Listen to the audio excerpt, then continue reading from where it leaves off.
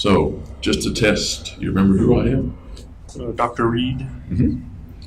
And you remember the last time we met? A couple weeks ago. Okay, and where were we when we met? CMHIP. You're right. Okay. When did you find out that we were going to meet again? When did they tell you? Yesterday. Okay.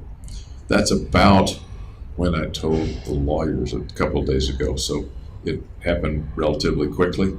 Sorry to spring it on you like that, but we decided to do it here at the jail.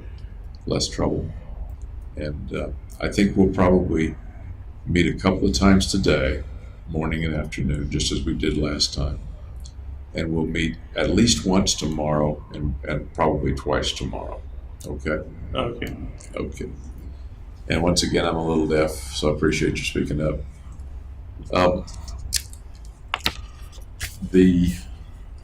I'm not supposed to give you anything here either, so I won't. But I will read you the same thing that we had before, and you're welcome to look at it. It says that you're seeing me for an evaluation, and our purpose is a legal one, not a clinical one. We're videotaping, just like we did before. Once again, I'm not interested in your legal strategy, but I'd like to learn as much as I can about you and what's happened and things like that. You know, as before, I'm working for the judge, and I'm not working for either side. Right. But my report will go to both sides and to the judge.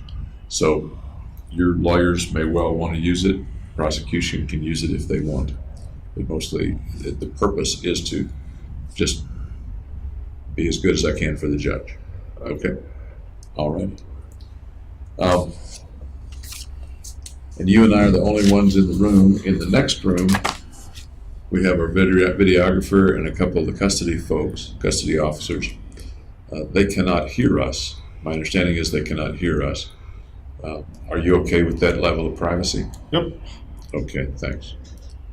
The first thing I notice about you is that your pupils in your eyes are smaller than they were before.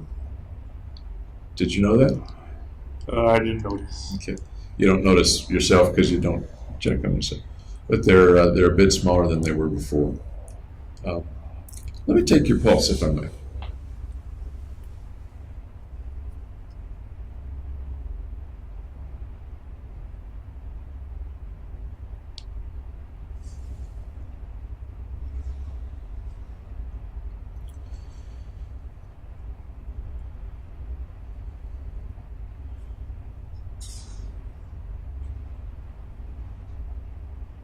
Okay, thank you. I'm going to jot that down.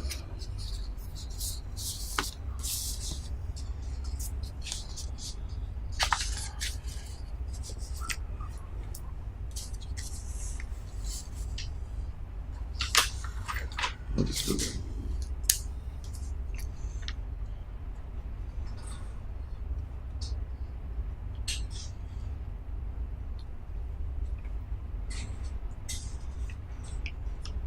Do you know what the date is today, James? 27th Correct. What month? August Or what year? 2014. I figured you knew that. You know, I'm a little curious. How do you keep track of time in here? Time of day, day of the week, things like that? Well, every Wednesday is laundry day. Every Friday is commissary day. So when they bring like new clothes in, it's Wednesday. If they weren't bringing your clothes, would you have a pretty good idea of what day it was? Or did they just show up and you figure it's Wednesday? I also do it by TV shows. Okay. When the TV schedules are. Do you have a calendar in your cell? Nope. Do they allow you to have any kind of watch or clock? I don't think so, no. Okay.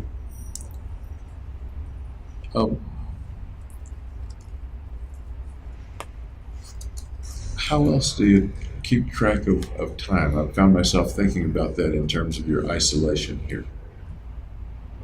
Meal times, they're pretty consistent. I notice when I watch video of you um, from weeks and months ago, you tend to go to bed pretty late and get up rather early. Oh, they wake you up early for breakfast. They wake you up. Okay. The window, there's a window in your door, am I right? Yeah, Okay, and that's the only window you have in your cell except for one that's way up high. right. What can you see from that window? The door window, Mm-hmm. I can see the guards tower and the guards tower. And when they have their lights on inside, I can kind of see inside there in some detail. Okay. And when you say the guard's tower, that's indoors, not outdoors. Is that right? Right. Okay. And tell me about the way the lights work. Is it the light is on all the time or no? How do the lights work out? There's a light switch in the cell that turns on and off the main light, but then there's also a light that's always on that I don't have control of. That light is bright enough for me to see video of you when you're asleep. How bright does that light seem to you? I guess I'm used to it because I don't really notice it. Could you read with it, for example? I could, but it would strain my eyes. If you wanted to turn your light on at 2 in the morning, would that upset anybody or? Because I'm in a cell by myself. So. Okay, so there's no lights out time. No. Okay. Thanks. Have you heard from your family since we talked about? It's been, you're right, about 3 weeks. My lawyers haven't brought letters yet, so there might be like a couple. They haven't mentioned to you that you got a letter. I don't know whether you did or not, but they haven't mentioned to you. I think they mentioned they'd bring them up Friday. Okay. So you think maybe there is one? Yeah. Okay. Did you have any thoughts about all the stuff we talked about in Pueblo? I thought it was pretty thorough. Okay. Any particular things that you left out or didn't leave out, or you might want to expand on or remind me of? No. Okay. Any thoughts about actually going there, staying there, and coming back to the jail? How'd you feel when you left there?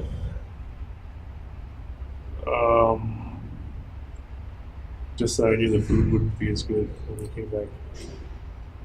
Food not as good, okay. Anything else? Nope. Another difference is that the people at CMIP, or SIMHIP, I'm not sure what the acronym SIMHIP, I think. SIMHIP, okay. The people there spend a lot more time with you. Right, it's definitely more interactive than Do you miss that a little bit or not? no. Would you rather have it the way it is in the jail or the way it is at SIMHIP? The way it is here. Okay. Tell me about that. Well, I don't like forced conversation like this. Would it have to be forced conversation? Might it be friendly conversation? I guess so.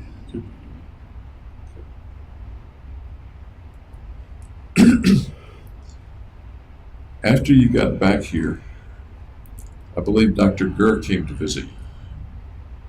Yeah, How did that go?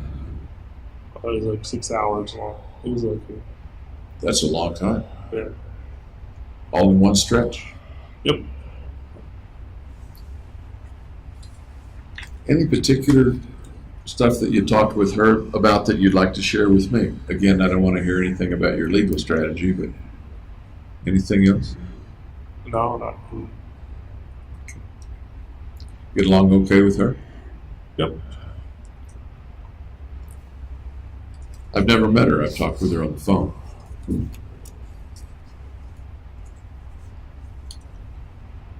I did hear something about you. I think it was the SimHip visit before last. The staff said in the record that you could do something very interesting. They said you could recite the alphabet backwards. Oh, they asked me to do that again. Did they ask you again to do it? Yeah, on this. Can you do it? Yeah. Do it for me. ZYXWUTSRQPLNMLKJIHGFEDCBA. How did you pick that up? I got bored on a long car ride, so I just went sequentially through the alphabet backwards. Can you speak up just a little bit? I have trouble. Or maybe lean toward the microphone if that helps. On a long car ride before you were arrested? Yeah. Okay. And it just stuck with you? Yeah. Okay. How about the juggling? I learned that before being arrested too. Okay.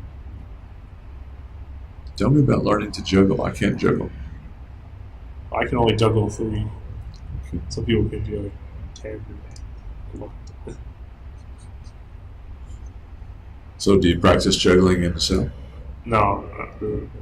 I saw you trying to do it early on. There, on one of the videos, I'm not sure what you're tossing, but It's hard to do it with different weighted and shaped objects. yeah. Yeah.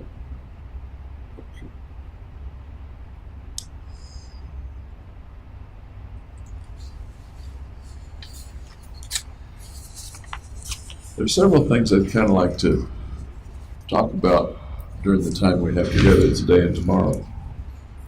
One of the things is I ran across your resume from a few years ago.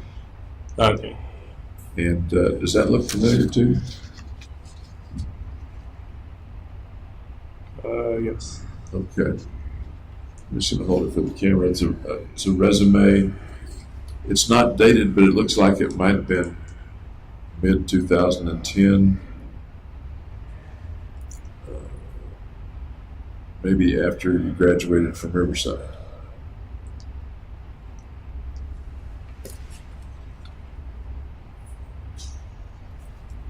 The objective you had was to obtain a position as a clinical research intern with Novum Pharmaceuticals. Do you remember that?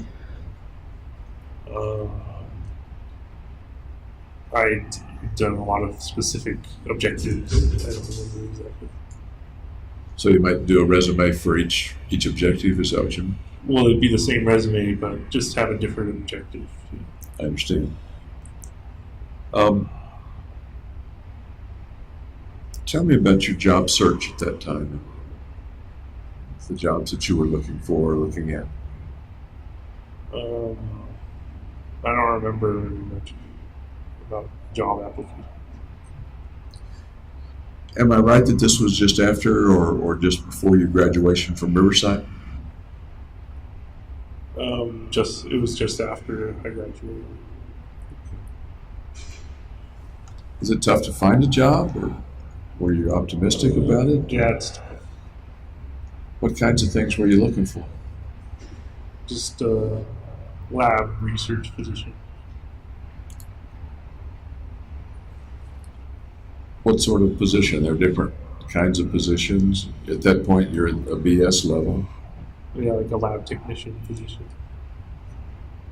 Did you plan then to go into graduate school? I planned to do those jobs in between going to graduate school. Okay. That was the period in which you had applied to several graduate schools. Am I right? Yeah, I originally applied to a bunch, but didn't get accepted. Did you get some calls back, have some interviews with some of those labs or some of those? Only one with Irvine, UC Irvine. Tell me about that one. Well, it was a new experience for me going through the interview.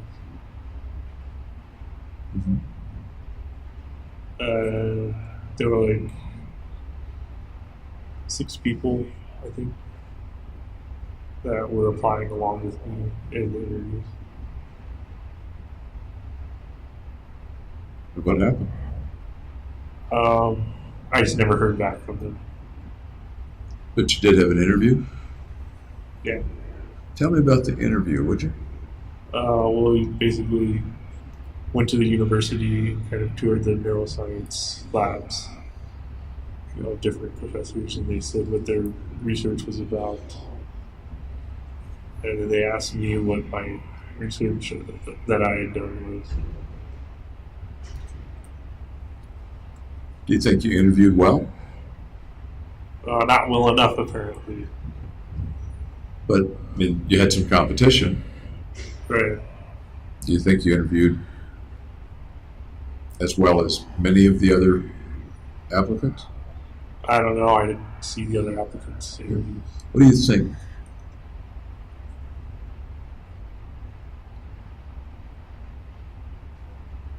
What do I think? What do you think about the way you interviewed? Did you have an impression of how you did? I think I came across as shy. Was it comfortable in the interview? Were you comfortable doing it, or were you? A bit anxious. And it was your first job interview at that point in your life? Like a long time. Yes. Okay.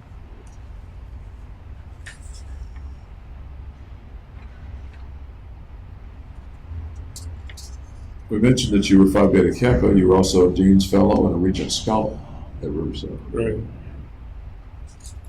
Cool.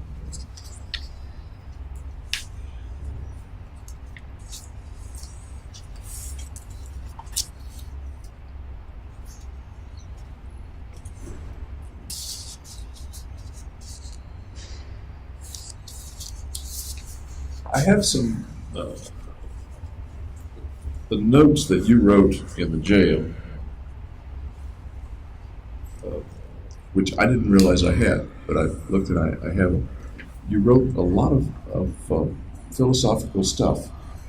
Right. I felt it was important to write it down. A big part? I felt it was important to write it down. Yeah. I want to ask you more about that probably this morning. But can you tell me about when you wrote those things? Before I gone to Denver Health, so like in that period between getting arrested and Denver Health. Okay. After you got back from Denver Health, did you write any more? I think I wrote a poem and I wrote like a game by design. Okay, I remember reading about those. And how soon after you got back from Denver Health was that? That was in December, I think. December of 2012, probably? Yeah. Okay. Since then, have you done some more writing? No. Stop writing. Tell me about the urge to write, the impulse to write while you're in your cell. I just thought they were important ideas to get down on paper.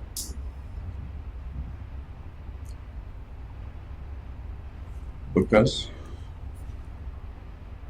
I'm not There's disagreeing. no with reason. you. I don't think so. I'm not disagreeing with you at all. I just kind of want to know how you thought of it.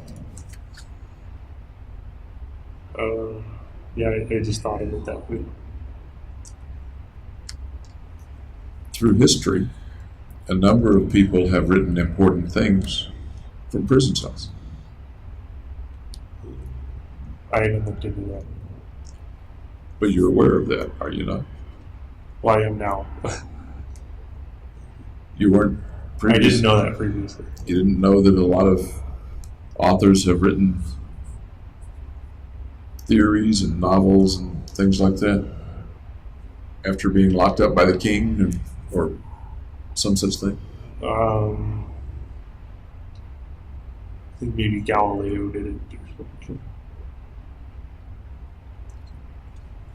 something. Anyway, I found it interesting, and I'd like to go through some of that with you a little bit later.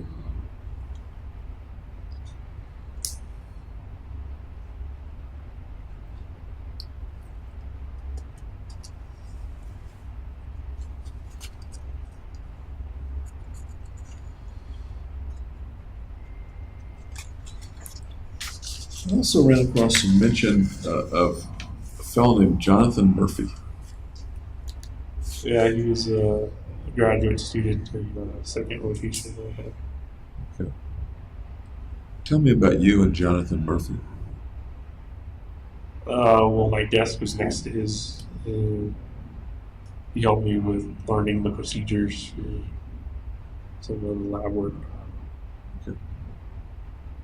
Was he ahead of you or your same level? He's been there like 3 or 4 years at that time.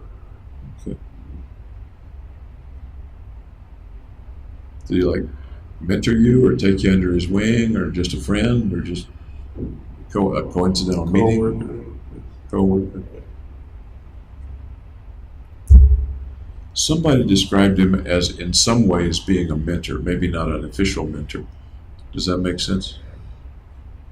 Yeah, I guess he mentored me during the rotation. Tell me more about that relationship, would you? We just showed me where the chemicals were, where the kits were, where the machines were.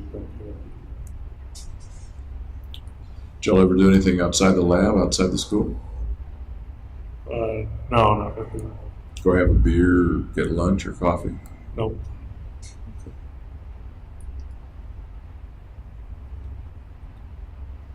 Another person I don't think I asked you about was Professor Delacqua. Yeah, he was the professor of that second rotation. Tell me about Professor Delacqua. He recites a lot of esoteric knowledge. You're smiling as you say he recites a lot of esoteric knowledge. Yeah. Like maybe it's not quite that way. Well, some of it's not relevant to what I needed to do. Tell me more. I don't know, he just goes on and on, so he talks for a long time. Good teacher, mediocre teacher, bad teacher? He wasn't really teaching me anything. So most of that I did from John. Okay. What was he supposed to be teaching? I don't think he was supposed to be teaching. He didn't have a teaching job. Delacqua? Yeah. From the texts and things, he wasn't the most liked professor at the place. Does that ring a bell?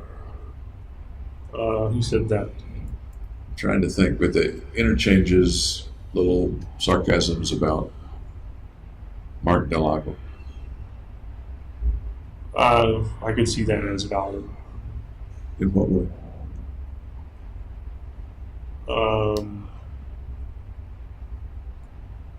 He's kind of standoffish, I guess.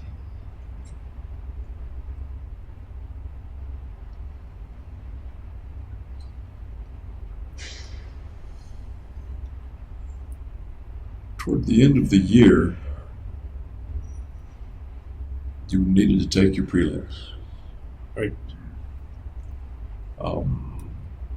Can you tell me a little about, academic-wise, what was leading up to the prelims? What was school like leading up to that?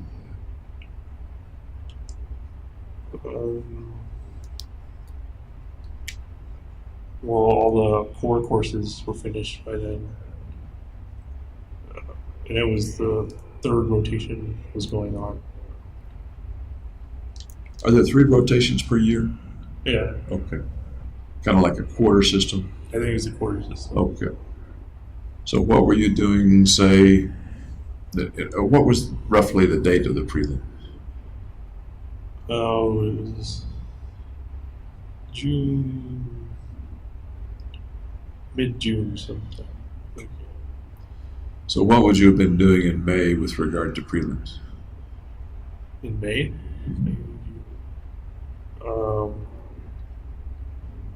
I guess studying or something. I didn't study for the prelims though. Did the other students or your Probably. peers?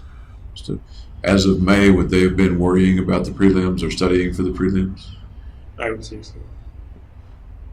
Was that different from the way you were looking at the prelims? Well, they didn't give much direction on what the prelims were going to be on, so I didn't know what to study for. You didn't know what to say. Um, but the other people were studying something. Am I right? I can't actually confirm that. I just assumed. What, you assume that? Okay. Um, tell me more about not studying or not studying as much. Well, I guess that was unusual for me because I usually study for tests. 6 months before that, would you have been studying a lot for whatever was coming in? No, I probably would have been working at the neuroscience courses and the core courses at that time. Did that require a lot of study? Not that much. In a given day or week, can you give me an idea of how much time you spent working on classwork, homework, for want of a better term, studying one way or another, reading? Well, there'd usually be a test on Friday and then turning in a take-home test on Monday. And how much preparation time and reading time and study time would those things take outside of class for you? Maybe 5 hours Per day, per week? per week. So are you saying that in a given week in grad school, which is pretty tough, you were working roughly an hour a day or less on average on your studies? Is that about right, or am I missing something? Usually it wouldn't be spread throughout. It would usually be on a day I wanted to complete the test. Okay. Help me out a little bit. I'm trying to get an idea of how much time you spent outside of class. Let's say in a given week, you implied 5 hours Yeah. based on the weekly exam and the weekly paper. Is that about it for a week for you? Yeah, it's about it. Okay. What do you think other students, your peers, were doing in terms of that? Were they spending, as far as you know, roughly the same amount of I time? assume they would spend the same amount. About the same amount of time? Okay. That leaves a lot of free time for a grad student. I didn't know grad students had that much free Well, time. then there's all the rotation. You have to do. You're in lab then every day, basically, for 5 days. Roughly how much of the day, how many hours a day would you Like be 9 in? to 5. Okay. As prelims came closer, let's just say May, about how much time were you spending reading or studying?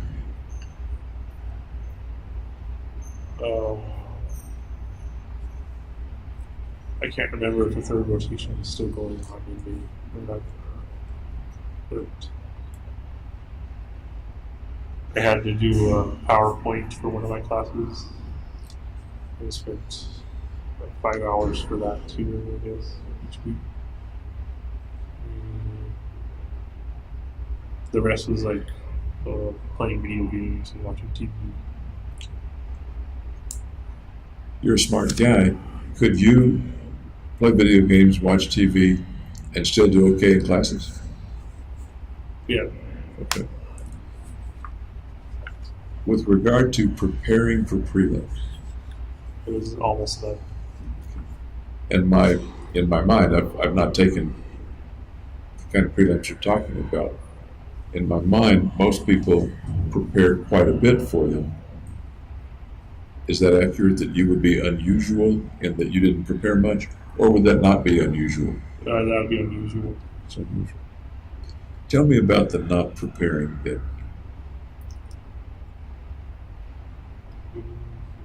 Well, I felt that since there wasn't any direction given to what should be studied for, I shouldn't study at all. Was there anybody you could have asked about it? I did ask. I asked my advisor, and he just said study everything. which wasn't too helpful. A little too broad a task. Uh,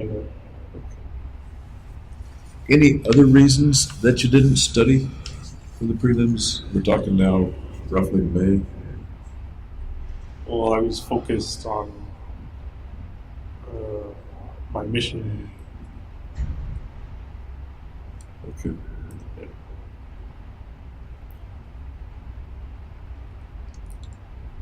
Was the mission filling up the time and pushing other important things out of the way, or was it just that you didn't know what to study or feel like studying for prelims? It was a bit of both.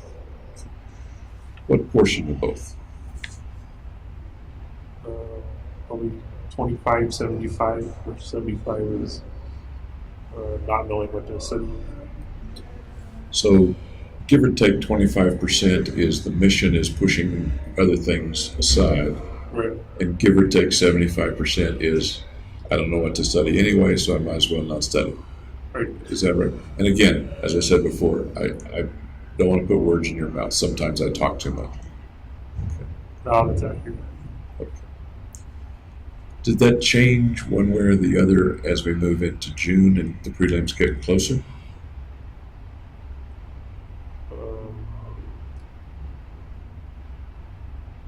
I didn't really care if I passed or failed the prelims at that time. So, I'm sorry, the last, At that time. at that time. So did your behavior change or stay the same? My behavior. What do you mean? In terms of not studying, you continued to not study Right. for them. Did the reason for not studying continue to be about 75%, I don't know what to study anyway, and 25%, the mission is filling my time, or did that proportion change as I previously? think it flipped to 75% mission. 25%. Okay. When the prelims themselves came around, tell me, how long are the prelims? Is it 1 day, half a day? No, it's not that long. I think it was only an hour. Really? It was an oral examination, so I've never taken an oral examination before. So there's no written portion, it was all oral. Right, you could use the whiteboard and draw stuff. Do you remember the day that you took them? I don't want the date, but can you picture the day that you took them in your mind? Yeah. Walk me through that day, would you? Well, I got up and went to the neuroscience conference room, which is where it was at. And there were 3 professors, each tested me on a separate subject. One was like cell biology, the next was like systems neuroscience. And the third, I don't remember what classification, but Who was in the room for your exam? those 3 other professors. So you're sitting there in front of a panel of professors, sort of. Is that accurate, or you know? I'm standing in front of the whiteboard. In front of the, Tell me about how they ask you questions. What kind of questions? well, they asked me what happens to a compound X when you stimulate a neuron and it's inhibited or something. How did they question you? Was it civil? Was it abrasive? Rapid fire? How would you describe the way they questioned you? Casual. Casual. How did you feel as they were questioning you? That I wasn't answering the problem correctly.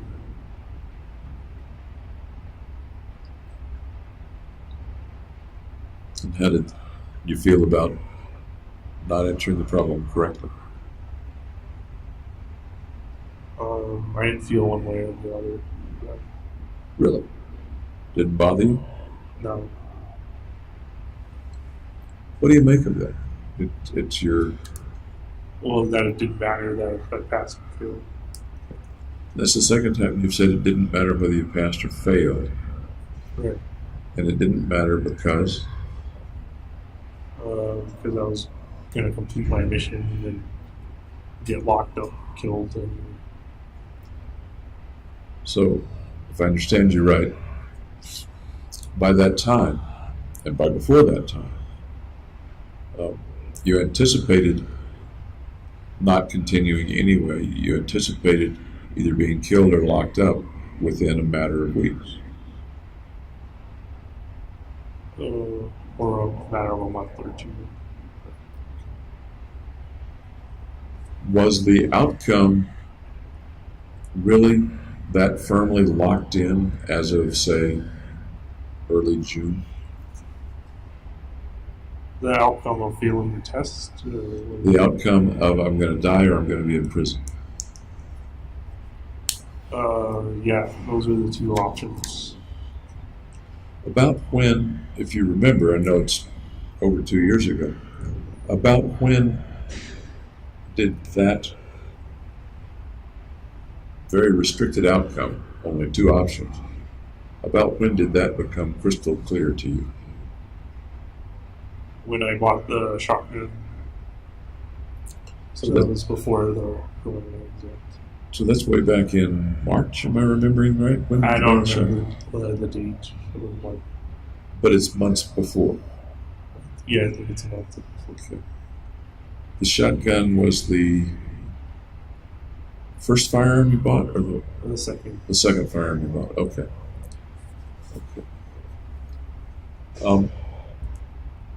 That being the case, do you remember why you even stayed in school? I thought it would look conspicuous if I just dropped out without any warning or any justifiable cause. It would look conspicuous. What's wrong with looking? I mean, people do drop out of grad school, I guess. Right, so I dropped out with a reason of the preliminary exams field. Suppose you had just dropped out to continue the mission. What? Then it would probably raise red flags to my professors or to Fenton. You had already seen Fenton at that time, hadn't you? Yeah. Okay.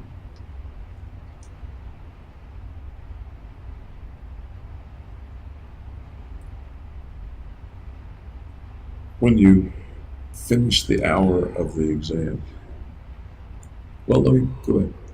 Did you try to answer the questions, or did you? Yeah, I tried. Some of them I knew, but I just didn't write it down. Really? Yeah. Sometimes you'd know an answer and not bother to write it down. Or say it. Like, I knew the answer, but I didn't say it.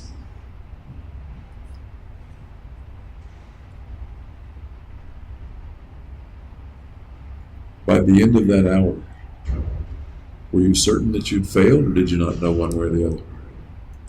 I had a pretty good idea that I had failed. And once again, did that matter to you at all? Well, it kind of facilitated the mission to keep going. I'm curious, was there any feeling of, or would there have been any feeling of wanting to pass just to show you can do it? Yeah, I felt that way a little bit. Were you disappointed that you didn't? You didn't show yourself that you could do it? No, because I believed I could still do it if I'd taken the retake exam. You decided not to take the retake. Right. Tell me about that decision. Well, failing the prelim had made made an excuse to drop out of school. So it wouldn't make much sense to then go and retake the exam. Except maybe to show yourself that you could pass. Well, I believed I could pass anyway. Okay, fair enough. Fair.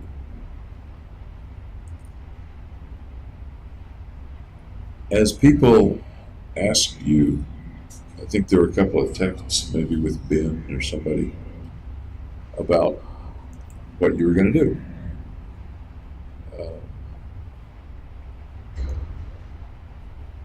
You didn't mention the mission to them. Pretty much what you said was that you were just going to drop out. Am I remembering that right? I don't remember ever texting them that I was going to drop out. Okay. I think by then I wasn't communicating with Ben and Gardy. You texted with somebody, and I'm trying to think who it might have been. Maybe Hillary? Who asked you about the prelims or Yeah, I something? did a text her. Okay.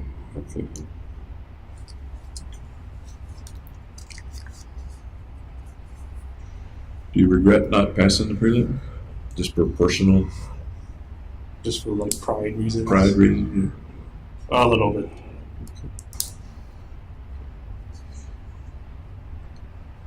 The process of sitting in there in that hour, it's a very unusual experience. And you've talked before about difficulty with situations analogous to that, and about the idea of freezing up. Right. Can you talk a little bit about what was going on inside you as they were throwing questions at you? Well, I kind of just went on autopilot. You what? Went on autopilot. Did you have the freezing up experience? A little bit, but then I would just jot something down On the whiteboard. on the whiteboard. In the past, when you've frozen up, you mentioned that sometimes images come to mind. Yeah. Remember those that you told me about a couple of weeks ago? Yeah. What were those images in the past? Can you refresh me? Images of people getting sawed up or killed. You remember the way in which they get killed?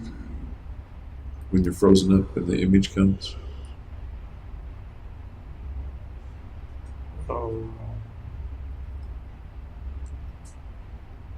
I don't think so.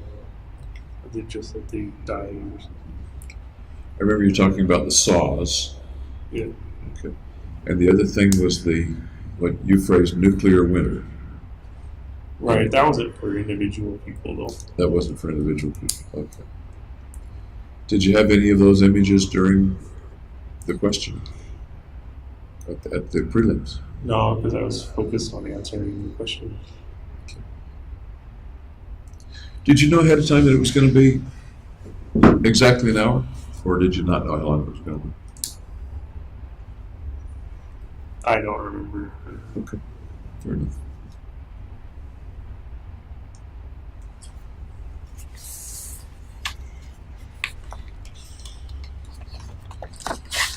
I'd like to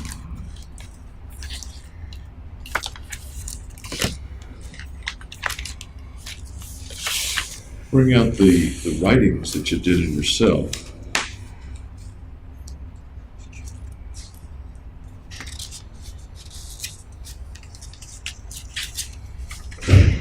And once again, I may have already asked you this, do you have any interest in continuing to write? No, not really. Just read. You wanted to get these ideas out.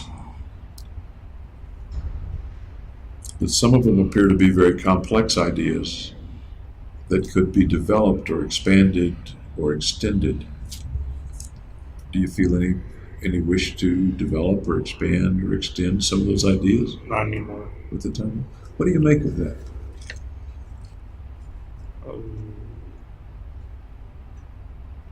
that I attributed an unusual amount of importance to them before I was medicated. And you're implying that the medication has Kind of taken away or slowed dulled down. or eliminated that impulse. Yeah. Okay.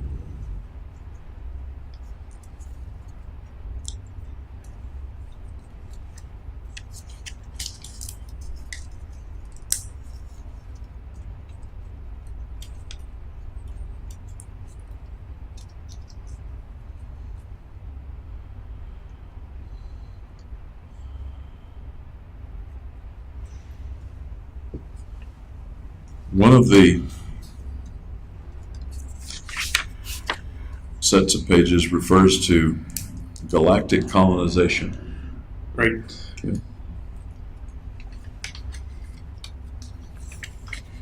Do you remember kind of where you were when you were writing those things? You thinking about those things? Yeah, I was reading sci-fi at that time. You're reading sci-fi at the time. Okay.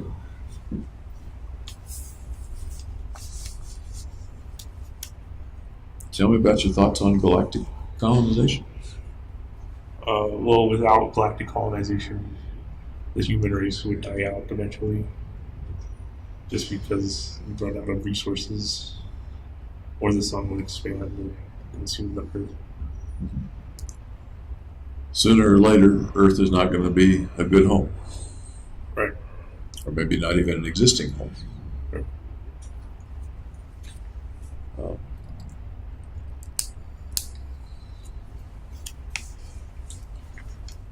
I read a little science fiction myself, so some of the things that you wrote down are pretty consistent with the various ideas that have come up. But were these ideas largely things that came out of you, or do you think they came out of some of the things that you read? Both. Both. Both. Okay.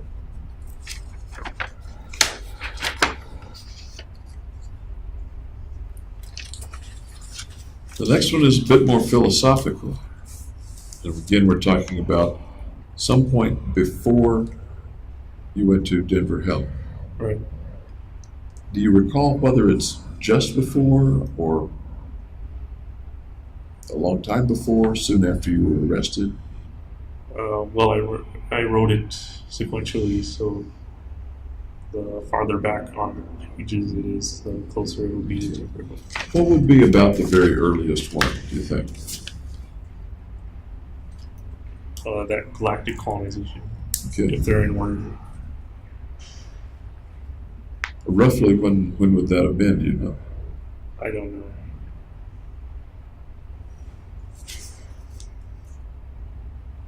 Guess. Maybe a month after. After your arrest? Yeah. I'll put a question mark. 2 question marks.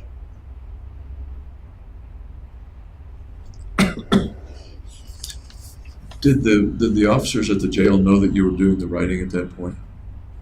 Or do you know? I'd assume because they have cameras in there. So you weren't hiding it particularly? I don't know how you would be able to hide it with Yeah. 2 cameras. And the only reason I ask that is that at some point, I think close to the time that you went to Denver Health, they mentioned finding the notes, and I was wondering whether they knew they were there before, because after all, they roused you and they overturned your boat, stuff like that, on a pretty regular basis, right? Right. Yeah. They wouldn't usually read it. They wouldn't like, pick up a notepad and read. And I'm aware of, or I've been made aware, that it's okay for you to write stuff in your cell. Nobody minds if you do that. Right. Okay. The next thing, at least in the order that I have, the subtitle is Finite versus Infinity, Live and Die. Okay. Do you recall that general A little bit, train of yeah. thought?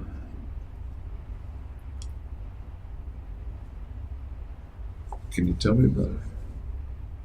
Well, death is infinite and life is finite. Okay.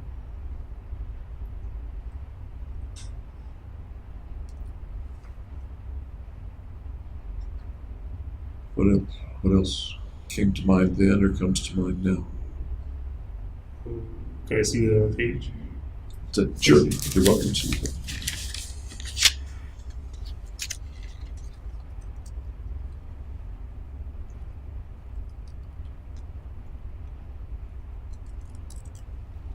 Okay. So I was kind of speculating that before you live, there's I called it before life is the same as after you live, which is afterlife. So it kind of didn't. It ultimately didn't matter what you did in life because it would just go back to before and after. What's in the pre-life and the post-life? What's that like? Dreamless sleep. And I've heard you use that phrase before. I remember someone asking some philosopher, what happens after you die? What do you expect will happen after you die? And he said, no, they said, where will you go after you die? And he said, I guess the same place I spent the first 8 billion years. Right.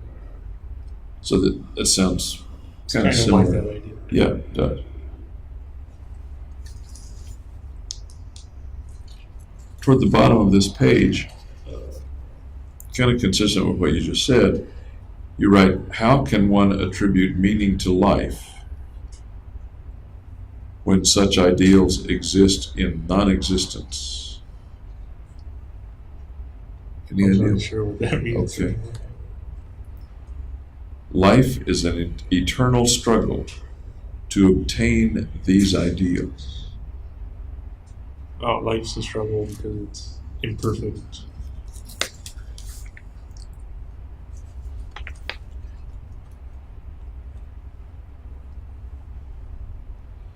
You also say, and I'm aware that these may be kind of disjointed thoughts at this point, that the dreamless,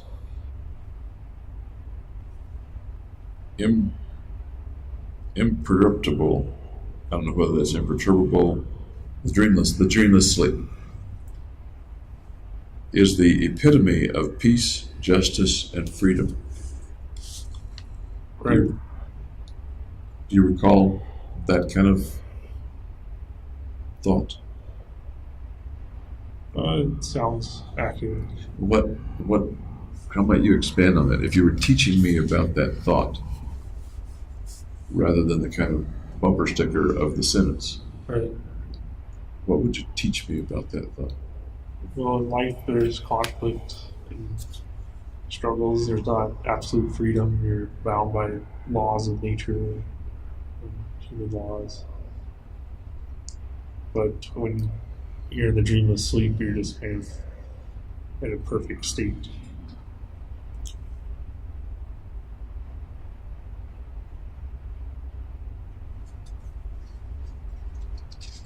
The word here may be imperceptible, so can one not perceive that perfect state when he's in it? Right, there might not be a perception because you're not conscious or anything. I can understand how that might be the epitome of peace, as you write here, but you also say it's the epitome of justice and freedom. Well, nothing's holding you back for freedom. So you're kind of like floating. Kind of like what? Floating. Floating, okay.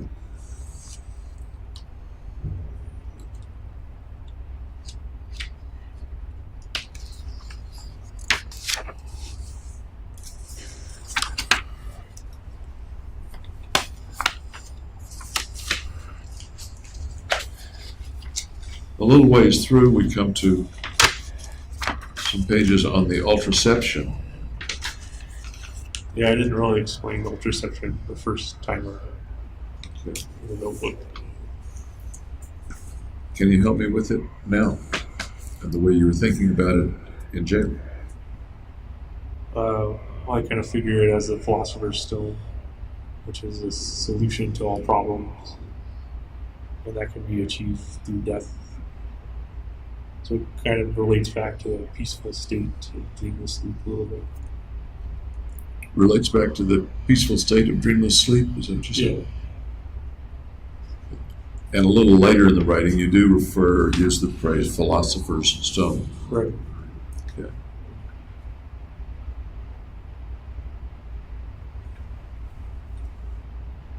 The ultraception, and then you have your logo for the ultraception. Right. All perspectives at once, and not and every. So like any perspective you can take, any not perspective you can take, it's going to encompass everything. All thoughts at once, all and or times. All space at once and or times at once. Right, so it's sort of this all-encompassing idea.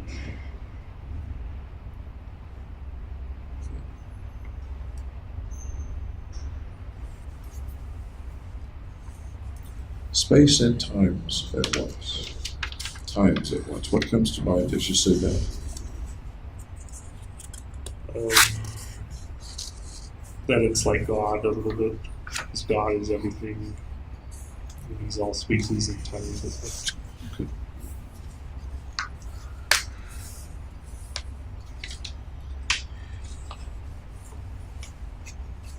I believe you said last time we talked that the ultraception concept comes largely from within you and your thoughts, original to you. Right, I haven't read it anymore. Okay. Can you think of any particular readings that come close or that are analogous to the ultraception? Maybe the Bible, In what way? in that they're defining and characterizing God a little bit.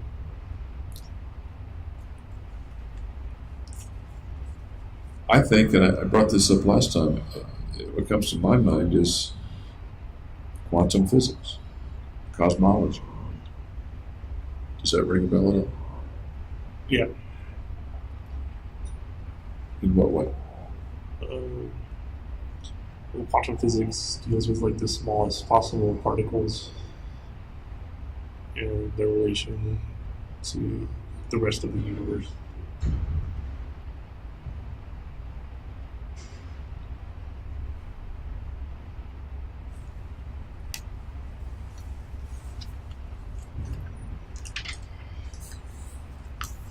One of the next pages is titled Awareness Basis. Can you see it okay? Yep. Okay. You talk about awareness arising from the nervous system. A neurochemical event creates awareness. Is that what you mean? Yep. Okay. Then one of the bullet points you have is that one can be alive and not aware. And you refer to the dreamless sleep. Like if you're comatose or something. Okay. Then a question. Can one be aware and not alive? Have you answered that question for No, yourself? I haven't answered it. I guess that would be in the pre-life or the post-life setting. Yeah, you're technically dead. Are you curious about that? Yeah. Is it one of the questions that death might answer for you? I would say so, yeah. It would be solved when you're dead. For you, is it a reason to die? No, the reason to die is like old age, natural causes, I would say. But is finding out the answers to questions about death for you I kind of figure they'll come. They'll come when they come anyway. Okay. Sounds like you don't want to rush those. Or am I wrong? There's no reason to hasten toward it. What about for people that you kill?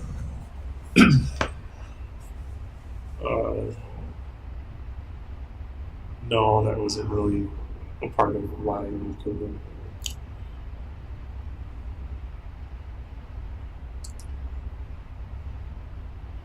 I think one of the things that you wrote or said at some point was that you had the idea that people wouldn't mind being killed or shouldn't mind being killed. Does that ring a bell? That sounds accurate. Tell me about that thought. Well, they're going to be going to a peaceful state, and they'll avoid all the conflict and struggles of life.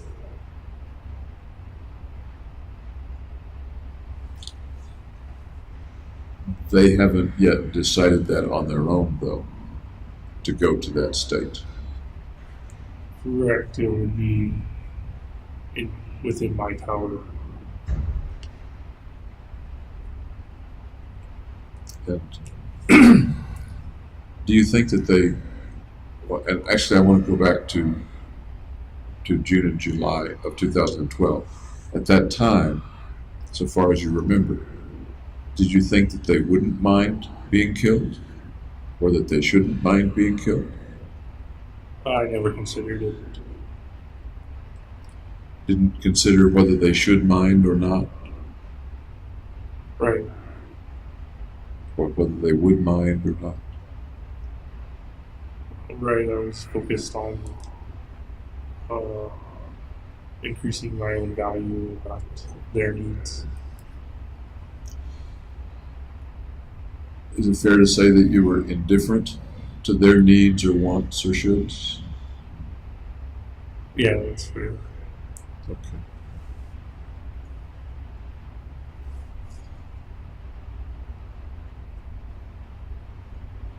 Because I take it no one in the theater that day went quietly to his or her death. What do you mean? That is, they maybe would or should want death in one way of your thinking about it. I understand you weren't considering that. But when the actual event took place, they did not go quietly. Well, I didn't hear them say anything. Do you think that, do you speculate that they simply didn't mind being shot? I never considered it from their point of view. What do you think now? From their point of view, that they probably wouldn't want to be shot. If I had asked you that somehow on July 19th of 2012, what would your answer have been? Well, I never asked the question. So Yeah. I wouldn't answer If I that. had asked you that question, Okay. the question is, would they mind being shot? What do you think you would have said on July 19th, 2012? They probably will mind being shot. If I had asked you the question, slightly different one, should they mind being shot? Given your philosophy of life and death, what would your answer have been there? No, because it doesn't matter what you do in life. Because it It doesn't matter what you do in life, because you're just going to die anyway. that doesn't quite jibe to me with what your mission was. Right, It mattered, your mission mattered a great deal to you. right. So the time I was alive, it did matter to me. So But in the end, it wouldn't matter. at the time, what you were doing or going to do to them mattered, to you, right? Right. What they might have thought about it didn't matter. Is that accurate?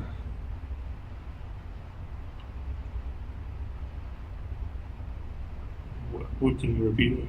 Sure.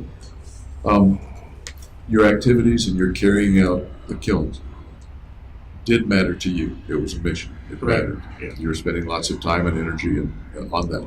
Right. Um, what they wanted, or whether they wanted to die or be injured, did that not matter to you? It didn't come up as. It's not that it didn't matter. It's that. If I asked you that question then and said, Jimmy, does it matter to you that they don't want to die or they don't want to be injured? Well, I can only answer that what it means now in retrospective. Can you speculate about what you think you might have answered then? It probably would matter a great deal to them. How about to you? Would what they want matter to you on July 19th? Yes, because I'm empathetic. Okay. Can you make those two concepts jibe? Because on the one hand, you carried it out with what you've described as an indifference to what they wanted. But you've just said that it matters, or that you believe, had I asked you then, you would have said, yes, it matters, Right. because you have empathy for them. Right. Okay. I don't know if indifference is the right word. Maybe unknowledgeable about it. I would say that again. Maybe not knowing and being unknowledgeable About, of their conditions and their thoughts. let's go with your word then. Unknowledgeable about, tell me again what you would be unknowledgeable about at the time. Of not asking the question of, does it matter to them if they live or die? Okay. If I had asked you, I understand that you didn't ask yourself the question. Right. Um, you've kind of answered the question when I asked it, I think in two ways, and it's interesting to me. If I'd asked you the question, you believe now that you would have said, yes, I understand they don't want to die. Right. And you also said something akin to, that's not important to my mission. I need to carry out my mission. Is that fair to say or not? Right. It's kind of irrelevant to my mission. Okay. Irrelevant's a better word than indifferent. I don't know the word for not asking the question. Okay. Okay. What do you think about not asking the question? Does that get us off the hook for, gee, I didn't know I wasn't supposed to eat the cake, even though it was, no, that's not a very good analogy. I see the birthday cake for John, Okay. and my name is Jimmy, but I'm not asking anybody whether the cake is for John, so I can go ahead and eat it. Is that, I don't know if that compares or not. why do you suppose you didn't ask yourself? You sure thought about lots of things during the preparation for the mission. You were very complete in many ways. Yeah, I don't know why I didn't ask. Assuming that it didn't occur to you to ask what the other people would have felt. What do you make of it not occurring to you? It should have occurred. Okay. That's looking back now. Yeah. It should have occurred. What about you in July of 2012 do you suppose led to it not occurring to you?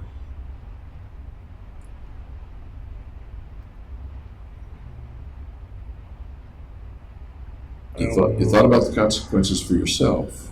Right, yeah. You knew the consequences for others, but didn't think about it as relevant. You didn't ask yourself about it. Right. I guess that made it easier or made me able to do it, because maybe I wouldn't have been able to do it if I looked at it further. Okay. I think that's a thoughtful answer. Thank you.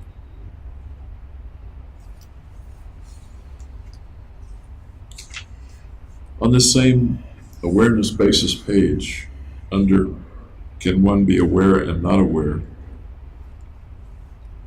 you mention, quote, the notion of the soul immortal or spirit comes to mind.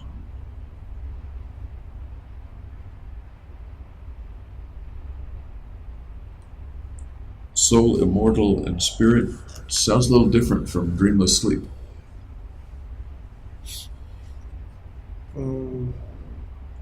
What's the question?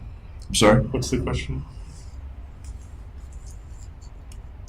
When you were writing this, apparently a couple of months after the shootings,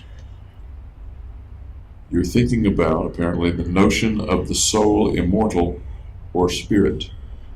Right. I didn't know what that would be. What that is. And it doesn't say that you have that notion, it just says the notion. So maybe maybe that's someone else's notion.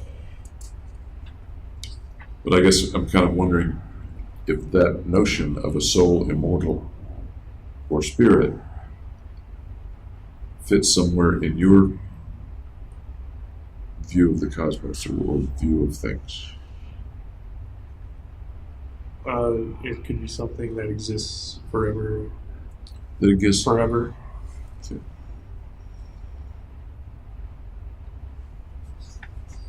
Is that a good or bad thing? Indifferent? A definable thing? I don't know what it means. Does it have any value? Does it?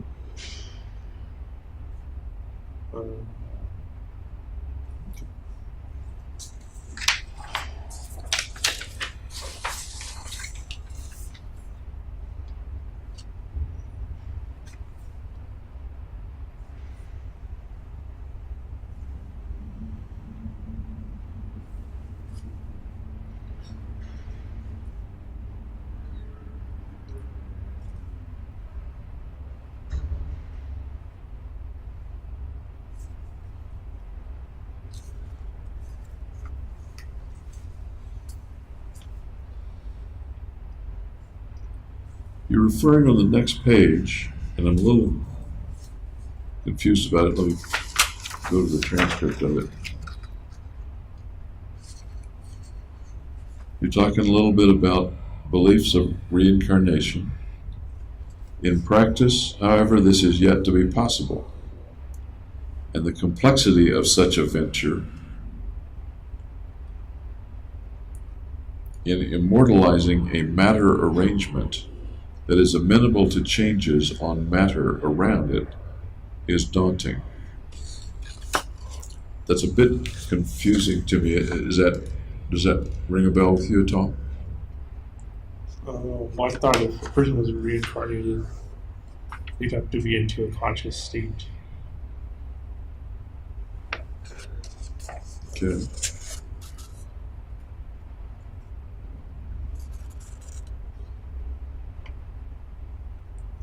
And in the next sentence, indeed, you refer to the duplication of one's awareness.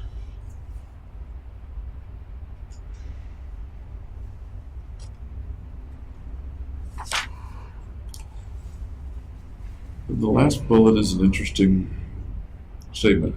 The permanent loss of awareness and unity with the ultraception is the philosopher's stone.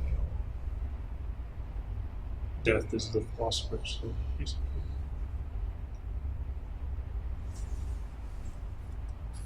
It sounds like that's kind of the ultimate place to go. yeah.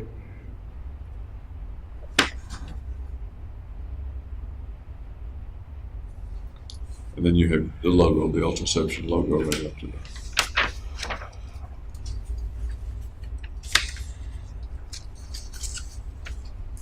Read much about Buddhism? No, not really.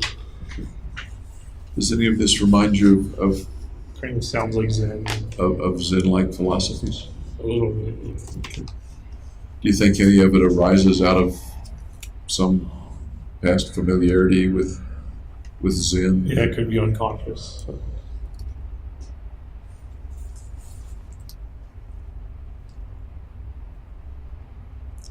The next page refers to unconceivable, conceivable, and the paradox. Okay. And the bullet that I kind of, or the stuff that I sort of had highlighted,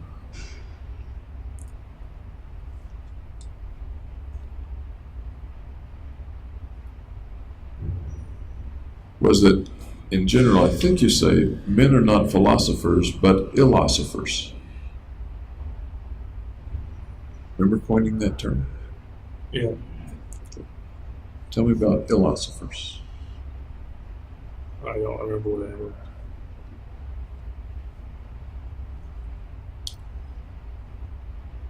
Sounds to me, from reading this, that you were talking about people who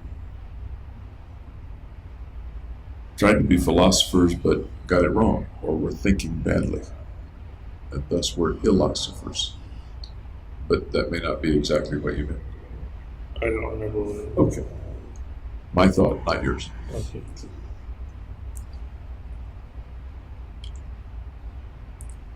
Then you refer again to the philosopher's stone as the solution to all problems and all questions.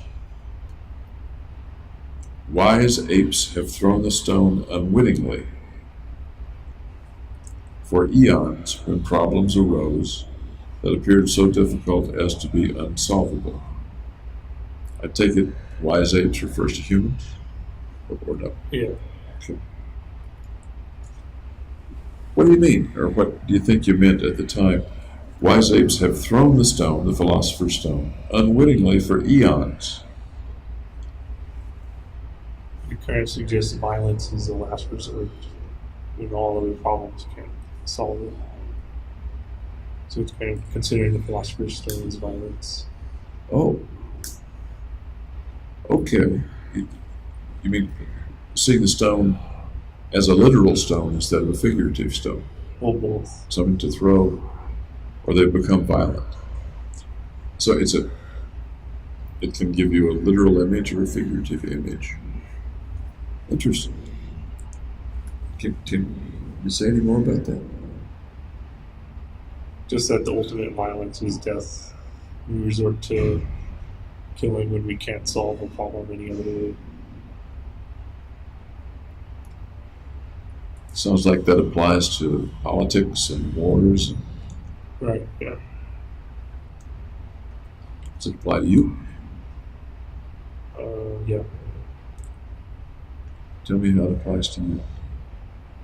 Well, I couldn't solve the problem of getting out of my depression. So I thought I would kind of make myself more valuable by killing people.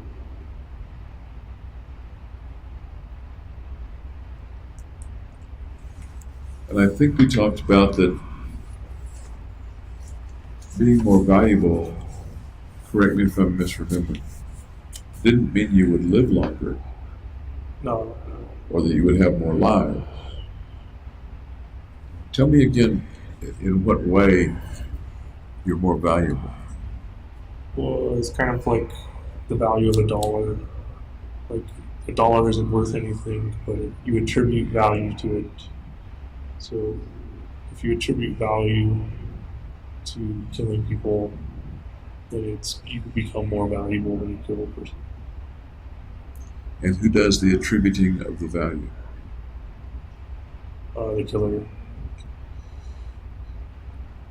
So who attributes the value to Jimmy Holmes? I do.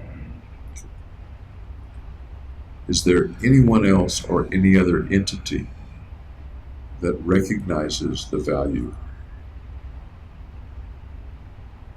that you know Not that I've heard of. You think there might be? It's possible. Can you think about that a minute? We talked about you attributing the value yourself. Right. And it sounds like it's worth thinking about whether someone or something else also sees you as more valuable.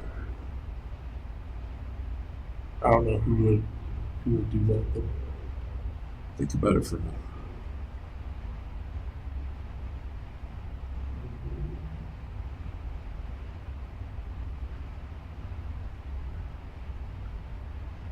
maybe the justice system, because it creates an imbalance in value. The justice system wants to obliterate that and get it back to zero.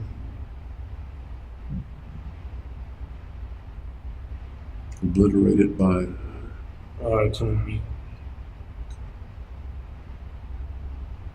I think you did say last time we talked that once you die, everything goes to zero. It either goes to zero, or if they're believers in the value system, then it could go towards their value. And you did say that someone who executes you gets your value, which, by the way, at that point is 1, not 13. Do I remember I'm that? not sure. It could be either. I'm not sure how to attribute it. Okay. You're the arbiter of all this, though. No one else is making the rules. You're making the rules, right? Right. So you can make the rule however you want. I could make it 1 or 13. How do you want to make it? 1. Is there anything that would countervene your decision to make it 1?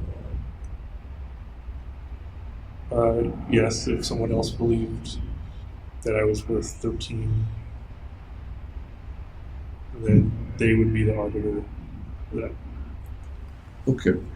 So if someone who killed you Right. believed that you were worth 13, they get to decide once they've killed you whether it's 1 or 13.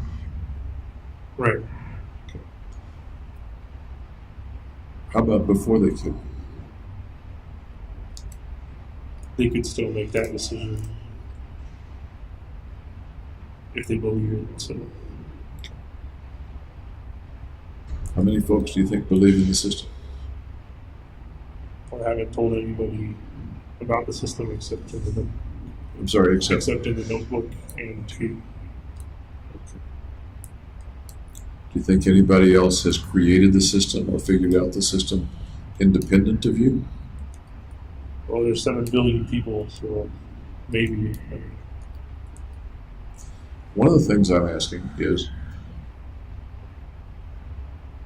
it a system that's there for them to discover? Or is it a system that you invented and thus it's not there for them to discover, it resides only in you? Oh boy, I invented the arbitrary value. You could say a person's worth 100 and not 1. So I invented the arbitrariness of it, but they could come up with the same system, the same value system. If they, So Mary could invent it independently of your inventing it, right, like Edison and Tesla invented things independently. right. But it might not be exactly the same. How valid would Mary's system be since it's not yours? Well, people can believe whatever they want, so it's as valid as she believes it to be.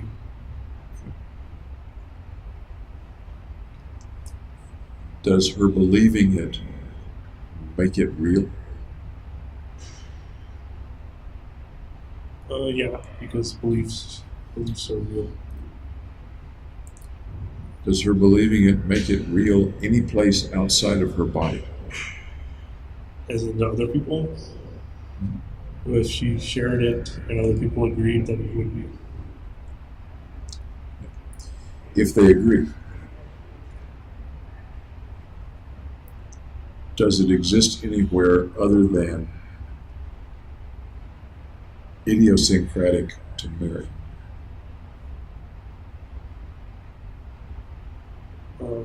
I'm not sure what you're trying to. Let me bring it back to you, if I may. You have the belief. Right.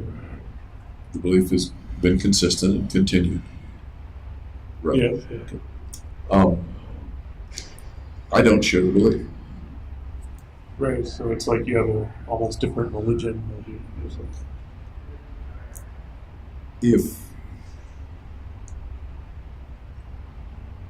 If you believe that the file cabinet over there is gray,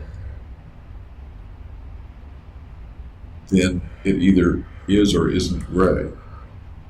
And what I believe is irrelevant to whether it's gray or not. Let's say you're correct, it's gray, or that it's a file cabinet. If I want to call it a pencil, doesn't matter.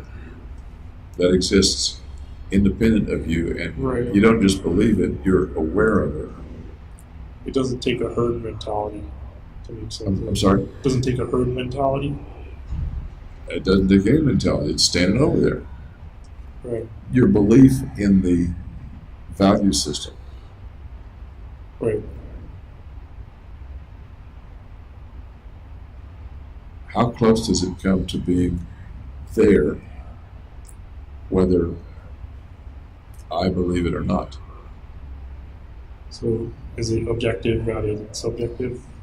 That's pretty close, sure. I believe it to be objective, but then that's my subjective opinion. So you believe it to be objective? Okay, I'm kind of pinning this down as best I can. If you weren't here, right? If, for example, you were deceased, Yeah. would the value system still be there? Yeah. But you're not there to describe it. I've written it down, so it exists somewhere. I'm sorry? I've written it down. Okay. And shared it with other people, so it exists through them. Okay. Fair enough.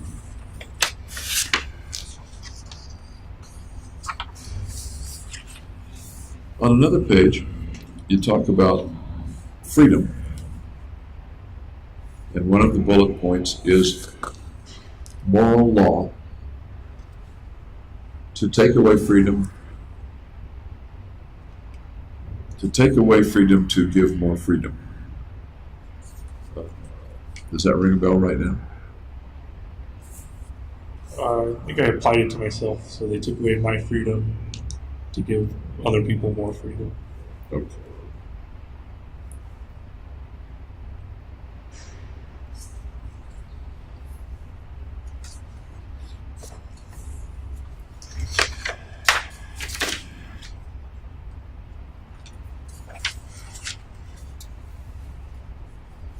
Then you have a little section on morality. That one.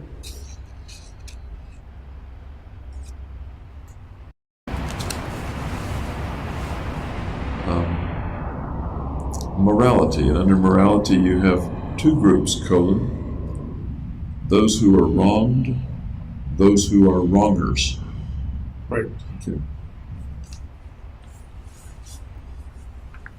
And then you have underneath that, it sounds like two sets of situations. One in which you compensate the wronged and reform the wrongers. Right. Another in which you compensate the wronged and punish the wrongers. Right. Can you tell me just about that portion of it? I'll ask about the rest of it in a minute, but the wrong to the wrongers, compensating the wronged, and either reforming or punishing the wrongers. Talk to me about that bit of philosophy. Um, well, in morality, you have to find balance. And if a person's wrong, then they have to be compensated for whatever they were wrong. And you wanna make the person who wronged them better.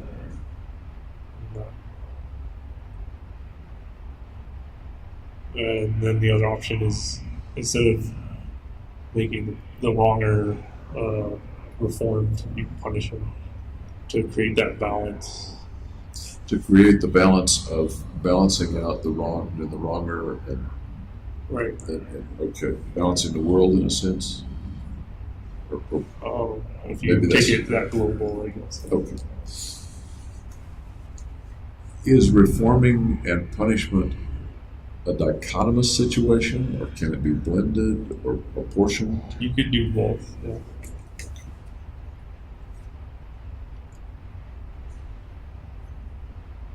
Morality is a huge subject for lots and lots of philosophies. Anything else to this part of morality, what you mean here with regard to morality? I don't think so. What would be a wrong in morality for you? Breaking a law. Let's go back to May, June, July of 2012. What would you have thought would be a wrong, doesn't have to be personal to you, a wrong and a wronger back then?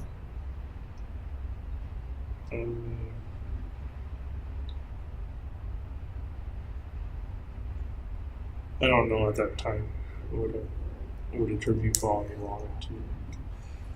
Do you think you'd think any differently about it than you do now, or not? No, I think now that a person who wrongs is a wronger, and the person who's wronged is. 2.5 years ago, were there people who are wronged and people who are wrongers in general? No, I don't think it defines a person. Okay. How then have you changed in that regard, if you have?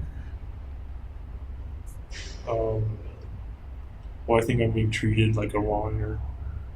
It's because of being punished with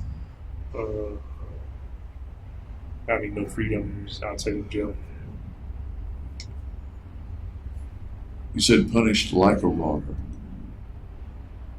In that regard, are you a wronger or no? I would say no.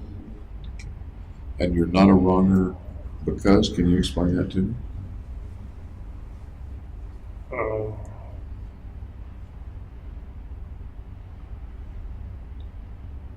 I don't know how to explain that. Lots and lots of people would say you committed wrong. Right. Well, I shouldn't say right. I understand. I believe you're saying that you didn't commit a wrong. Now I believe I did.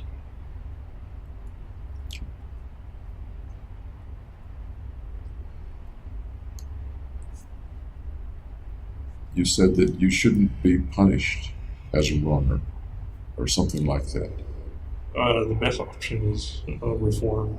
Okay. I want to stick with the punish for right now. Okay. You're being punished like a wronger. I think those were your words. The implication is that you're not a wronger, but you're being punished. And when I said, are you a wronger? You said, no. Right.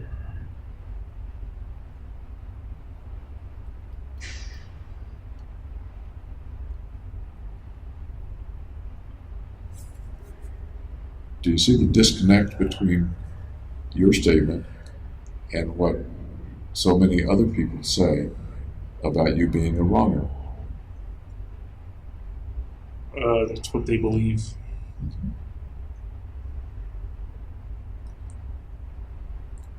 And in what way can you convince me, I guess, with an argument that you are not a wronger? Well, it's what I believe. It's moral relativism. I understand a little about moral relativism. I'm asking, other than the tautology of it's true because I say it's true, do you have any other way of convincing me or moving me in the direction of believing that you're not a wronger?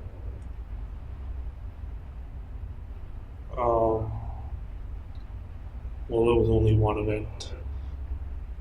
The rest of my life, I was okay. Okay. One event out of many. One day out of many thousands of days Right. that you've lived. Okay. Anything else contribute to your argument to me that you're not a wronger? No. Okay. Would the same principle apply to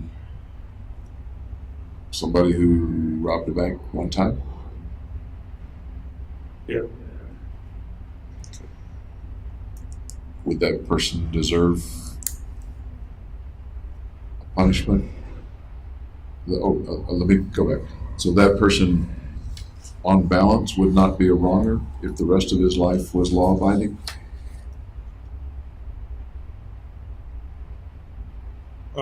Yeah.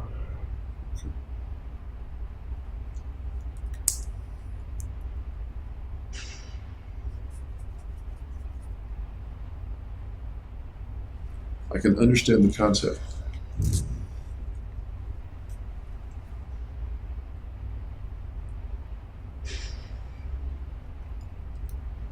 It sounds like in pursuing that concept, one sort of has to say the punishment system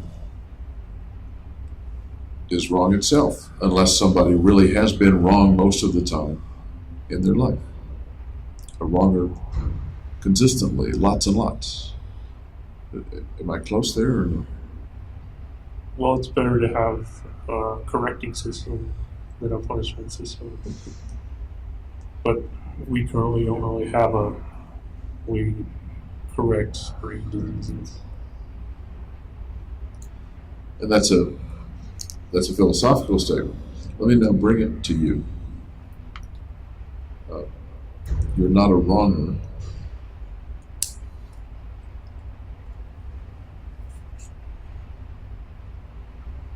because you say you're not a wronger, because that's your philosophy Or belief. or belief, and because you had many, many more good days than bad ones.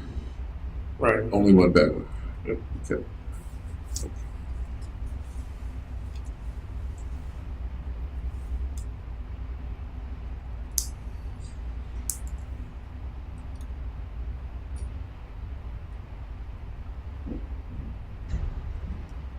Is the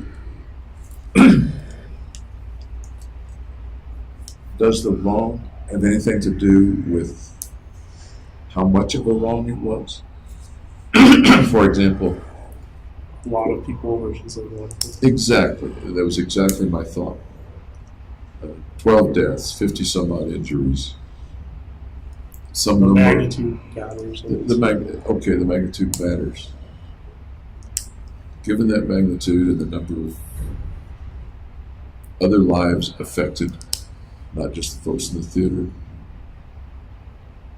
would you still hold to the idea that you're not a wronger?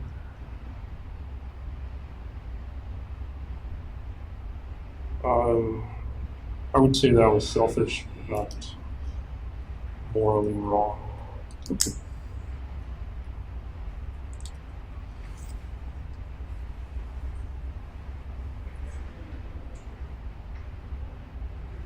Return the tables because this is intriguing to me.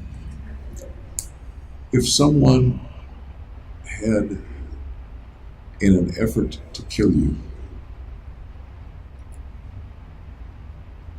cut off your leg Okay. so that you're not dead in a peaceful dreamless sleep, you're alive with no leg and it hurts. Has that person wronged you? Yes, because I'm not whole anymore. Is that person a wronger? No, not necessarily. Under what circumstances might he not be a wronger? Having cut off your leg in an effort to kill you. He had to do it.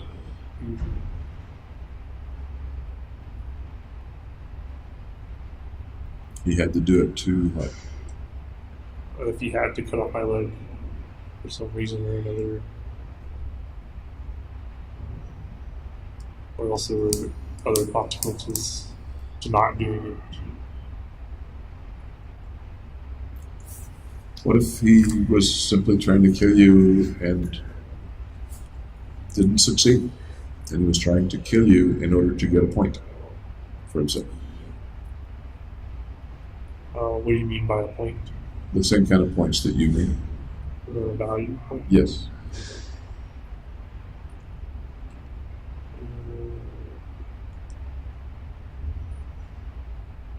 Then you wouldn't be wrong.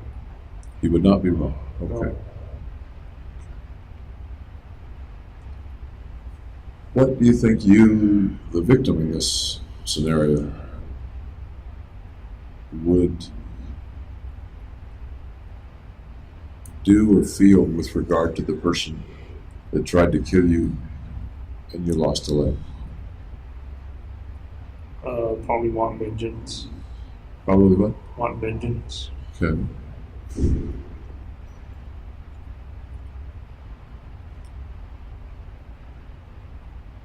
Do you think you'd think that he was a wronger?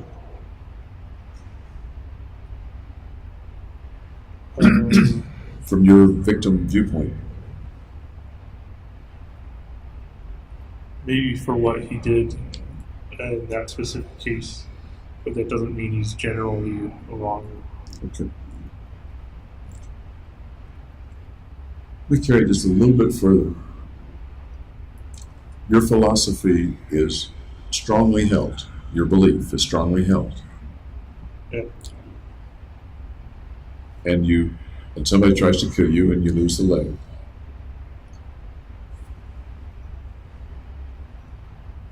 Speculating, I guess. Do you think your belief would cause you to look him in the eye and say, I lost the leg, I'm sorry I lost the leg, but you're not a wronger? Why would he apologize? What? Why would he apologize? No, I'm talking about you looking him in the eye and saying, and no matter what, he's being silent. But you hold your belief strongly, as you've described. Do you think you could, realistically speaking, say, you tried to kill me, I lost my leg, but I don't believe you're a wronger? Yeah, I think you can say that. Okay. Reminds me a little bit of the Christian beliefs, in which one of the tests of it is, do you believe it enough to go and be crucified in the Inquisition or something like that? It's reminiscent of other people's strong beliefs. At least my questions are. Okay. I don't know if that makes sense or not. It makes sense to me. People held strong beliefs in the Inquisition, but would change them after torture and stuff. You think you'd change yours after torture? Yeah. Think you'd change it after you lost the leg? No. And that's all hypothetical. I understand that. Okay. Although about 5 sentences down, you have another question here. Do you believe in forgiveness? I don't know whether the you is you or who the you is. Tell me about forgiveness. Um, that's where you, I guess, I don't know. I was going to say you forgive somebody, but that's circular.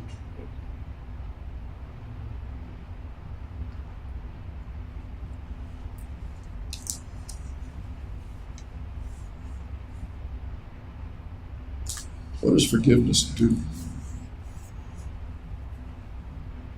It reestablishes the balance of justice. You've used the word balance a couple of times, yeah. Or equality. If you're the wronged person, does forgiveness do anything for you?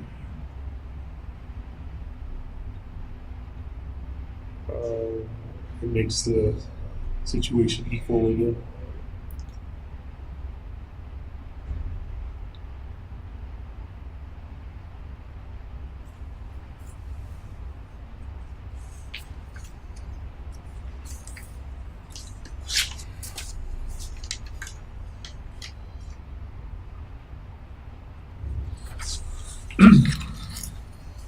I get to a page titled The Destruction Law. Oh, yeah.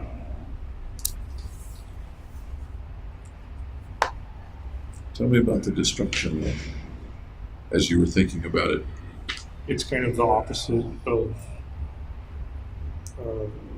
a society or societal law, where like instead of trying to build and increase the population in a society, you're decreasing the population in the efforts to destroy everything. And what's the premise of that? What's the purpose or the foundation or the reason for that one might do Just to that? eliminate mankind. Tell me more about eliminating mankind. What does that do? Where does it come from? Well, in the destruction law, every 2 people you kill, you're allowed to have 1 child. So it increases the incentive to be destructive. And people who don't kill people can't have any children.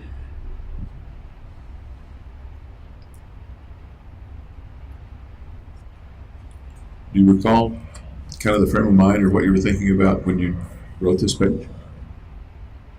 It's kind of like an alternative to nuclear winter.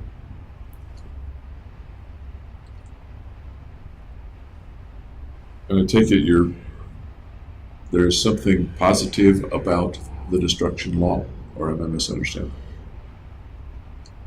That's a good thing under some circumstance. The positive is it eliminates mankind and all problems associated with living. I guess I could look at it one way and think about population control. Right. So, But I think you're saying eliminate mankind altogether. Is that right? right, and you do it through this population control and increasing destruction. And you have a little reward for people who do murders. That is, they can have children of their own if they want to, Right. according to what you've written.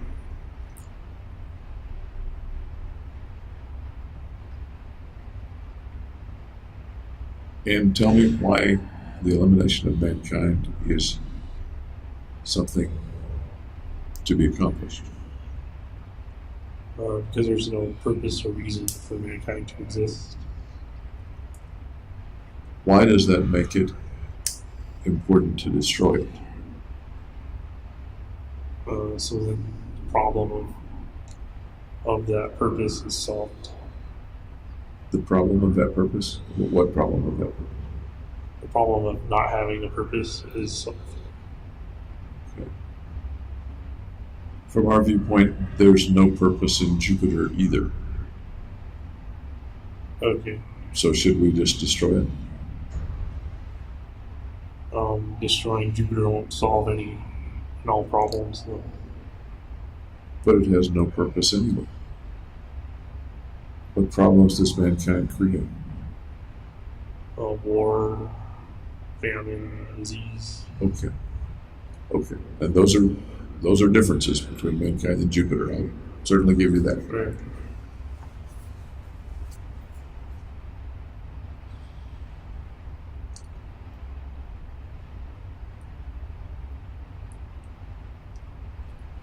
It sounds like you're saying, correct me if I'm wrong, is that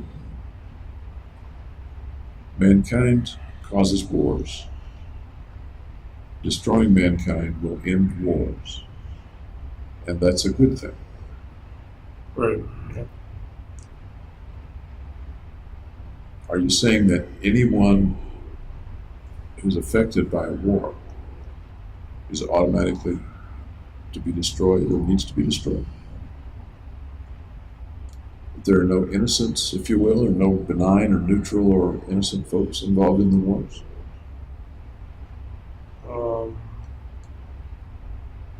Well, not everybody's involved with wars. But you're willing to wipe out mankind to eliminate wars And all the other problems. and all the other problems. What I don't hear you saying is, let's wipe out all the warmongers. Well, it's kind of human nature almost to fall back to wars and violence when there's no solution. So, in the end, everybody's a warmonger. And if you destroy them all, then you're assured of destroying all the warmongers. Well, they're not necessarily warmonger, but everybody has problems and has to live life as a struggle.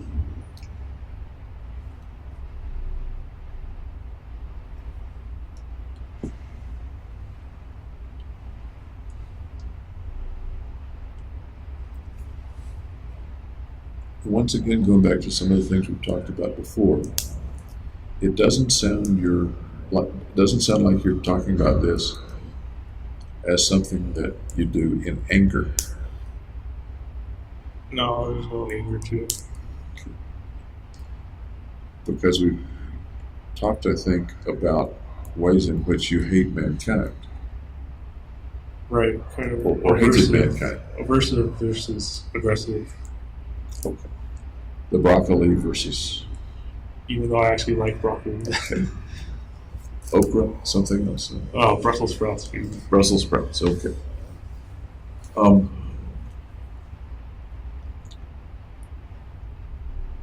And it's interesting to me, please correct me if I'm wrong, there seems to be a distinct separation and non-relationship between your words, hatred of mankind, which you sometimes describe as aversion to mankind, Yeah.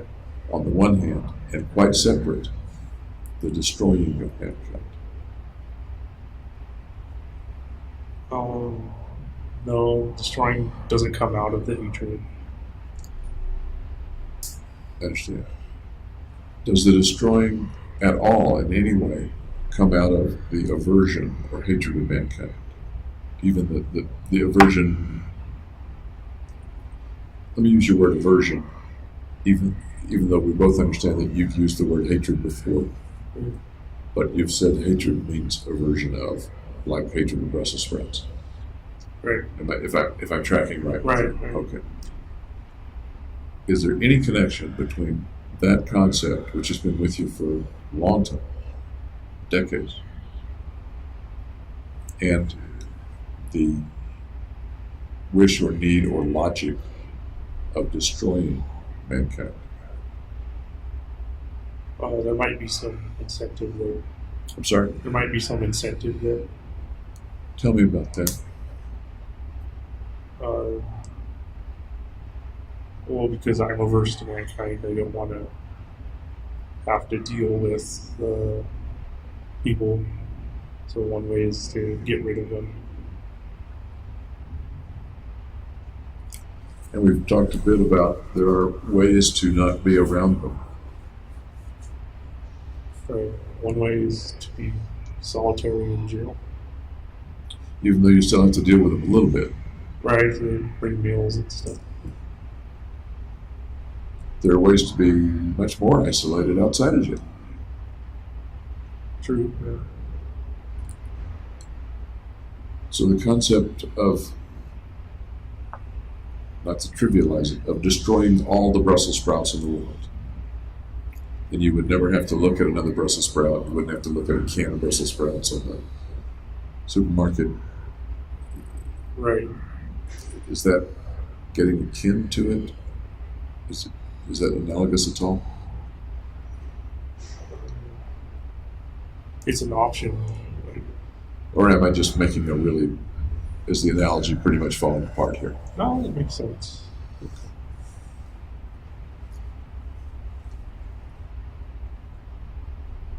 The end result is that you become one way or another isolated from mankind. The end result, I'm sorry, the end result of the shooting. Right. Either in an isolation type cell or deceased. Right.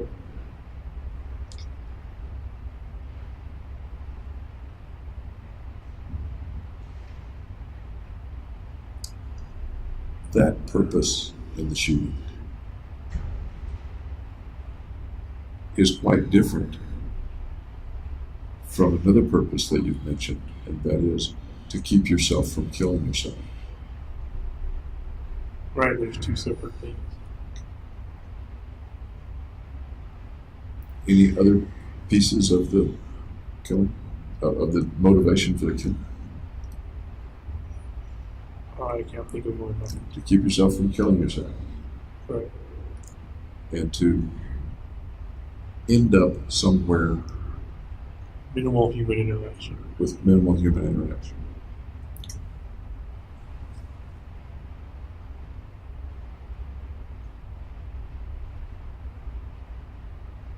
Does it occur to you that they're both kind of selfish motivations? Yeah, because it doesn't take the other person's perspective into account. They're both to make you feel better in some way. Yeah.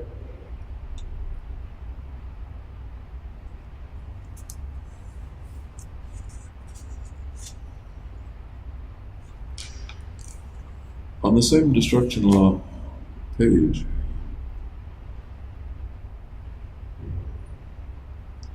ultraception comes up once more, only the arrows go in a confusing direction for me. Ultraception, dilated pupils, and more light. But the arrows are going that way, as if more light leads to dilated pupils, leads to ultraception. I would have thought the arrows would have gone the opposite way. Does that make sense, or can you explain that? I don't remember what that means. Okay. Well, actually, I'm reading that a little bit erroneously. More light in eye. Okay. It sounds like you were wondering, one of the things you may have been wondering about is your dilated pupils. Yeah, because I had them going into jail before I got on medications. So I don't know what they came from. I look at your booking photograph. At least I think it's your booking photograph. It's one that they use in the newspaper and stuff like that, with the jumpsuit on and the yellow or orange hair. Your pupils are not particularly dilated. Maybe a little bit, but not that much. Roughly where they are today. All right. Just kind of interesting. And by the way, your pulse when I took it was not as fast as it was when you were over at the hospital. Well, maybe I'm more used to jail. I was going to ask if you feel in some way a little more at ease Could be. in jail, or maybe a little more used to me. Could be that too. Yeah, I'm a friendly guy. Right? Yeah.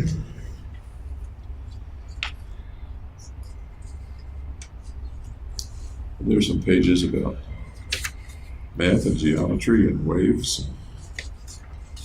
stuff like that I'd love to talk with you more about. But here's the page. It says, identifying the philosophers, aka insanes. Does that ring a bell about what you might have been thinking a couple of years ago? Yeah, I remember some of what I wrote. It was about true or false questions.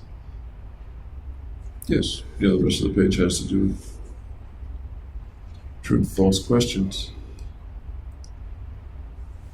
But the equivalents apparently here, the philosophers are also known as the insanes. Is that kind of a philosophical statement, or is it a true equivalence, or I don't know where this roughly came from. any particular meaning to that, or that you can think of right now? None that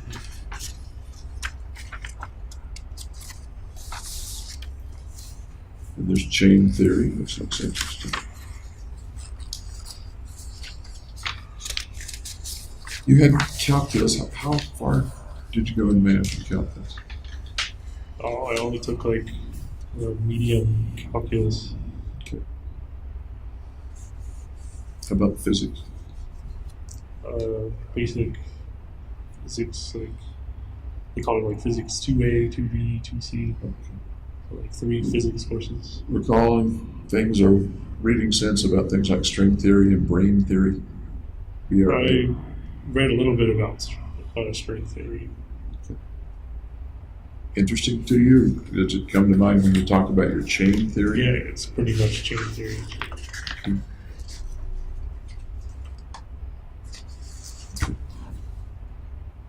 And here's the poem you were talking about that you wrote apparently after. Yeah, I think it was after as well. Any thought about roughly when you wrote the poem? December. I'm sorry? December. About December, and I'll put a question mark.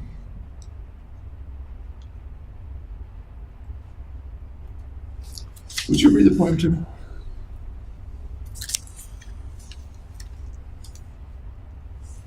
What cruel dies of fate, whom sunken lies in wait, the past exceeds escape, to live in love and hate.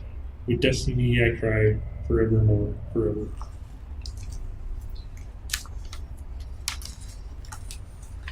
That's quite a poem. Can you tell me about the image in the poem, the imagery, the thoughts?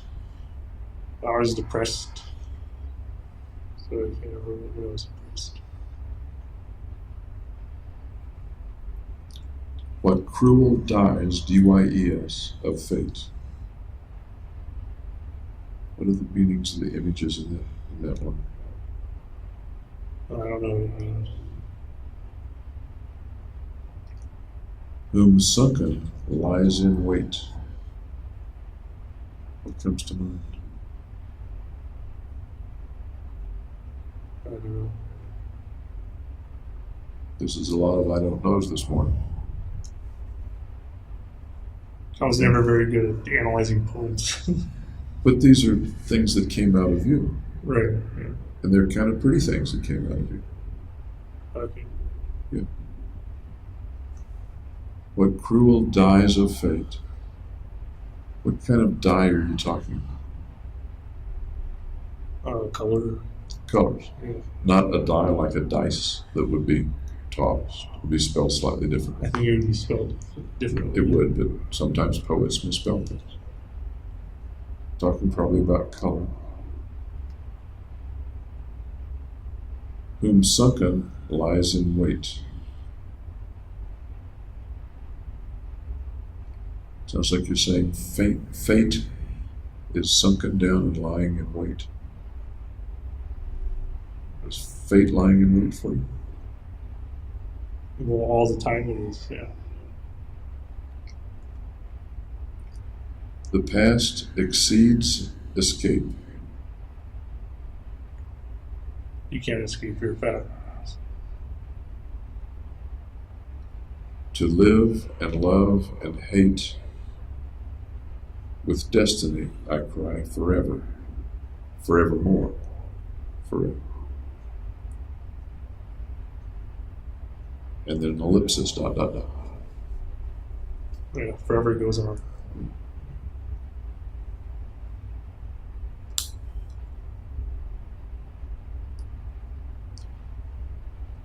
To live and love and hate with destiny, I cry forevermore, forever. That's saying something kind of deep and poignant about you.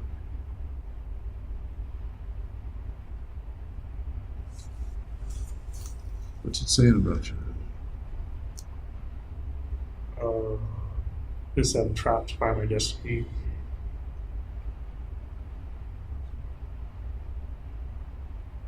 What's the picture in your mind? One of sadness. Tell me more. What's the painting? I don't have a mental image of it. What are the feelings? What's the smell? What are the sounds? The sadness, the picture. With destiny, I cry forevermore, forever.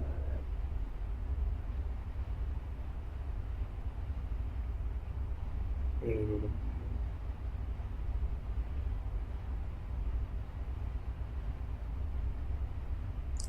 When you're by yourself, do you know when you're by yourself? Does it come to you? what do you mean? Do you feel it more deeply, more poignantly, perhaps? I don't think so. Do you feel the poem? Yeah, it's just one of sadness. It's an expression of sadness. And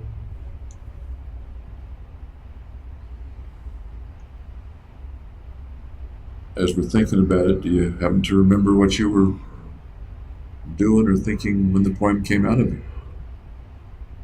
no, I don't remember. Write any other poems? I think I wrote one in the notebook. Okay.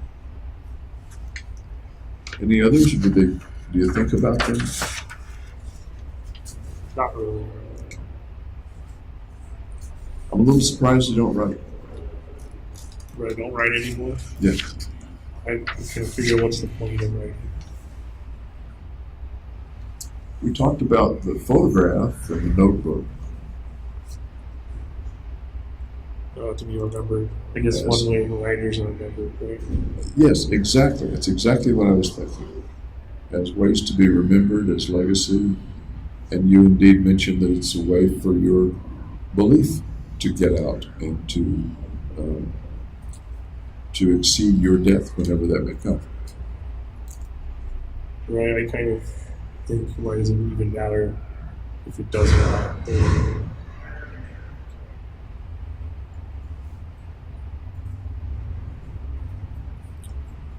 You getting depressed lately? Not lately, no. How are you sleeping? Sleep a long time, from like midnight to 4 in the afternoon. Why do you suppose you sleep so much? For several possible reasons. It's the easiest way to pass the time.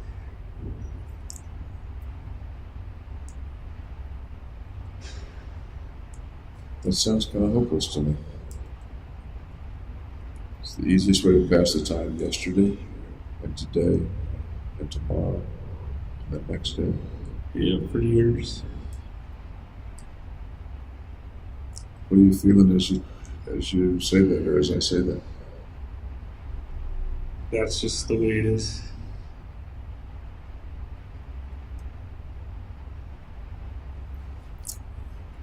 That's the way I'd expect a non-sentient being to experience it. You're a sentient being. Right. My dog experiences his situation because that's the way it is. I think dogs are sentient. My gerbil, I think gerbils are sentient too. my chameleon. I don't know about reptiles. Okay. But you've got more capacity to remember the past, to speculate about the future, to put yourself in different situations. I can't change the future or the past, though. Nobody can. Right. But most people, everybody that I know of, has thoughts and feelings about pasts and futures. Yeah, I have those too. Tell me about some. Um, well, I usually have fond memories of the past, like with my family. And not too many fond future memories or suppositions.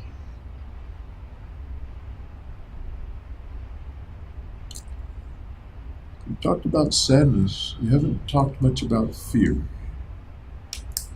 Right. What do you fear about the future? I don't have much of a fear about the future.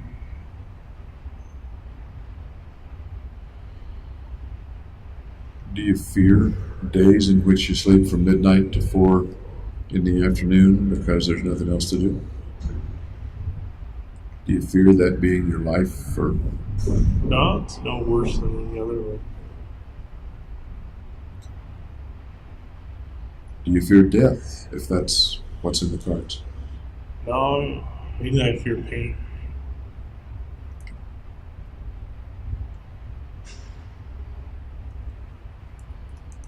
You afraid of anything? Pain. Okay. Tell me about a pain or a potential pain that scares you. Um, just suffocation, stabbings.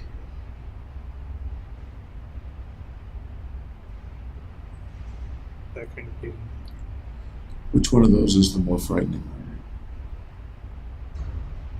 Stabbings.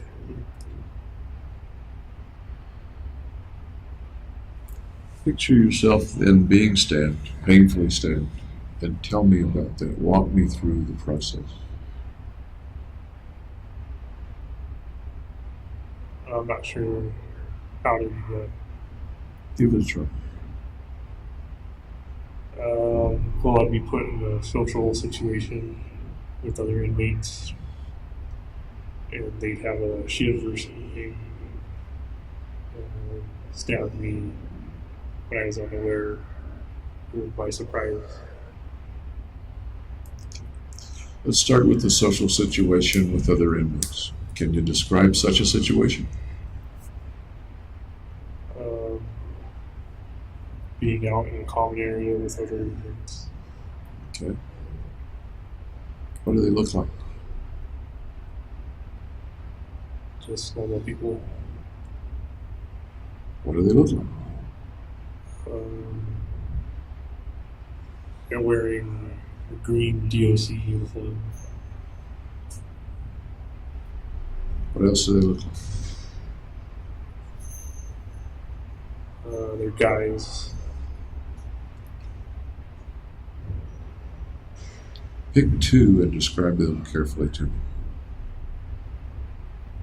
One's tall, muscular, I'm sorry? muscular. Tall, muscular. Another one could be sneaky, small. Now, you're in that room. What are they doing? Just standing around. Then what do they do? Talking to each other. Then what do they do? One talks to me, the other goes around behind my back and stabs me in the back. Tell me exactly what that's like. He's behind you, and then what happens? Go through the whole thing. He pulls out the shiv and he stabs me in the back over and over again.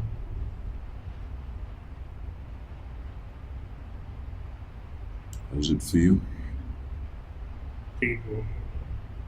In what way? Where's the pain? What's it like? It's a stabbing pain. So it's a sharp, quick pain. Go on.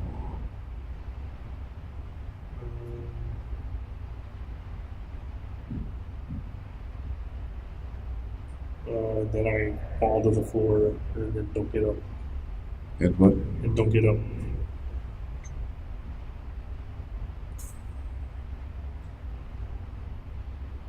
What do they do then? Walk away. Okay. Then what happens? Then I die. You die. Oh, Right there. yeah, bleed out. How does the floor feel against your cheek? Cold. What's the feeling in your back where you were standing? Turns to numbness. Where did they get you? Huh? Where did they get you in the back?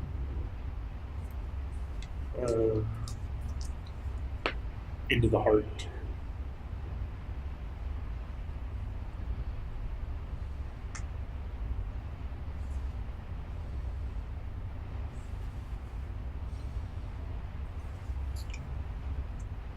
We'll take your pulse.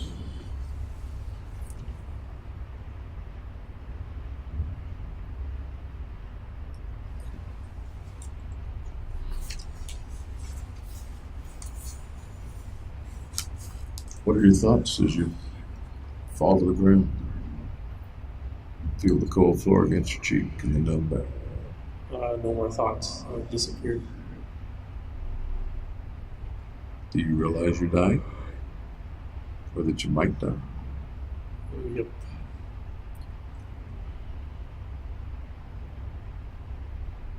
What does that feel like to you?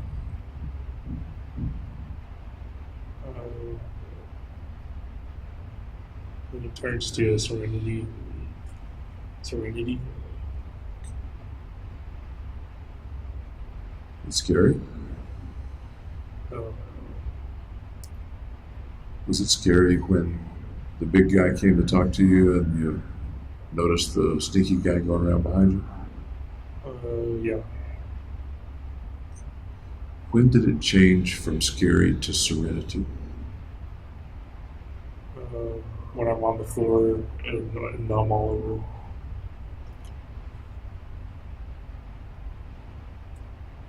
What if you survive?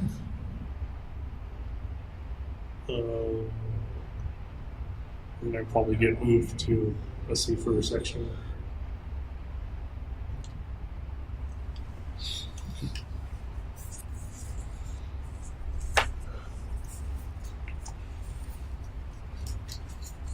I see the video game here. Oh, card game. Yeah. By the way, thank you for going through that fantasy with me. Okay. I think it takes a lot of effort for you to do that. Do you do that very often when you're by yourself? No, not at all. You mentioned that when you're by yourself, you can bring the shadows. I haven't been able to lately. Beg your pardon? I haven't been able to lately. You haven't been able to ever try it? Yeah. Looking at like blotches on the wall. When you Looking at blotches on the wall. looking at blotches and you haven't been able to bring the shadows? No.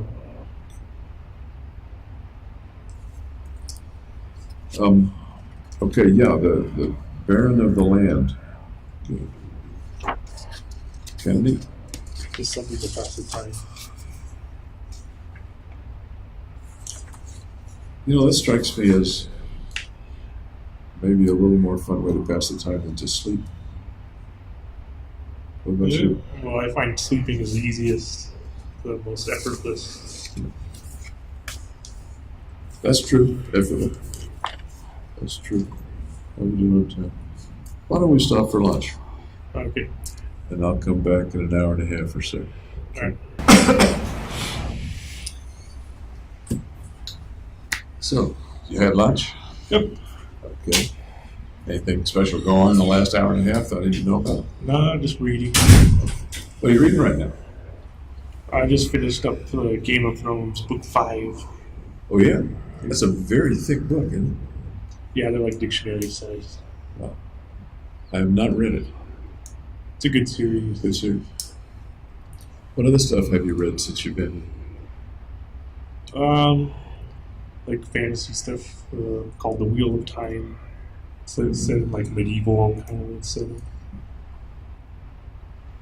Is it medieval story, or does it have fantasy or sci-fi aspects mixed in? It has fantasy mixed in, like troll walks and these monsters and stuff. Okay. Make a couple of notes here.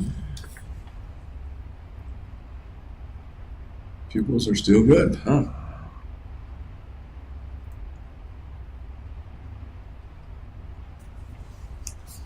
Now take your pulse again. Thank you.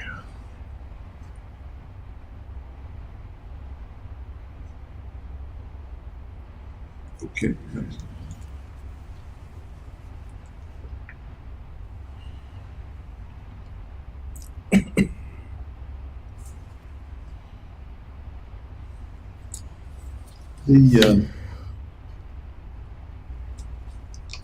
We talked about the writing that you had done, which was very interesting.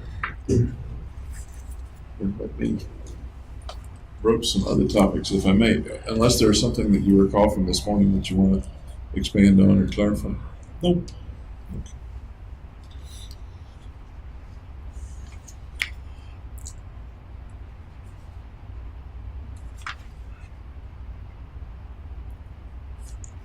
When you were buying some of the equipment before the shooting at Bass Pro Shop and stuff like that, Yeah.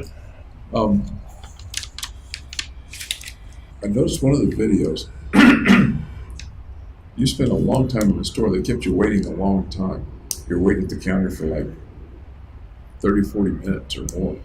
That was the first time because I didn't know how long their, I guess, background checks and stuff. Okay. So somebody was off doing a background check at the time? Well, there's like an order to it. Like 4 people were probably before me or something. Okay. Was it shorter after that? Or several of the times you'd be in the store for an hour just to go through the paperwork? Subsequent visits, I would go like eat lunch and then come back to the store. Okay. In the store, I know that you're uncomfortable around strangers. In the store, did you have any difficulty with people? Did it bother you? No, because I had something to talk about. Like, it was there for a purpose. Okay.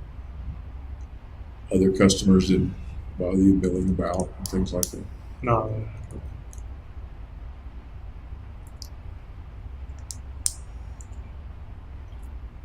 I've got a note here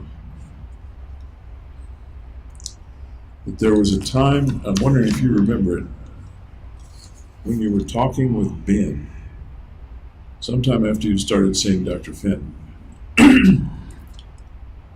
And Ben was telling you he was depressed. Do you recall that?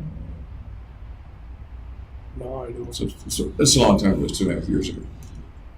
I think I would remember, like, but I don't remember him saying that. Do you recall Ben having times when he was depressed too? He was depressed at times? Or do you not recall that? No, I recall a time I took him to the emergency room, but I don't know what it was for. Well, you took him to the emergency room. Yeah, Gargi called me up, and she can't drive, so she asked if I could drive Ben and her to the emergency room. Wow. And you don't recall why? You don't recall what it was for? I didn't ask or inquire. Why do you, it was for Ben or for Gargi? For Ben. It was for Ben. What do you suppose was wrong? I don't know, just some health problem. Did it have anything to do with his depression as far as you recall? Or This is the first time I've heard he was depressed here. okay. When you were, let's say that again, I'm not sure. you telling me that he's depressed is the first time I think that I've ever heard that he was depressed.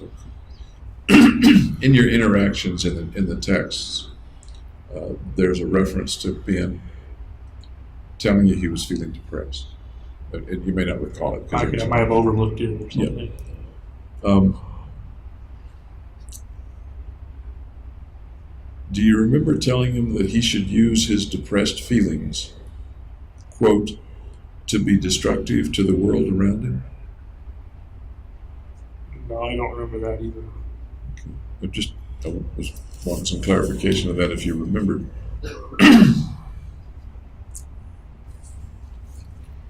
Do you remember a time talking about going to see Dr. Fenton with Ben?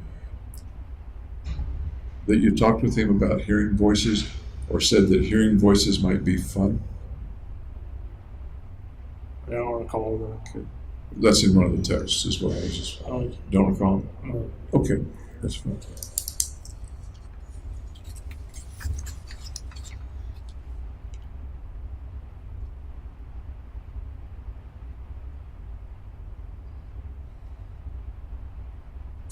Do you remember much about the interviews that you had with Dr. Metzner? A little bit. They were over a year ago, I guess. But you spent a lot of time with him. Yeah, a couple of days. I'd like to get into those in some more detail, but I didn't bring the materials with me. I'll bring them tomorrow. But one of the things I remember you telling Dr. Metzner was that that you had been feeling badly before the killings. Yeah. And that you thought there was a 50-50 chance that killing people would make you feel better. Does that make sense, or do you recall saying that? It sounds like something I would say. Okay.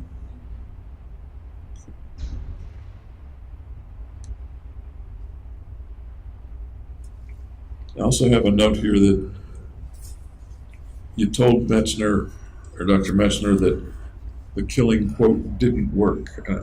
I didn't help with my depression. Didn't help with the depression. Okay, I was wondering what the context was there.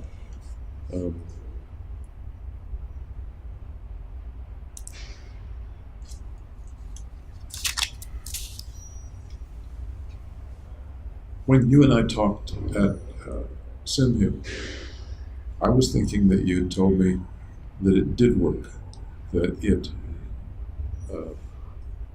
kept you from killing yourself, and you got the value points for doing it. Is there a disconnect that I'm missing there? Or? I did get the value. It didn't stop my suicidal or homicidal thinking. Okay. Didn't stop either the suicidal or the homicidal thing? Right. Okay. And I recall you mentioning that. Have you had you haven't had much interaction with people here, I know. Have you had any specific thoughts of hurting people here in the jail? No, I don't. How about general or vague thoughts of hurting people? Yeah, I do.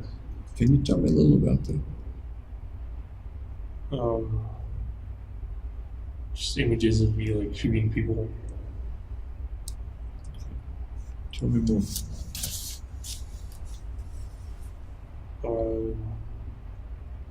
I don't know what else there's to tell. When might the thoughts occur? What's the context? Sometimes they occur at night before I go to sleep.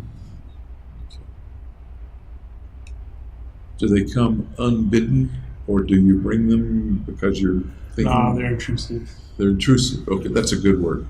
So you're minding your own business, trying to get to sleep, and the thoughts come that, or what kind of thoughts again? Homicidal thought. Homicidal thought. And in what sense? How killing people, in what way? Like shooting them in the head. Individuals or groups, or in what setting? Just a nondescript individual. I can't see their face or anything. What does it look like to shoot them in the head? I don't actually do it.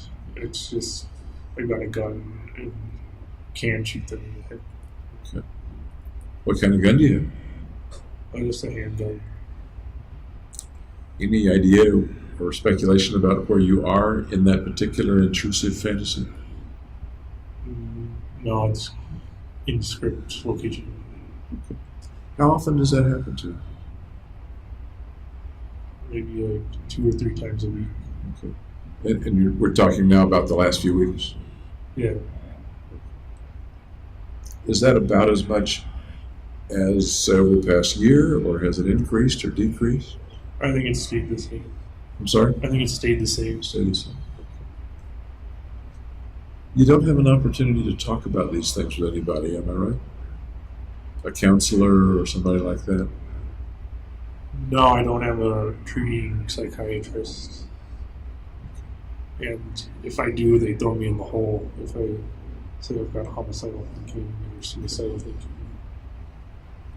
The suicidal stuff I can understand, and I can understand your reluctance to mention it, because the whole, man, that is not a nice place. Right. The homicidal thoughts. If you're a danger to others, they don't want you around other people like this. But you're already not around other Even though people. I'm not around. Yeah. I guess maybe for guard safety, is what I would think. They're being pretty careful with you anyway, aren't they? I mean, what Yeah. I've observed, they're very careful with you. Yeah.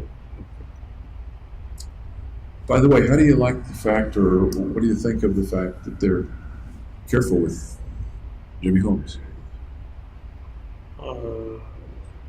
I think it's part of their protocol. How's that make you feel? I feel like it's just routine. We talked last time about some things that make you feel dangerous, or like you want to convey, this is a dangerous person, or this is a person to be reckoned with. You remember that? Like in the photos. Yeah, like in the photos. Does the fact that they're careful with you give you any particular feelings about what kind of a guy you are or want to be, or do you like it or not like it? I don't feel one way or the other about it. Okay. In jail right now, somebody's prescribing your medication. Right. How often do you see that person? Well, it was Dr. Mosier, but he left. And I don't know what happened to him. But somebody else now, and I like never see. I'd seen him once, so I very rarely see him. Once in how long a period? In probably 6 months.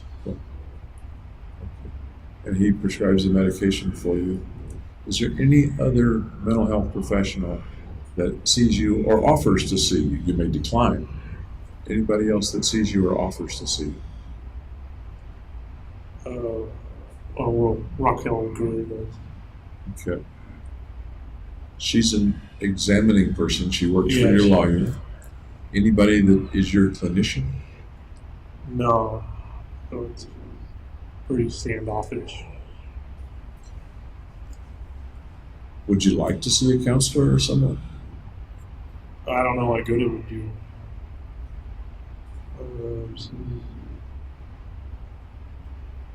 I have no feeling one way or the other about it. Okay. I'm curious, as you talk with either Dr. Gurr or me, does that seem to be a benign experience, a difficult experience, a helpful experience? How would you describe seeing us? Either one of us. Exhaustive experience. We spend a lot of time in just a couple of days now. Yeah. When you learned yesterday that I was going to be coming to see you again, what was your impression? Well, I thought you did a thorough exam at SimHip. I didn't really know what you wanted to go over. No. Okay. Did you look forward to it, or dread it, or not really care one way or the other, or interrupts your routine? Well, it does interrupt my routine, but anything that gets you out of the cell is pretty good anyway. What else about spending time with me did you think about when you first learned that Reed was coming back?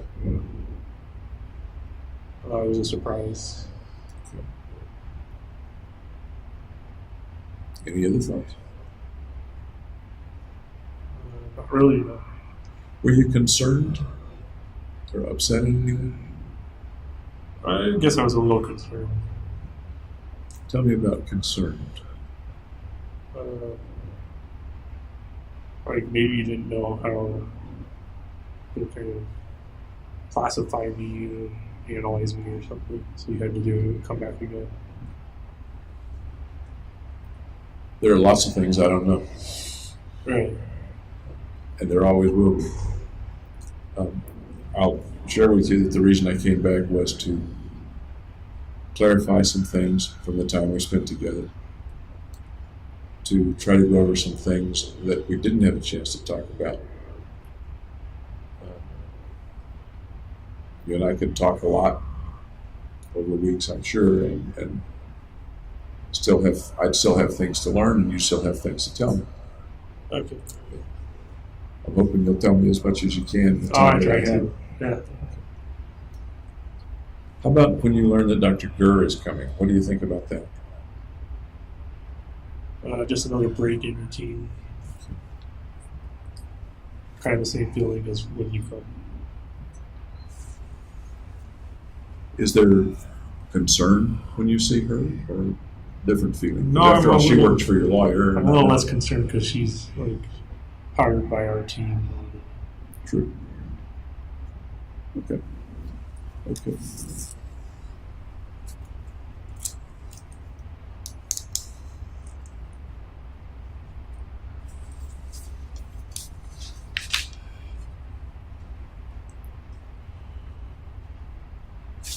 When I was talking about you talking with Ben about hearing voices or seeing things, I don't know whether I said, do you recall telling him that you thought hearing voices might be fun? Did I already ask you that? Yeah, you did. Okay. I didn't Yeah. know. Okay.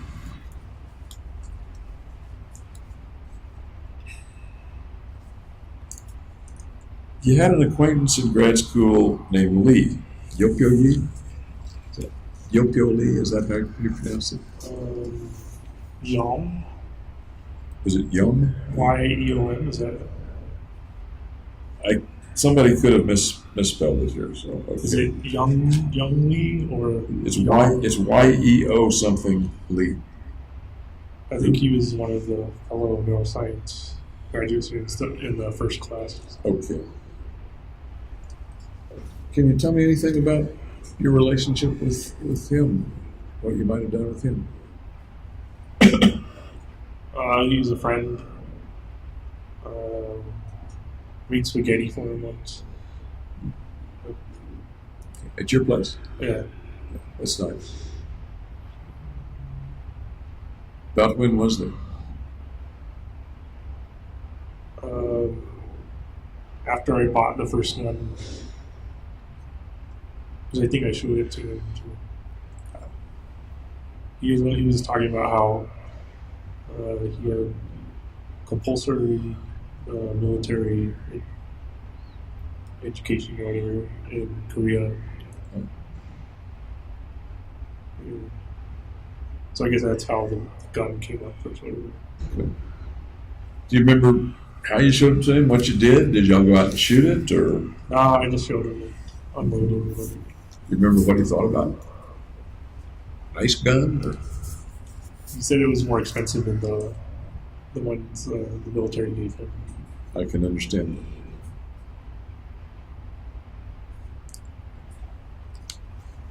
I've got a note here that Lee was also depressed, or said he was depressed. Do you recall that? Apparently, all the graduate students were It depressed. sounds like it. It sounds like it's endemic to the grad school there. Yeah, I don't remember him telling me he was depressed. Okay.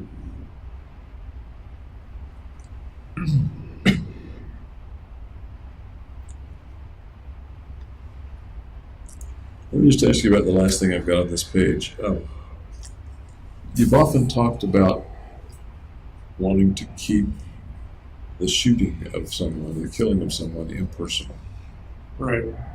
I don't think I could do it if it was personal. If it was personal.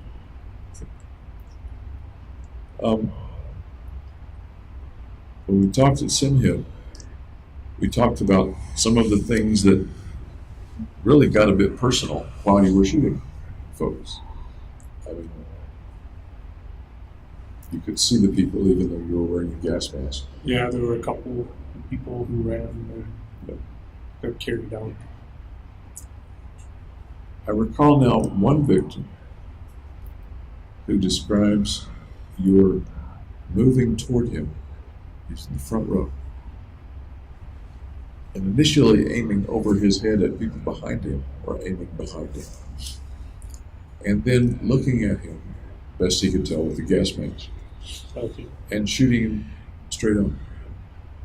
Do you recall that? No, I don't recall anything like that. I was kind of trying to reconcile that with what you mentioned about the need for things to be impersonal. All right. Any thoughts about reconciling that?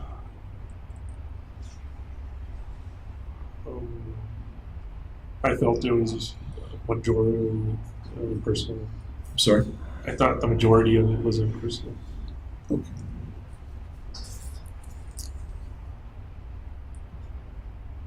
I probably asked you this at SimHip as well. The fellow who was out emptying trash while you were waiting to go in Right. into the theater. I couldn't see him. I had the sunshade up. Then how did you know he was I there? heard him.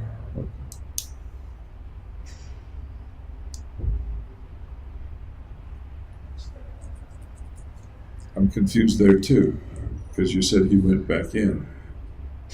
Right. And so my thought is you must have seen him in some context. Well, he left. I heard him go open the dumpster, or not open it, just toss the trash over there either. Because the dumpster was right next to me. I understand. If he had looked in the car and found you, Yeah. what would you have done? I had a handgun in the right passenger door that I could have used. Think you would have used it if he Uh, had gotten in the way of the mission in that one? yeah, I think so, because that's what it was for. That would have been pretty up close and personal. Right.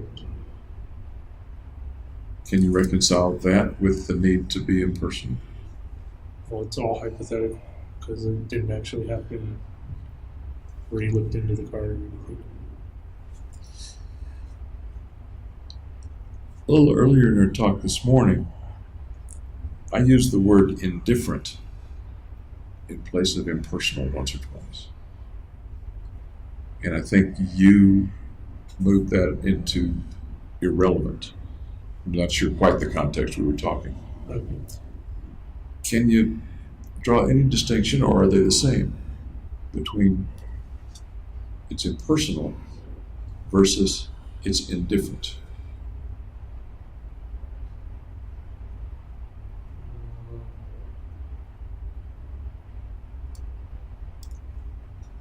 They're pretty similar.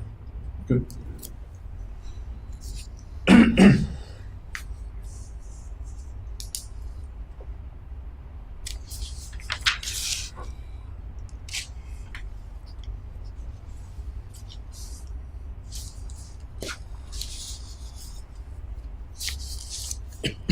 Excuse me.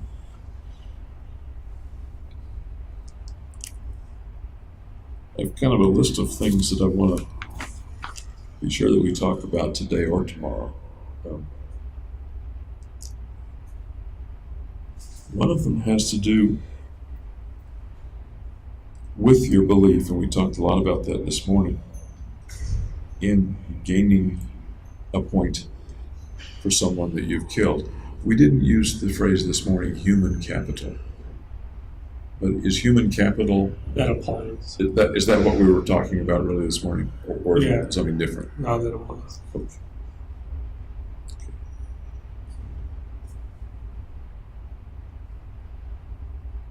We talked also, and we have talked a fair amount, about the thoughts or intrusive thoughts or impulses to kill other people that have occurred sometimes a long, long time ago, even when you were a child, right?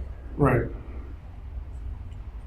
How far back does the human capital idea go? The idea that I will get some value for killing the person.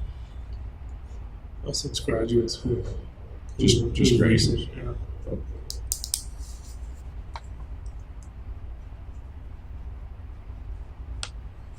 We probably talked about this, but I'd like to address it again.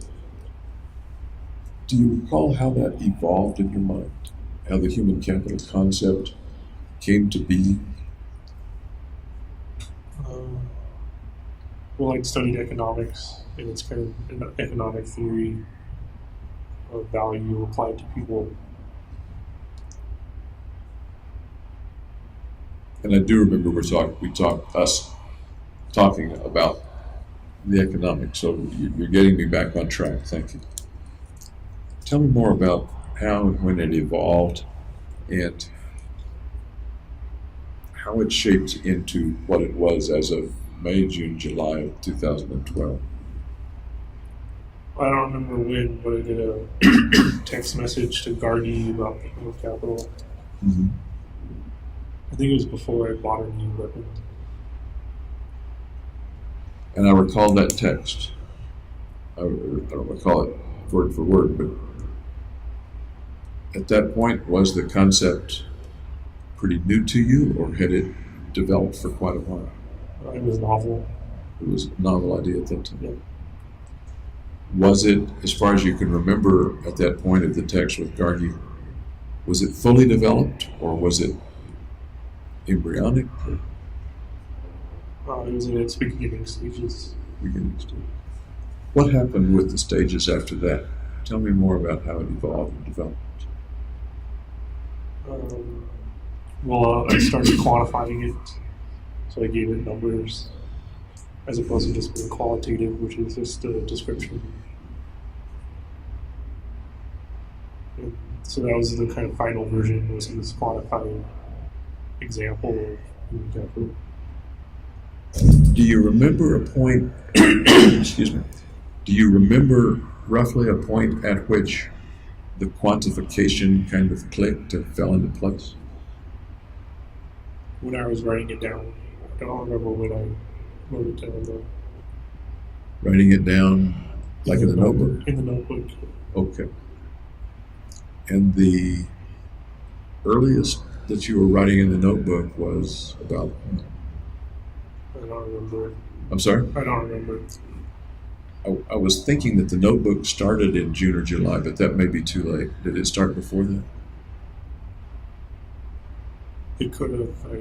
I didn't put dates on it, so. Okay. But the quantification, correct me if I'm wrong, was at least weeks before the shootings, or could it have been closer to the shootings than that? It was at least weeks before. Okay. All right.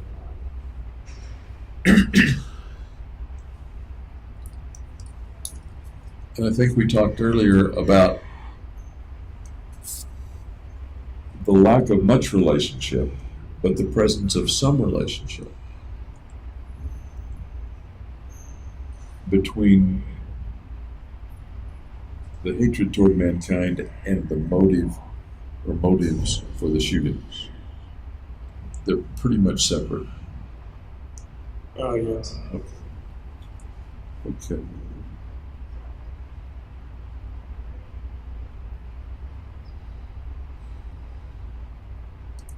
I have a note to look further into your view of right and wrong, and whether there's a right, whether there's a wrong. And you referred to people who are wronged and wrongers in your writing. Can you talk a little about your view, particularly your view back in 2012? I believe in moral relativism. So you kind of decide for yourself what's right and what's wrong. And that's certainly one view of it. Was that the way your primary belief was in mid-2012, I believe so. as far as you recall? There's certainly more than one way to look at morals and ethics and right and wrong. But some people may look at it solely, entirely in one way, and some people may look at it in different ways in different situations. How about you? No, I was pretty strong moral relativist. Okay. Now I want you to tell me about moral relativism. What does moral relativism mean for Jimmy Holmes? Just that there's no concrete, absolute set of moral standards. It's contrived by the individual.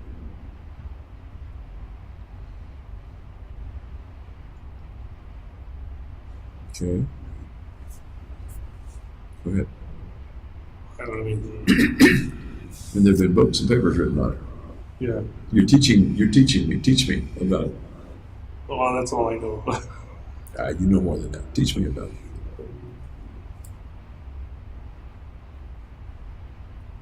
I don't know what else to say. If I come back and say, that's BS, can't be true. Then that would fit. The world would go to hell if that were true. Yeah. Teach me It why. would fit with moral relativism. Beg pardon? It would fit with moral relativism because you're having your own opinion and your own belief. Is the moral relativism an idea that it's fine to have? Or is it something that is or ought to be simply a part of society? That everybody should have and act on their own ideas of what's right and wrong? It's an idea, so you can choose whether to adopt it or not. Is it an idea with enough legs, with enough foundation, that society could get along with it if everybody was a moral relativist? Yeah, I think so. How would you deal then with the idea that what one person thinks is right, I don't want him to do? He thinks it's right to steal my money or steal my candy bar. Then you have to have some sort of enforcement Enforcement of what? of your beliefs. So you have to have some way of enforcing your beliefs to prevent him from doing what you think is wrong. Is he doing something wrong by taking my candy bar? He's doing something wrong according to you, but according to him, it's fine.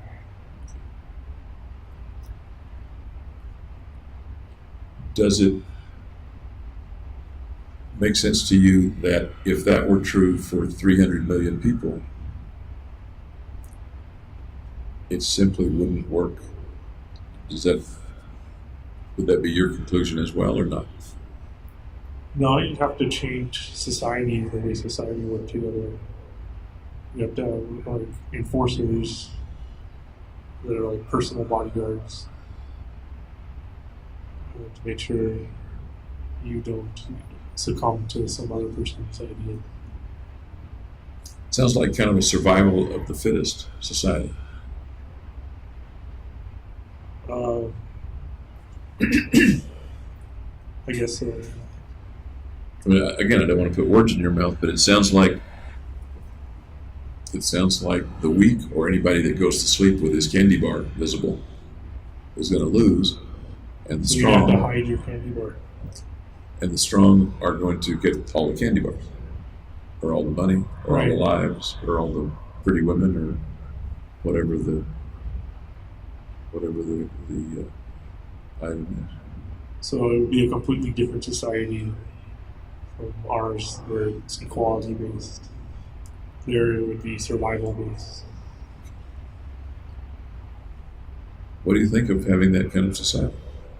I've never been in it, so I don't know how it would work. Does it sound like a place you'd like to be? If you're the top dog, yeah. How many people can be the top dog? I'm not trying to get into just a kind of a philosophical discussion with you, but it keeps occurring to me that if you're the person who makes the rules for your behavior, and it's okay within the society or within the larger population for you to do that, then that's a very odd society. You may believe it's okay. I guess, let me ask you this, does society then have a right to contain you if it doesn't want you to do what you think is okay? Well, you're kind of your own society, so Only if you live by yourself. If you can do whatever you think is okay, right. and that happens to injure or deprive or kill other people, should society have the right to contain you or not? I'm kind of looking at it as you have groups of societies. You have your own group of society. That may be a conflict with another group of society. And whoever's strongest or cleverest is going to win. Does that sound like a way that overall society could be successful? It sounds like the way societies are on a global scale, like an American society versus an Asian society. Okay. It sounds like a society that's doomed to have a few wars, to me. Yeah, there'd probably be a lot of wars. And you had an answer for that you've spoken of many times. I'm drawing a blank. What's that? What's the answer to that? You've said to get rid of mankind altogether. Oh, okay. Is that kind of where that was going, or not? Because No, that looked like, I don't think moral relativism would destroy humanity. where is the place in our discussion where there was a flaw that would get us off the track from moral relativism to destroying mankind as the thing to do? That was what I said was the destruction law, where if you reward destroying people with procreating children and stuff.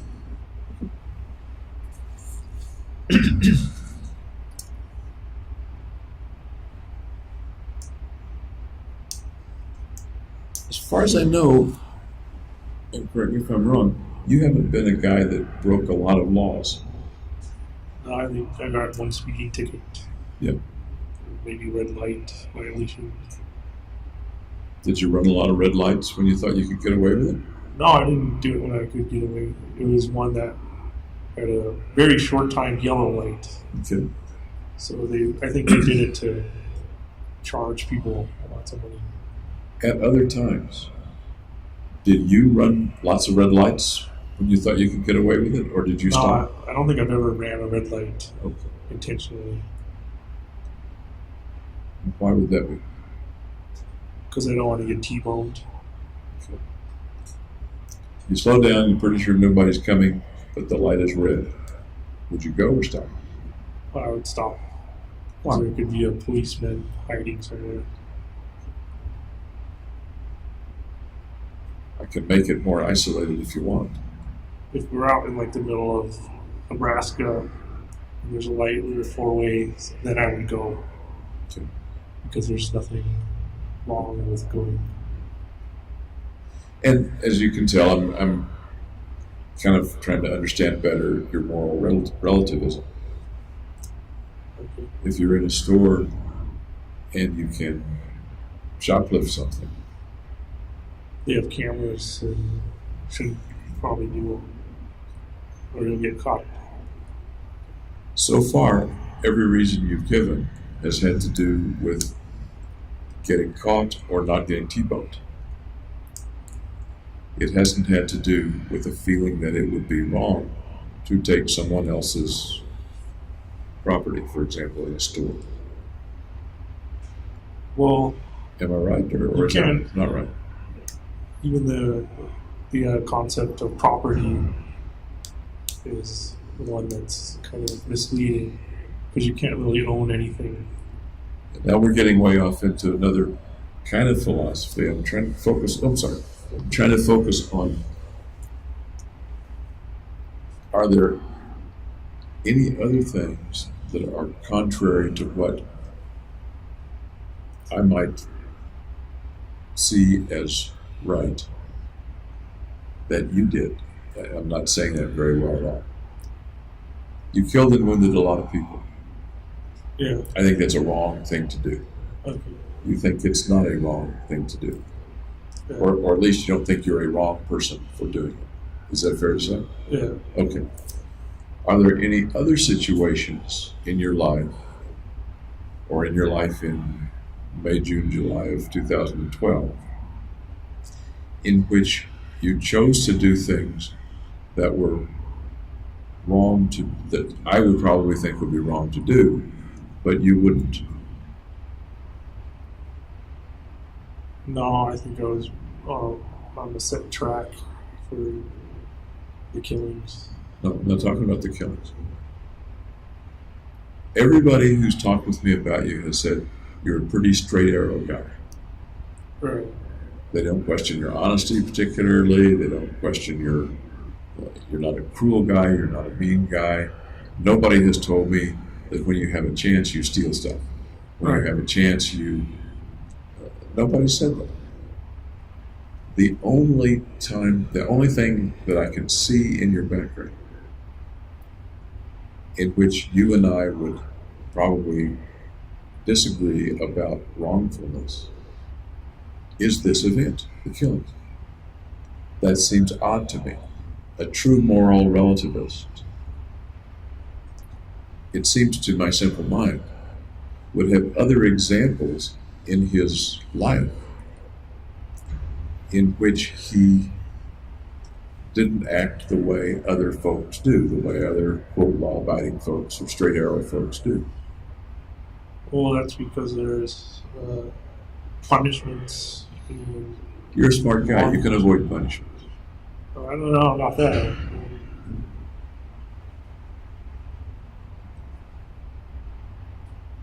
You didn't get drunk. You didn't do drugs. You didn't. I'm thinking of illegal things, but I'm not. I don't necessarily want to limit it to illegal things because there are things that are, quote unquote, wrong. They're not illegal. You treat people fairly nicely. Yeah, it's common courtesy. Do you do that because that's what you think is right, or do you do that because That's what you're supposed to do. that's the way you're supposed to do? That's what you're supposed to do. Did you think it's right to treat people with common courtesy? No, there's no reason for it to be right. Were you ever tempted not to treat them with common courtesy? Yeah, but I held back Why? because you're not supposed to be rude. But you're not supposed to shoot people either. And Yeah. it sounds like they're not comparable, but maybe there's a little analogy here. You wanted to be rude, but you weren't rude because it was against convention to be rude. Right. Yeah. Somebody who was pretty convinced that he could do anything he thought was right, I would think that person would just go ahead and be rude. Well, I don't think like that. In one of the videos, it shows you're holding the door open for someone behind you or helping the person or something like that in a store. Okay. You didn't have to do that. Right. Yeah. Just a nice thing to do. Does the nice, in that case, come from within you, or does it come from social expectation? Social expectation. Fair enough. I also think, by the way, that you were probably a nice guy. Okay.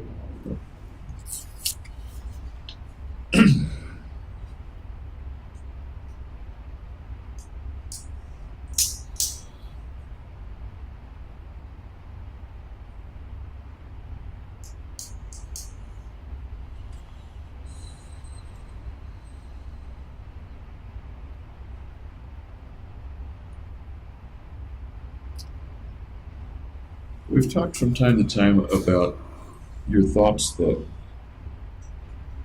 you were mentally ill or crazy, to use a word you used, I think, before the shootings.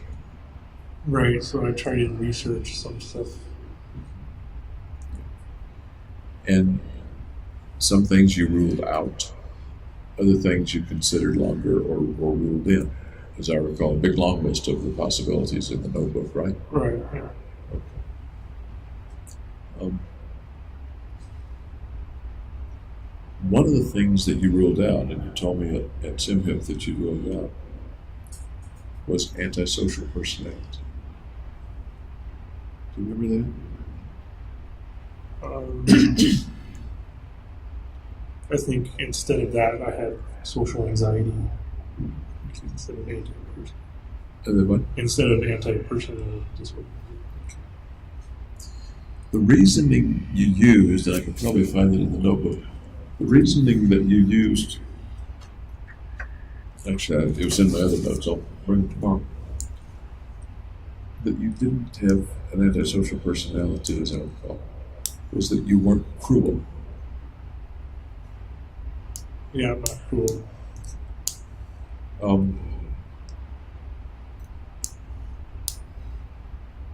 What if I told you that antisocial folks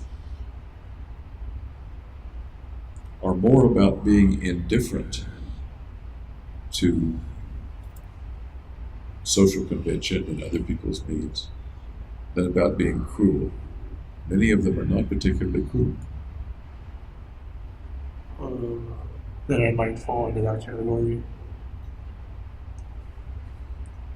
Is a lack of cruelty the main thing that made you believe you weren't, quote, antisocial personality? I'm not trying to diagnose you at this minute, by the way. I'm just curious as to your thinking. Yeah, I thought it was being mean to people was one of the main symptoms. Okay.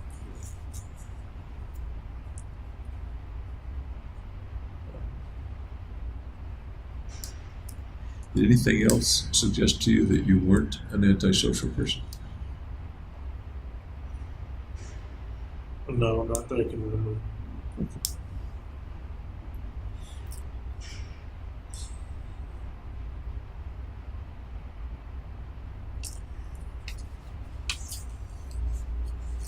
Some folks, I think Dr. Messner, have talked with you, or you've talked with him about the idea of kind of having two different selves at times.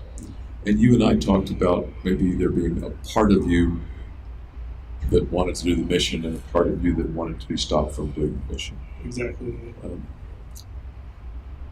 We talked about two parts in the same person, and one part, the part that wanted to complete the mission, overcoming the other. Do you remember that? Yeah, that's what happened.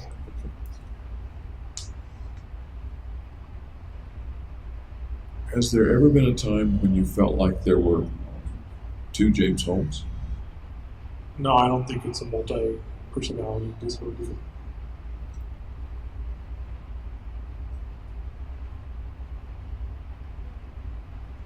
What might be a suggestion that there would be literally two James Holmes? Not that you have them, but what might you look for to tell you, yep, that's me?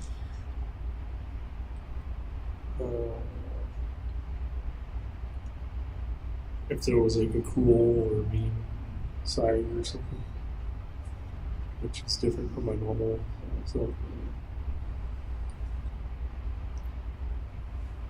Have you ever had times when there was some period of time, generally hours, but it could be minutes, where you didn't know where that time went? In like the middle of the shooting, I don't remember that like at all. Basically. The middle of the shooting. Yeah. And you described to me the beginning of the shooting. You described to me the initial shooting part.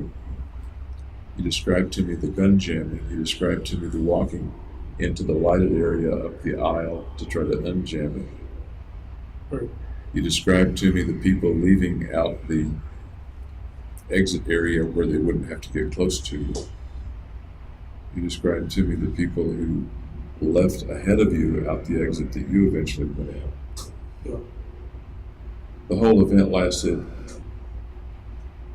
10 minutes, 5 minutes? I would guess 5 minutes. Any times in which you said to yourself, wow, I don't know where I was for the rest of the day. Here it is, evening, and I have no idea where I was this afternoon. Or No, I something have a similar. pretty good memory.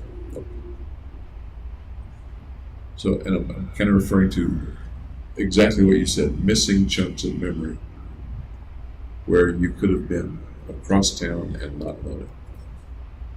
Yeah, I'd say in the middle of the shooting, when I was shooting randomly. I don't even know if it was randomly. But I'm not just talking about the shooting. I'm talking about really any time in your life. No, it hasn't really occurred. Okay.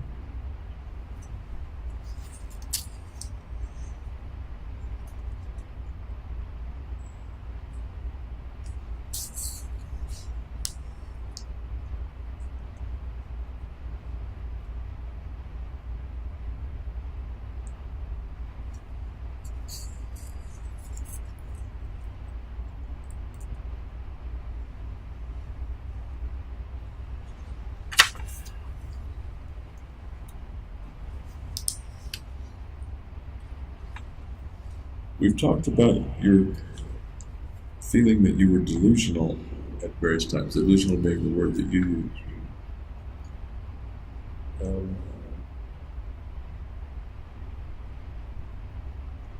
Can you refresh me about that? Get me started on that conversation again. I don't recall when I said the context. Okay. Can you think of a time right now when you were delusional? Prior to the shooting. Okay. Now I want to ask you, what's your definition of delusion? A thought or idea that doesn't match reality. Okay. How does that differ from someone who's deeply religious? Well, according to their reality, their God is real. Okay. So would you call that person, if you disagreed with that religion, would you call that person delusional for believing in some miracle of Christ or some miracle of You Allah? could, they probably wouldn't like it too much. Do you think the person would be delusional, or is that something different from a delusion? Well, I'm not sure if all religion is delusional or not. It's certainly not scientific. Okay. You used the word belief earlier. Your belief in the life value system, the human capital system. Okay. You used the phrase that was a belief, which is not scientifically testable either, right? Right.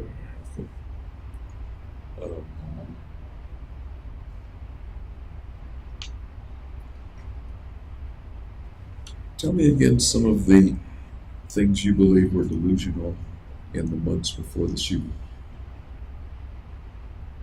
Beliefs that you had that you now believe were delusional.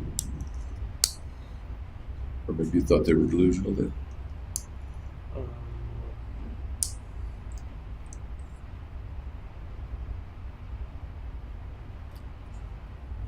I thought I was delusional for wanting to kill the whole world.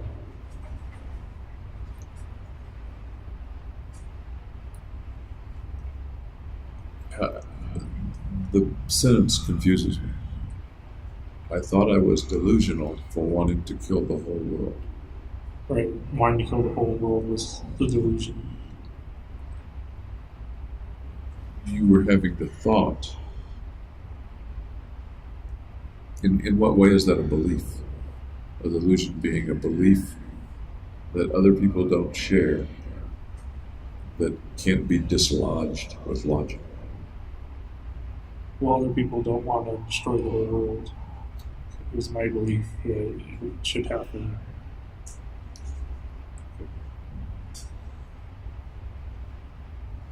I might, just speaking for myself, put that in the category of crazy thoughts. Not delusional. I'm okay. When I think of a delusion, I usually think of something that you think is true, but other people don't think is true. My whole human capital system. Okay. You believe that right now? Do you believe that's delusional? Yeah, because other people don't seem to agree. You feel pretty strongly about it. You believe in it pretty strongly, or am I wrong? Yeah, I believe in it. It's pretty unusual for people to say, I have a belief, a very strong belief, and by the way, it's a delusion. I'm saying it would be a delusion viewed by other people, not according to me.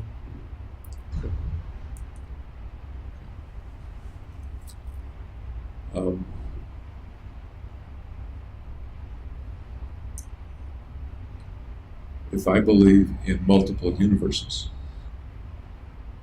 based on string theory, but lots of people don't understand string theory and say that's stupid, would I likely be delusional or have some other difference from the other people rather than a delusion? You'd have a difference of opinion, Okay. because at least some people agree with you. I don't know anybody who agrees with you. Good point. Good point. Okay.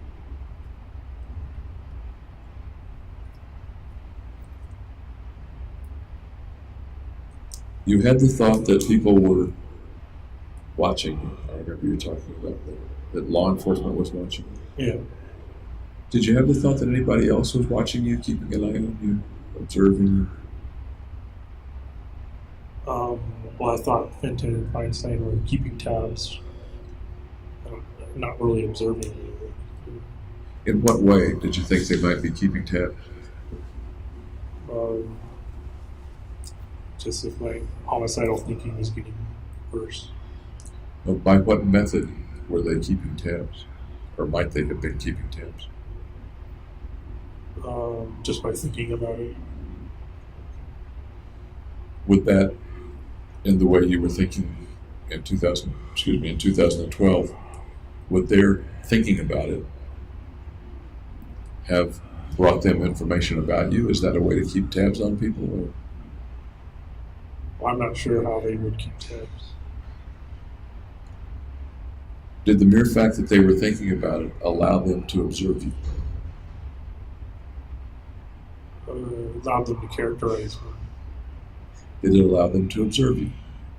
Is that a way that Like they physical officer, I don't know how that would possibly. do you think they could do it in any way, a magic way, a practical way, a scientific way, in any way? Did their thinking about you? Well, I thought they could kind of tease it out of my mind a little bit. When you were there with them or when you were not there?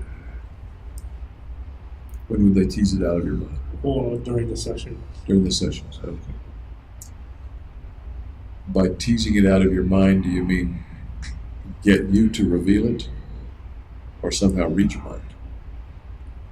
In a way, read the mind. Yeah. Tell me how that works. Tell me about that. Well, it would come from their training. their their analysis of me. And how might that help them to, in a way, and to use your words, in a way, read your mind? Well, because it would reveal what I was thinking. I was revealing what I was thinking to them, so they could put it together and figure it out. But they didn't. They wound up not being able to. But you would be revealing, if they weren't looking into your mind with their psyches or something like that, they would be inferring it from something that you said, for example? Yeah. Is that what you mean? Yeah. Okay. Thanks for clarifying.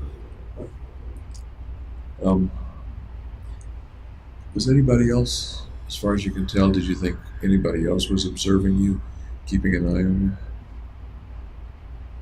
you? No, not really.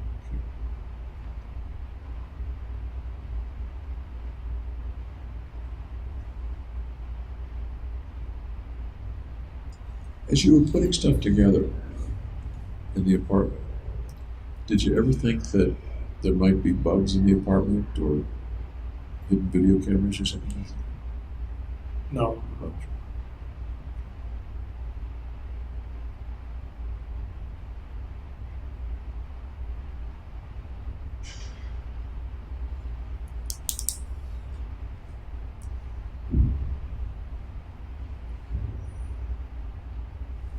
You watched a fair amount of TV. I know you like comedies and stuff. Did you watch much news before the shootings? No, I still don't watch news. Any particular reason you don't watch the news? It's not entertaining.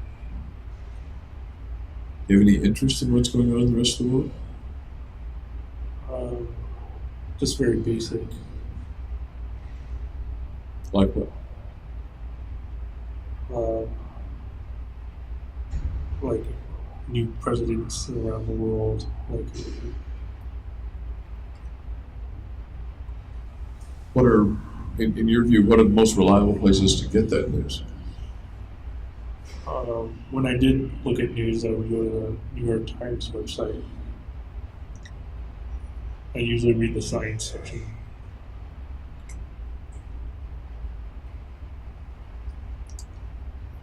I may have asked this before. Did you ever get the idea that as you were watching TV, the whatever was playing was particularly meaningful individually to you? Yeah, just before the Denver Health. Tell me about that. I think I recall what you're talking about, but would you refresh my memory? Well, there was a couple. There was one where Obama was nodding to me. And there was another with a movie, kind of adventure movie. I don't remember what it was about. That's exactly the kind of thing I was wondering about. Before the shooting, had you ever had that experience?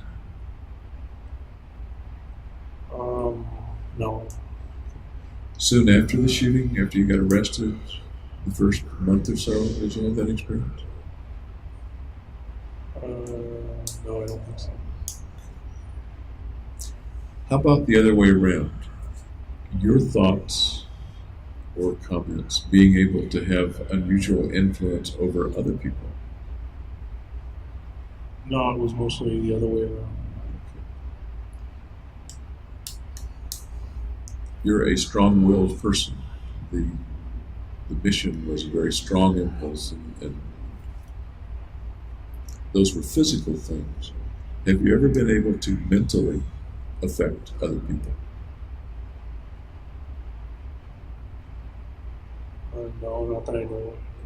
We're talking a little bit about paranormal kinds of things, parapsychology kinds of things. Yeah, I don't think so.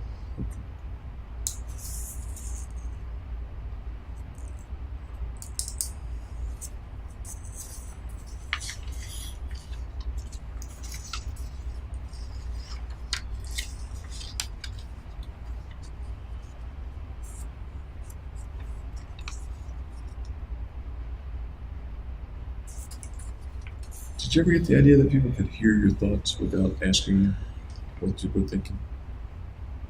even back in 2012 or before? Denver Health time. At Denver And Health. they locked me in the hole. And when they locked you in the hole. Any time before that? Any time in your life? No. That's a little like being able to read your mind. I guess I'm also thinking about your being able to project your thoughts so that other people can understand them. Telepathy, I suppose. No, I couldn't do that. Tell me more about the way that was experienced by you just before you went to the hole, while you were in the hole.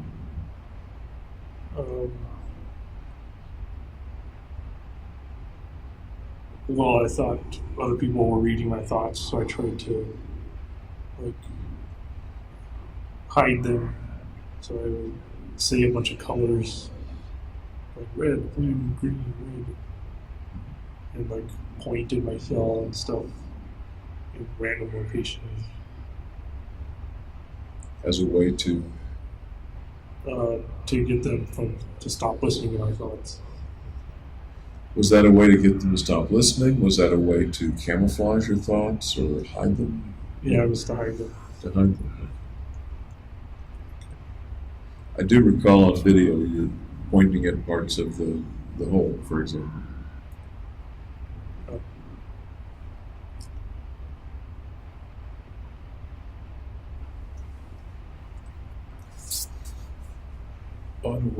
This is an aside. We were talking about the window and the door to your cell. And you can see out the window, and you can see to the, not the side corner, but where the officers are and stuff like that. Yeah. Do they cover that window sometimes? A lot of the time they do. Like when the people are out in the common area, so they don't look in. And when the trustees come by and clean, they'll have that covered. So they're covered pretty much any time there's another prisoner in the area? Recently, yeah. Just recently?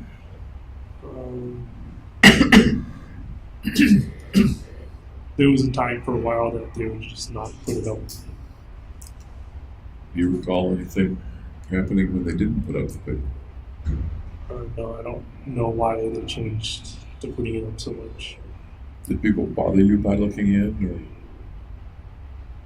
or? Just looky-loos. Putting up the covers also keeps you from seeing other people. They can't see out. I can understand them not wanting people to be looky-loos and look in on you. But the other side of that is that you don't, that even more limits the number of people you can see, much less make eye contact with or talk to. Right. Does that trouble you? Does that bother you? Well, I like being able to look out the window just because it makes the cell feel bigger. You like being able to look out and see people? I guess so. Yeah. But they're kind of at an angle so that I can't really see them. Does it matter to you whether you can see people or not? No, it doesn't matter. Does it matter to you whether you can talk back and forth with people? You could still talk back and forth with the screen, the metal. Okay. That's right. You can hear people nearby.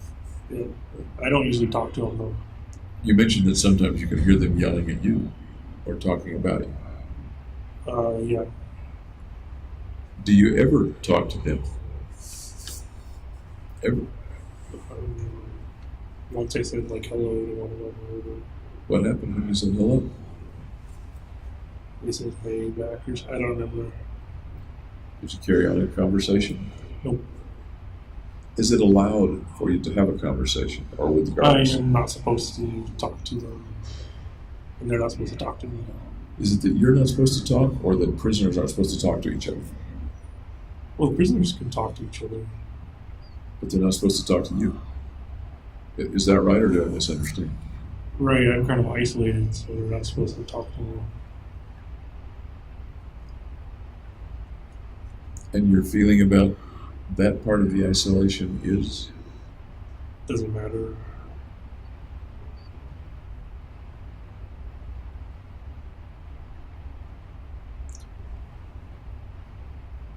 Do you think it would have mattered in May or June if all of your friends, I understand that you had disconnected from many of the friends at that point, if nobody would talk to you? One May and June, I didn't text them or call them or anything. You went to the store from time to time in May and June, July. Yeah. Would it have mattered to you if no one in the store would talk to you? Well, then I wouldn't be able to buy. Would it have mattered to you? No. As long as I could still buy the materials and resources I needed.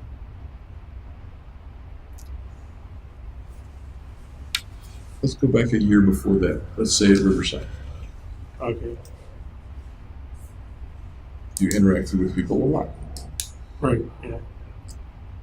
Do you think it would have mattered to you then if the people had suddenly stopped communicating with you except to say, here's your pencil? Yeah, I would have wanted to. I'm sorry? I would have wanted to talk with my friends. How do you think you would have felt? If they had Outcasts, probably. Tell me about how outcasts feel. I feel alone, kind of shunned. Go ahead. Really feel no one's paying attention to them.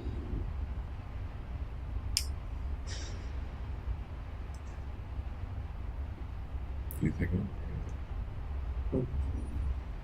Seems to me there's a lot of other feelings, mostly negative ones, that go into being an outcast and shunned. Yeah, that's cool. What other ones come to your mind? No, none that I can think of. One that just came to my mind is that you have no value. You In don't social matter. society. You don't matter to them. If they're not communicating with you, that's a pretty good sign that you don't matter. What do you think? It could be that, or they could just have fallen out of touch. We're talking about, let's continue to talk about the ones at Riverside. Okay. People that you see every day. Yep. And they won't talk to you. They're not allowed very much to make eye contact with you, or they choose not to make eye contact with you. And I wouldn't feel very good. I agree. Does it occur to you that it would convey, you don't matter, you have no value to me? It could.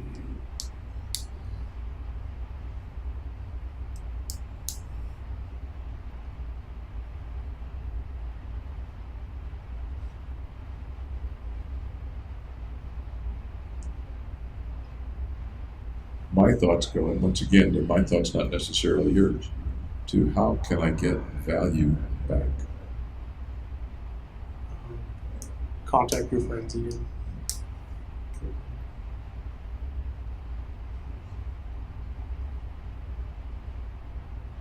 Any other thoughts about that? And find some other way to increase your value. Such as? Such as the human capital. Meaning what? That would increase your value What would increase your value? by increasing your human capital. How would you do that? Through shooting.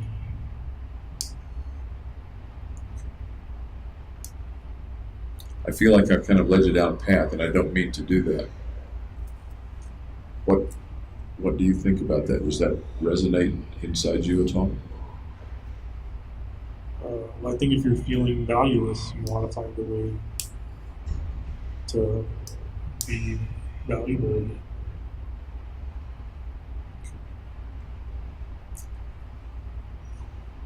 When you were in graduate school, the last few months of graduate school, did you feel valueless? Did you feel Pretty much. unvalued? Yeah. Tell me about that feeling.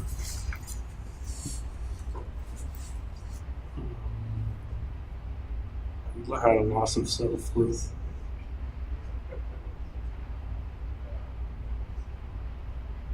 More.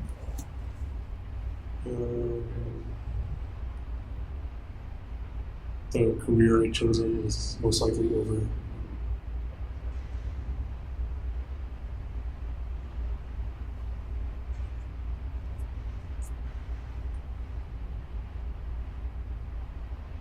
That's it. How about before you started buying the guns?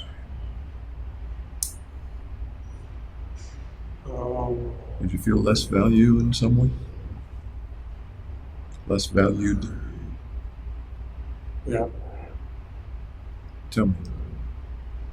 Because some of my rotations didn't go very well. And I guess nobody cared if I stayed in the program or not. Nobody cared.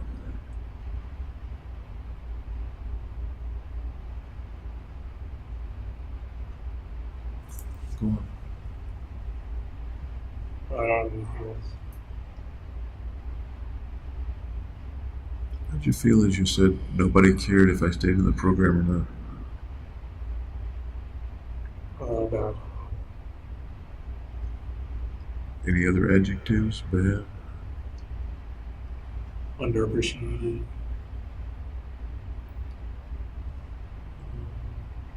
Outcast.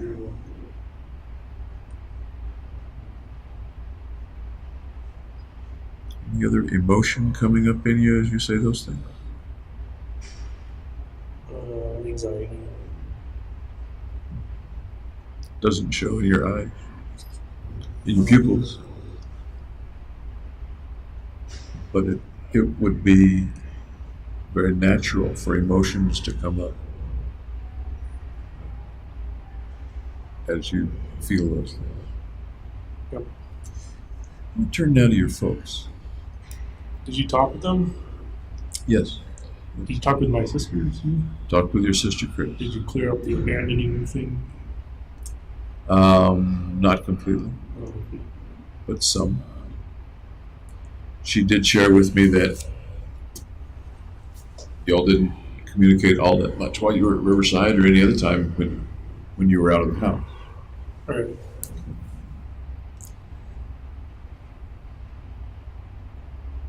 But it's a little different now. You're not just off doing your own thing and she's off doing her own thing. Well, kind of still is like that. And one of the questions that I might ask her at some future time is, would she write to you or communicate with you if you were sick in a hospital or if you were in the military fighting in Afghanistan? What do you think she'd say then? Probably not. She'd probably maintain radio silence. You know that's not what I mean. Uh,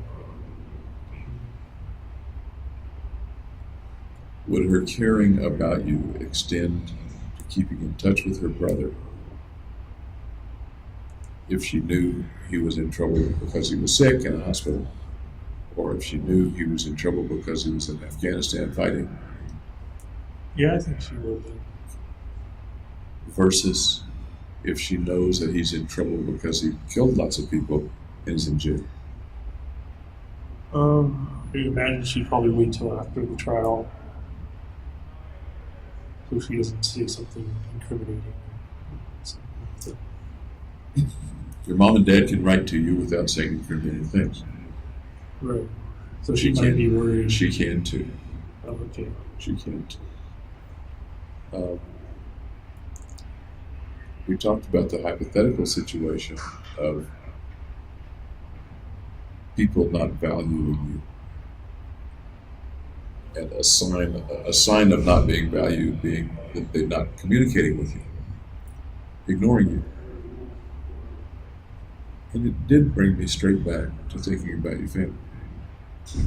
Your mom writes to you, your dad writes to you moderately often, and your sister doesn't know. Well, we didn't, as she said, we didn't communicate that much when I was in undergrad either. And it's still a conundrum to me though. I'm still not sure. Because just because she didn't write to you when you were doing fine doesn't answer the question to me of her not writing to you when you're in trouble. All right, well, I guess you'd have to ask her. And that can happen. But right now, I'm curious about whether you ever think about that. I'm really much more interested in your thoughts than hers about what impact what you did has on other people's view of you, and in a sense, on your value. I think she still values me.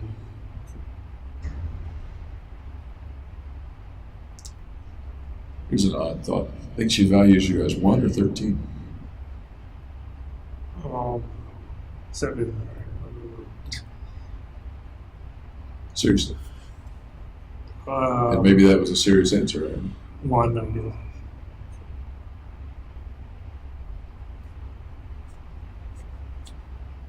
Several times I've asked you what the 13, the benefit of the 13 is to you. It's just a feeling of value that I attribute to it. We've talked about your feeling unvalued. Do you think it's a way to give yourself at least a way to feel valued? Yeah.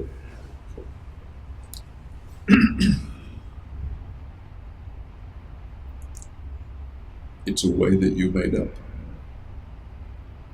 Right. Does that make it any more valid a way or less valid a way to give yourself value?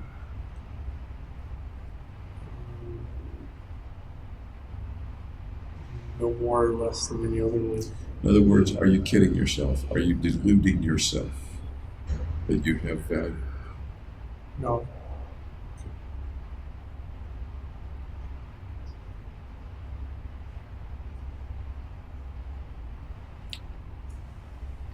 I can say to myself, man, Bill is really good looking.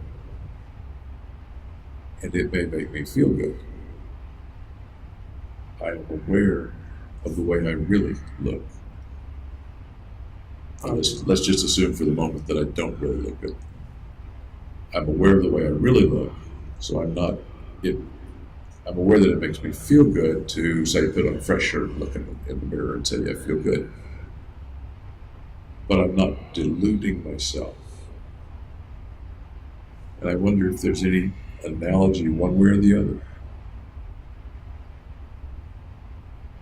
to you needing to feel good or better about yourself. I'm a 13 instead of a 1. Right. It's kind of hard set. I'm sorry? It's kind of hard set like that. Hard said? Hard set. Hard set. Tell me what you mean. Just that's the result of the summation of the values.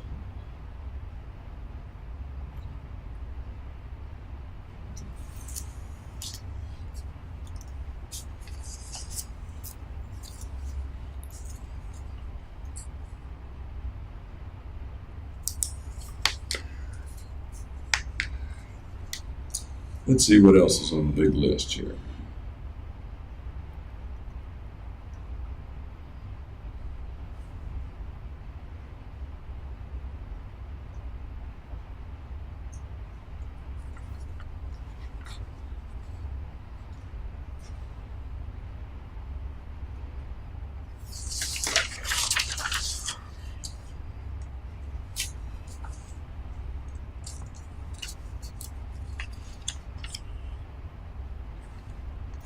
Let's look at the notebook. Okay.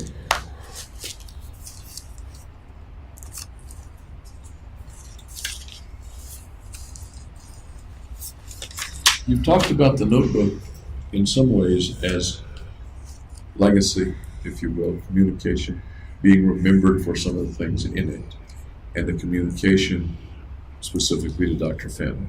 Right.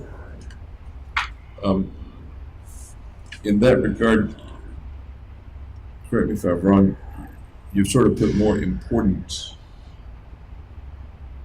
at least right now, on the notebook and its contents than on the things that you wrote in yourself.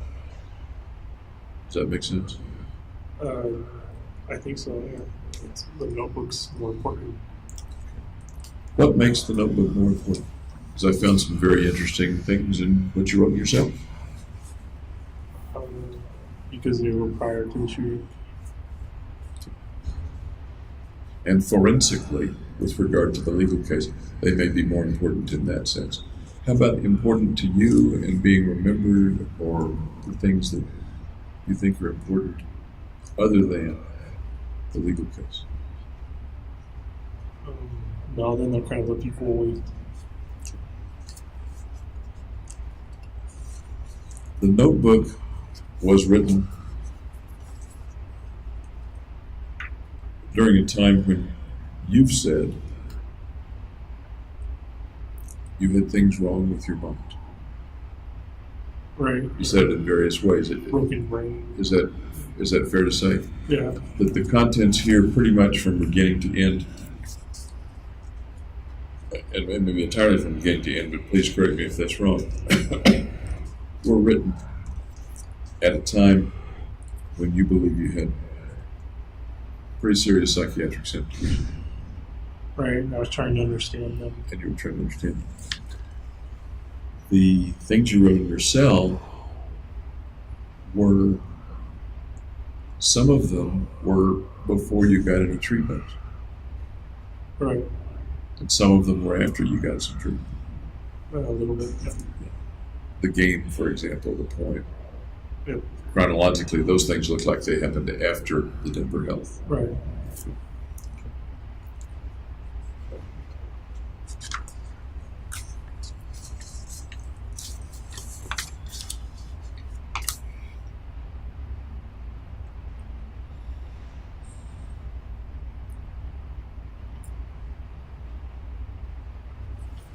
I'm looking for the part in your notebook where you talked about facing death or eviscerating your soul. You remember about where it is? No. Let's see if I can find it real quickly. Goober's your mom, right? Right. Okay. And Bobo? Bobo. That your dad? Yeah. Okay. Chrissy's your, okay.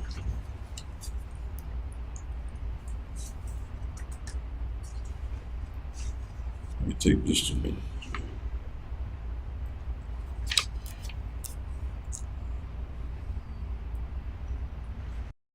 Interesting, I never noticed it before. Your representations of death.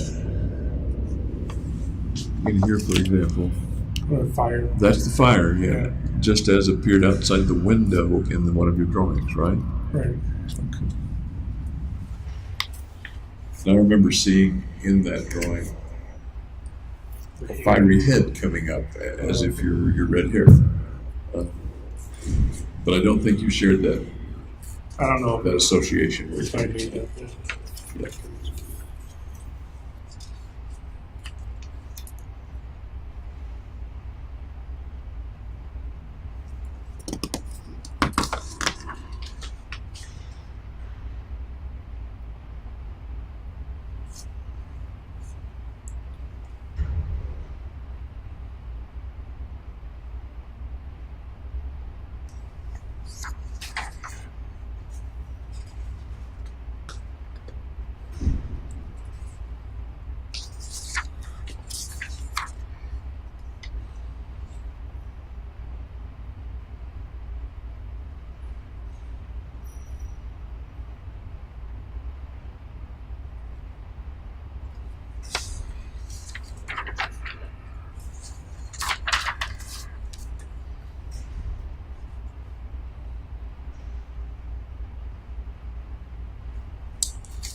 We may have talked about this, but I'll just look at it because it's highlighted again.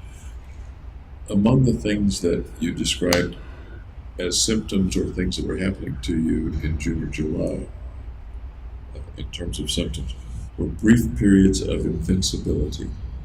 Remember that? Yeah, when I was like driving to the gym and that kind of thing, I felt invincible in my car. Tell me about that.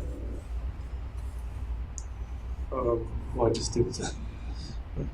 Tell me in more than half a sentence. Brief periods of invincibility. It would usually happen when I was driving, so I'd go over the speed limit a lot. Okay.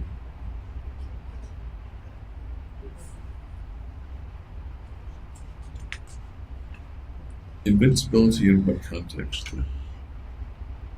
And that I couldn't be hurt. In terms of having an accident, or in terms of bulletproof, or in terms of superhero? Any of those things. Right after that, brief periods of invincibility, actions are in hyperspeed. Yeah, time would seem to speed up. In what way? Tell me about that. Well, it just seemed like I was going places faster, doing things faster. How much faster? Twice as fast. Twice as fast. Yeah.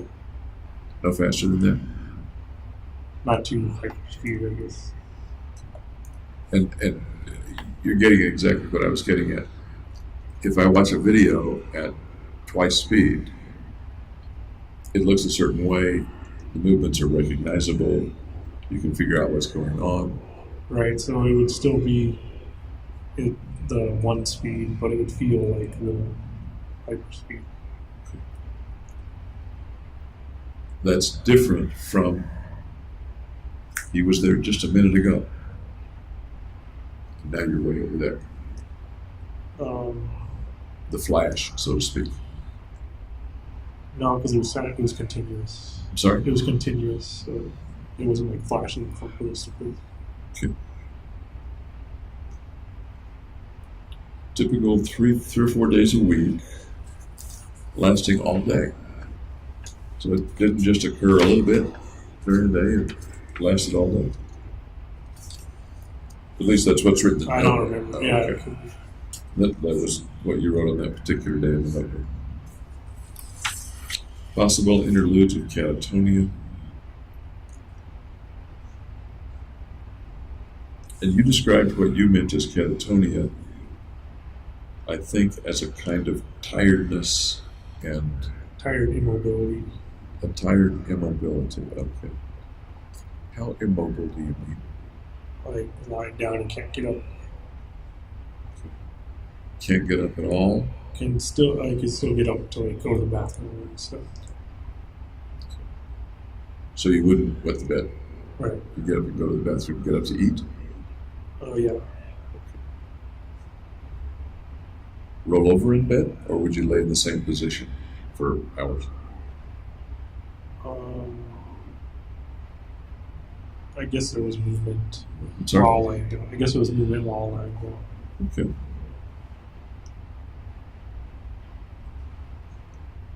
We talked about the fleeting movements in your peripheral vision, kind of like a light flicker.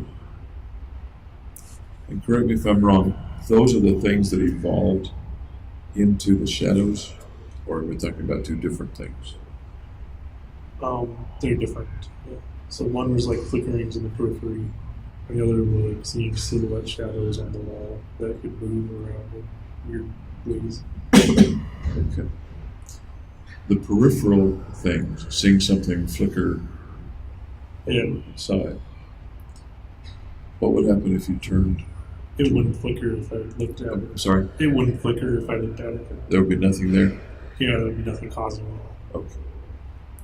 So, about when did the things that you continued to see start? Before I bought any weapons. Before you bought any weapons? Okay. And how did those things start? They just popped up. Do you remember an early experience of it? Yeah, I was in the lab and it happened. In the lab.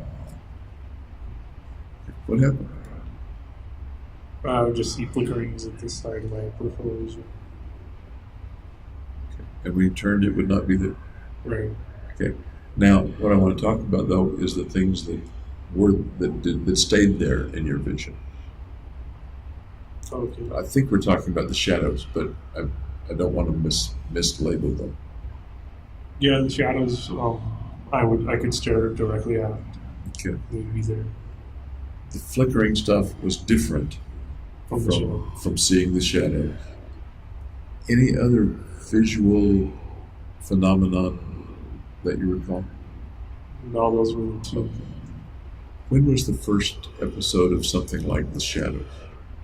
In my third rotation. But Okay. The third rotation was March, April, May, or what? something like that. Yeah, closely. Do you remember where you were or how that first time was? I was just sitting at my lab desk. It kind of happened. And it was like a moving shadow. I was kind of splitting and then reforming in the screen. So you're sitting at your lab desk. There are no noxious fumes around to make this happen. No, there's not. Okay. And where did the shadow appear? On the kind of divider of my lab seat, I guess. So something roughly in front of you? Yeah, in front of me. Okay. You watched it? And what happened? It split into two. They kind of like they would like gobble each other up, and jump around, and kind of. Did it form recognizable shapes at that time? No, it was just kind of blobs. Eventually, they came to form recognizable shapes, am I right? Some of them looked like people. But that first time, it was a blob. Yeah. It looked like or interpreted as gobbling each other, gobbling each other up. Yep. Okay. How long did that experience last? Like 30 seconds. 30 seconds.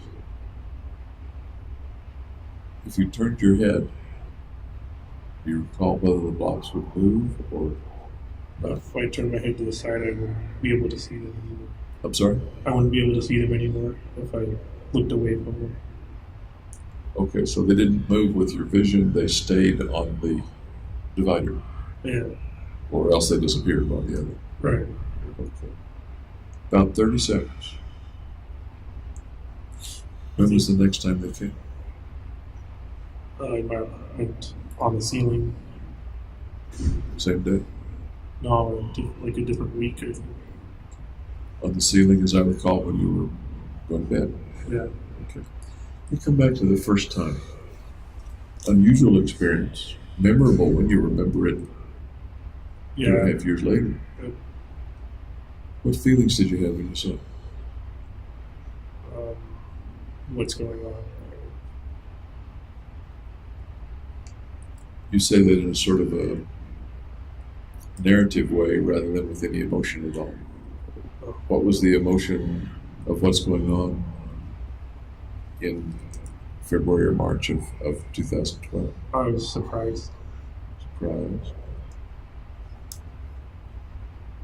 Well, I didn't know what to attribute it to. did you think there was a logical explanation or not? I couldn't think of one. Did you look around for a logical explanation?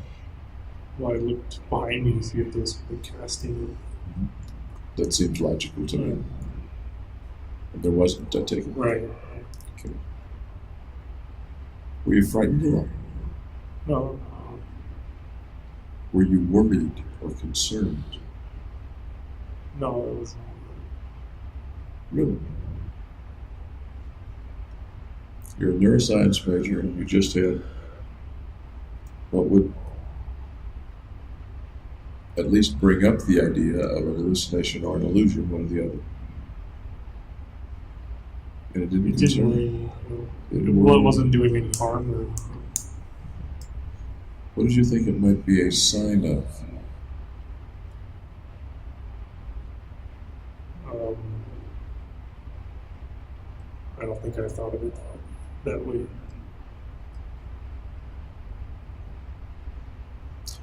At the time, if Gargi had come and said,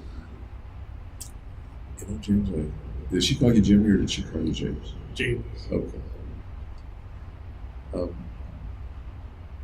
James, I had the weirdest experience. I'm sitting there at my lab desk and I see these blobs. They lasted for 30 seconds.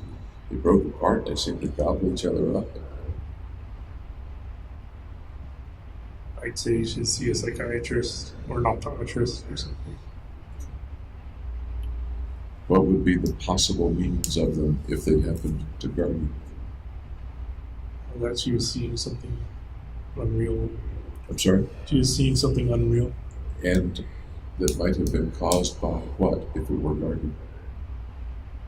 It might be a hallucination. Okay.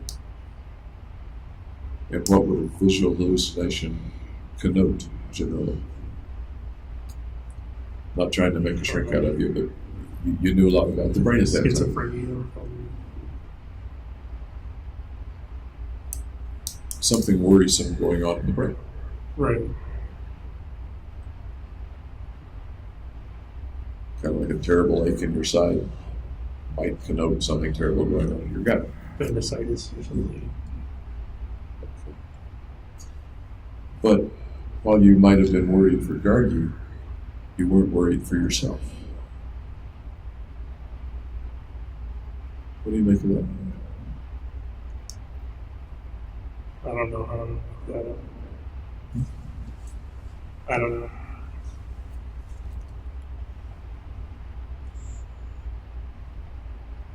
You said it was surprising, but you're acting almost as if it sort of felt natural. Nothing to write home about. Right, yeah. I don't think that's why you went to see Dr. Fenton, am I right? Or initially this way? No, I went treat anxiety. So that wasn't something that caused you to call a doctor or look up. Did you happen to try to look it up on the web or anything like that? I don't think so. I just kind of accepted it for what it was. I'm sorry? I just kind of accepted it. As the shadows became more defined and returned a second time, did you become worried or concerned at all? No. What do you make of that? That's twice. I didn't consider it harmful or bad in any way. Why is it not harmful for James, but it's potentially harmful for Gargi?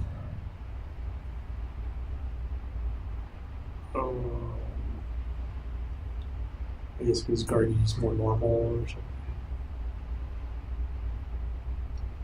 Because I kind of figured I had a broken brain, so if something weird was happening, that might be why. So one possibility is, hey, I'm weird anyway, this is just another weirdity. Yeah. Interesting. I never thought of it. I said weird, you said broken brain. When was the first time you recall thinking of yourself as having a broken brain? I can't recall. Little kid, teenager, graduate school? I think teenager, but I'm not sure. That's what I recall as well. I recall kind of saying.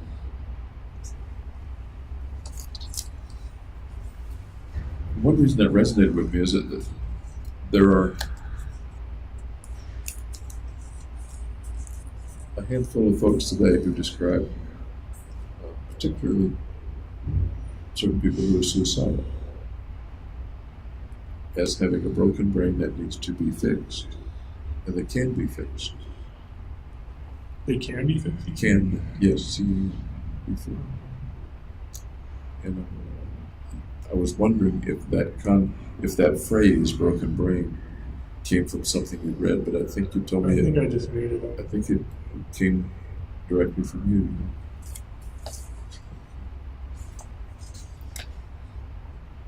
You talked about checking your appearance and scanning the environment.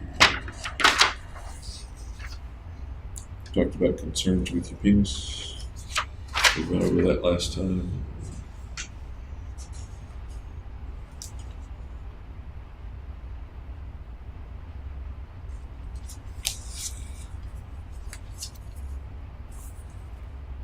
Odd sense of self. View myself as defined it. There's a biological me, which is driven by biological needs, e.g. hunger drives me to go eat, thirst, etc.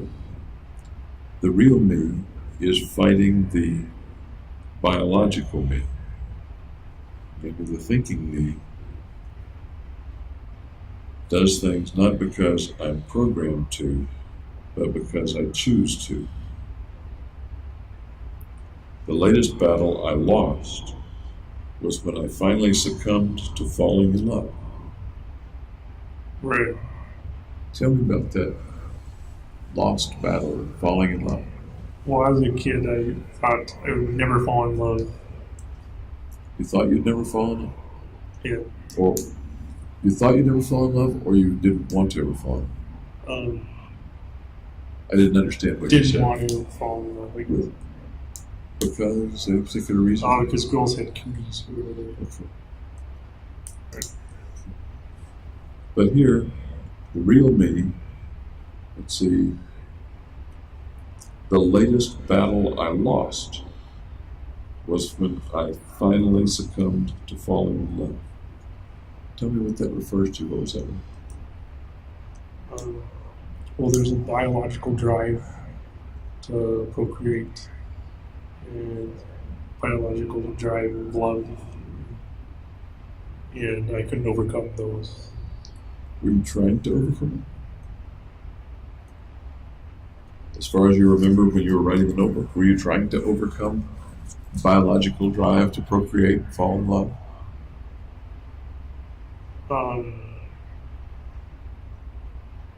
I wound up doing so. You wound up doing so. But were you trying not to? Yeah, I was trying not to just fight my biology. Tell me about fighting that part of your biology. Well, I resisted trying to fall in love. I'm sorry? I resisted trying to fall in love. You didn't fight the biology of hunger. That is, you didn't become very, very thin and not eat. Right. You didn't fight the biological drive of thirst. You'd get dehydrated, but it's not at this time in your life. Right. But I kind of made a pact when I was a kid not to fall in love with the women. That's a kid pact. I understand. Right. So I broke that pact. And that's one that's not a promise you can keep, is it? I guess not. That's not a promise that you can keep. Pretty soon you figure out that girls don't have cooties. Yep. But now we're talking about you as a grown-up. Right. A young adult.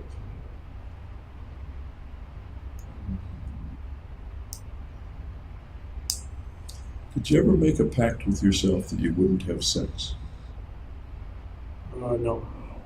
Did you ever make a pact with yourself that you wouldn't masturbate anymore? No.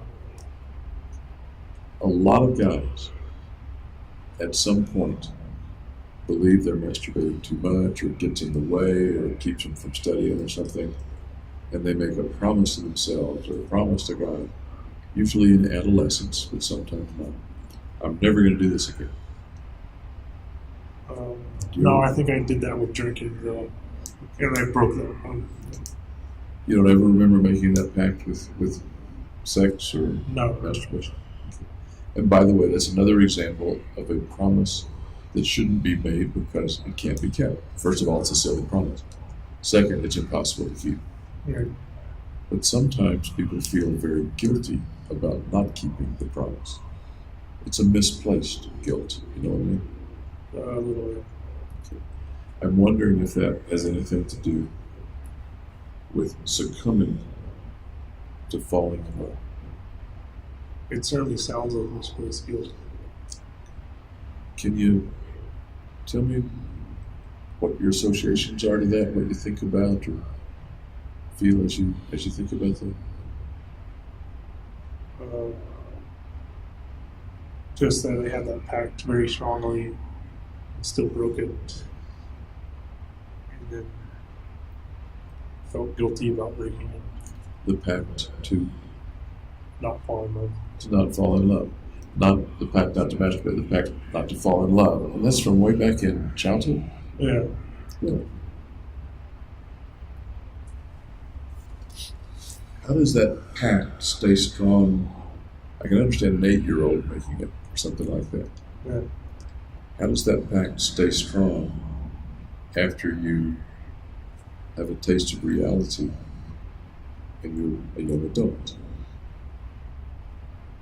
Seems It's just unusual. there. Seems unusual to me. One of the ways that it might stay strong, I guess, is that if you thought that falling in love would bring something terribly bad. No, I don't think I would rationalize things like that. Falling in love means eventually you lose the thing you love. No, I didn't think that way.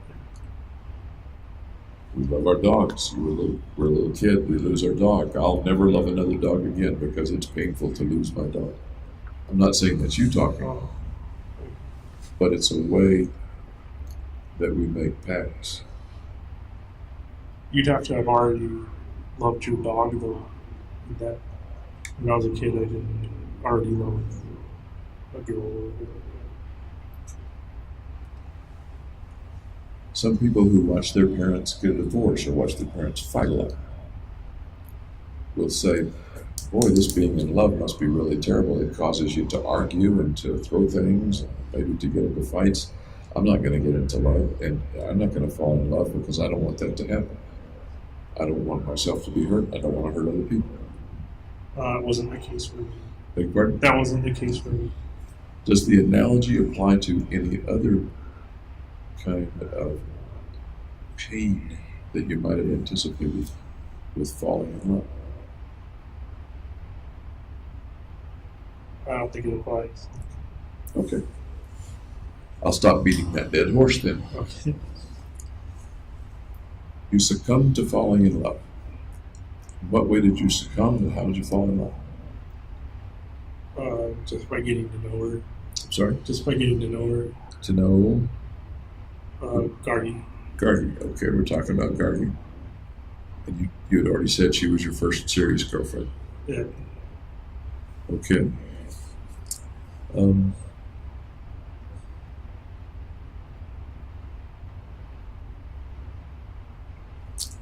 How did the falling in love work out for you? I'm glad I did it. In what ways? You got to know another person well and care for another person, have that returned as well. So lots of good things happened. Right. Am I right? Yes. When you wrote this,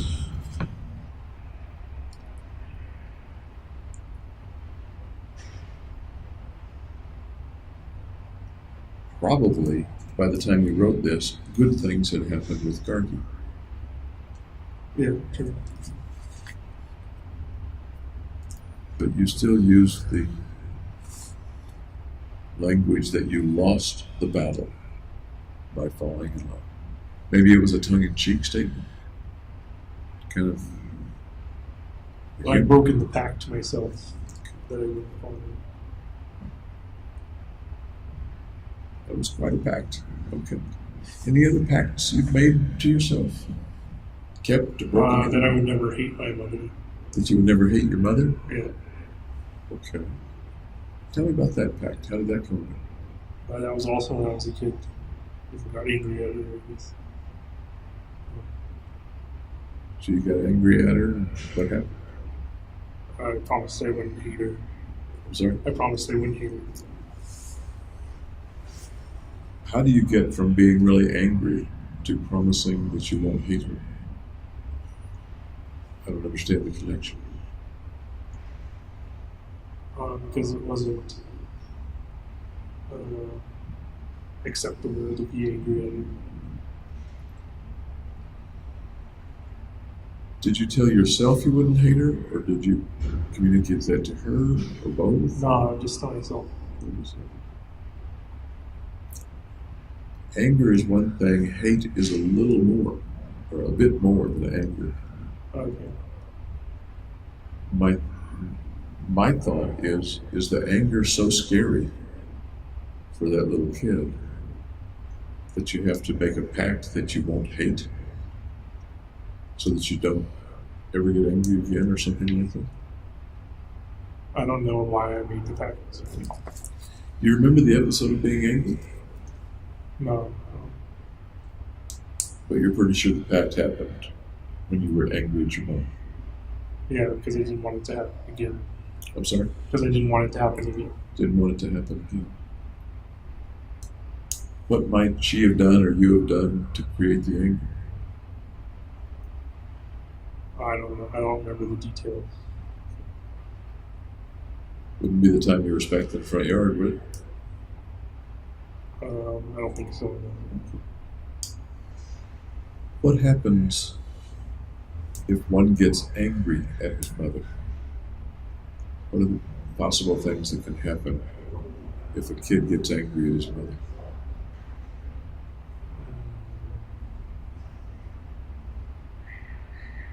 She could treat you differently. Such as? Use hostile tones of voice. Anything else you might do if you get angry at her? Put you in a timeout. Anything else that she might do if you get angry at her? Spanking. Anything else if she gets real angry at you? Ignore you. Ignore you. Timeout's a sort of ignoring too, isn't it? Ignore you. I think of not talk to you. Right.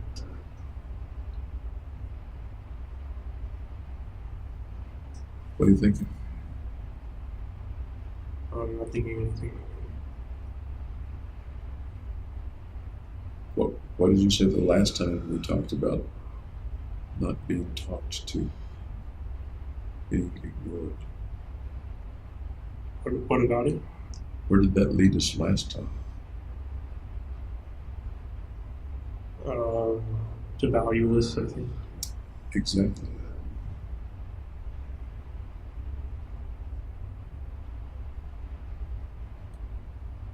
Seems to me that the single most important person that you want to value you is your mother, especially when you're a little kid. Yeah.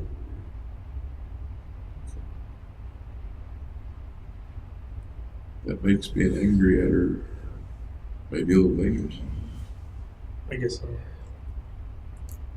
Did your mom ever threaten to leave you? No. Did she ever threaten to not talk to you, or, well, to put you in timeout, I suppose? Okay. As far as you remember, did you keep your pact to not hate your mom ever? Yep. As far as you remember, did that keep you from ever being angry with her again? Sometimes I would get angry, but I suppressed it. Suppressed it? Yeah. Did you ever express the anger to her again?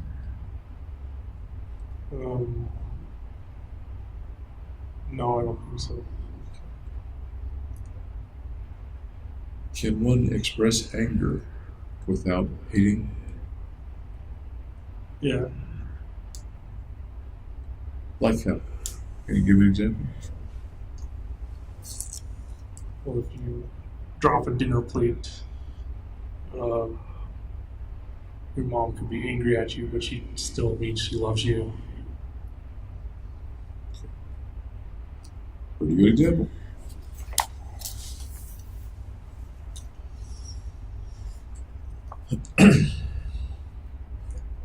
Back to the notebook.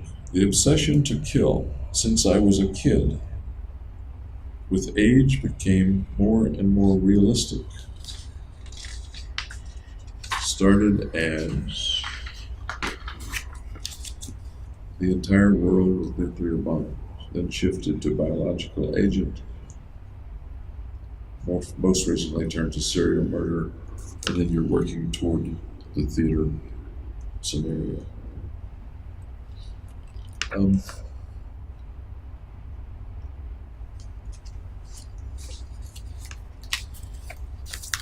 That little set of sentences suggests that at this particular time when you wrote the notebook, you drew some kind of connection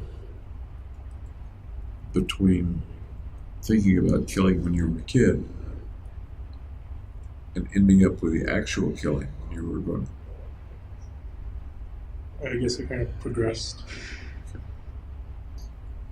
In some of our earlier talks, there seemed to be gaps in that progression, and it wasn't particularly connected. There was a qualitatively different scenario in the child than in the person with the mission as an adult. Does that make sense? I didn't have a mission when I was a child. Right. Okay. In the notebook comment, there's the suggestion of something a little different, that it was not qualitatively different, but merely but a kind of evolving set of quantitative differences between what you called the obsession to kill since you were a kid and the grown-up carrying out of the shootings. Right, it went from like everybody to just a small group. Do you see that as a continuum, or do you see it as an interrupted continuum, like a dotted line, or do you see it as two separate lines, one as a child and one as much later in life? No, I think it's one single continuous line. Okay. Was there any time when that line was interrupted? In other words, when you had no obsession or thoughts of killing other people, so far as you know? No, not really. Okay. Continuous line. And this is as you were remembering it in mid-2012, because that's when you wrote this. Right. And is this also as you remember it right now? That would be your impression? One and the same, yeah. But I think I heard you say more amorphous when you were a child. Right, there wasn't any clear details to it. It was just nuclear bomb. In the notebook, you used the word obsession. Obsession with killing. Yeah, because I think I have OCD. I'm sorry? I think I have OCD. Okay. Put that in simpler one-syllable words for me. Obsession to kill. In a child, you name the age, whatever age you want to start with. 10. Okay, 10. What do you mean by obsession? Recurring thought. Recurring thought. How often? It would vary. Sometimes multiple times a week.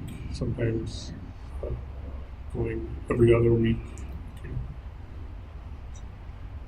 Did it interfere with any of your kid activities? No, it would occur on like downtime and before going to sleep. I'm sorry? Before going to sleep, kind of times when nothing's happening. Occur when nothing's happening, downtime, going to sleep. Okay.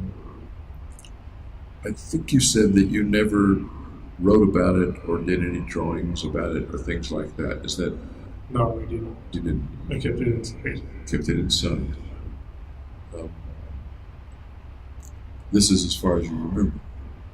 Right.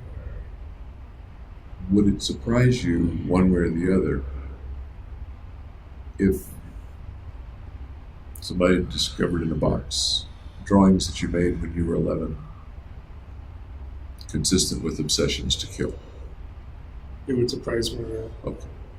And I'm not saying that they exist. I'm just curious as to whether you think there's a possibility that you've forgotten a little bit of that along the way. No, I'm pretty sure. Okay.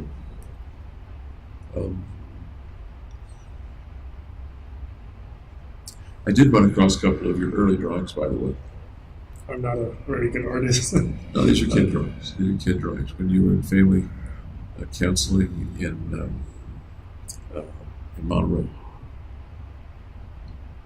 the doc or the counselor had you draw a house, and he had you draw a family.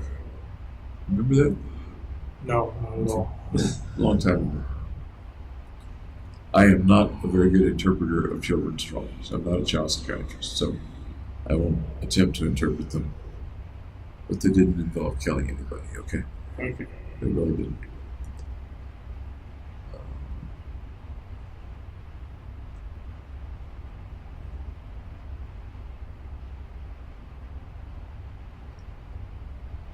You referred to the, quote, mass murder at the movies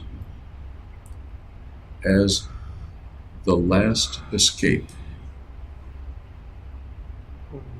I don't know what I was escaping from. I don't either. Okay. Any thoughts? I guess death is the last escape. But you're talking about what you described as an obsession starting over 10 years before. And that led to, quote, the last escape, comma, mass murder at the movies. Escape. There's Or your word. maybe the thoughts were escapism. I was using them to kind of get out of normal time.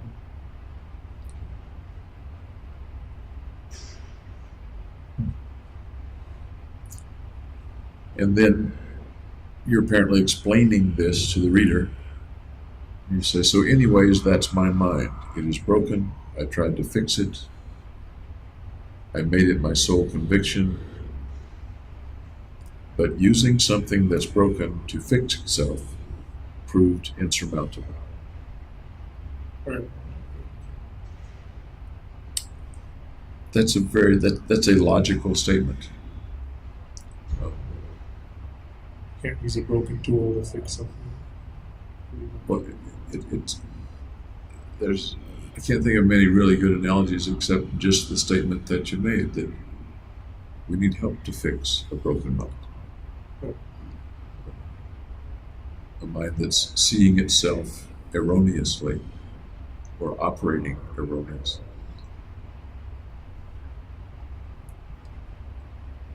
Do you think you saw yourself erroneously? Let me start out with childhood, age 10, 12. You had discomforts, you had uncomfortable times because of the way you believed you were. Do you think you viewed yourself erroneously? Or do you think you had an accurate view of yourself? Back then I thought it was normal. You thought you were normal, or you thought... When I was a little kid, I thought I was normal. Yeah. At roughly what age are you talking about? Like 6. 6. And you come up to 10, and you're thinking about killing people. And apparently you believe that's not normal. Right. Okay, because you keep it to yourself. Yeah. It worries you. That's my word, but did it worry you that you thought about killing people? It kind of, no, not really. Not really. Okay.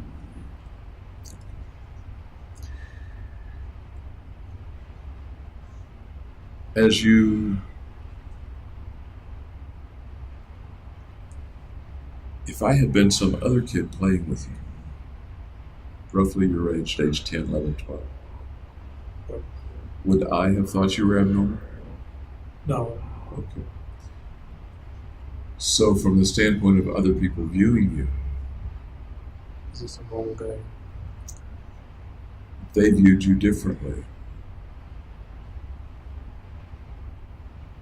It may have been that you viewed yourself erroneously and the outside person was viewing you accurately. I'm not saying that very well. I guess what I'm thinking about is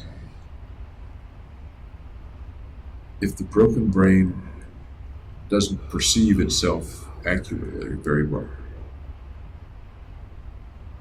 why can't that mean that maybe it's not broken in the first place? Thinking one is broken is not always proof that one is broken. Right.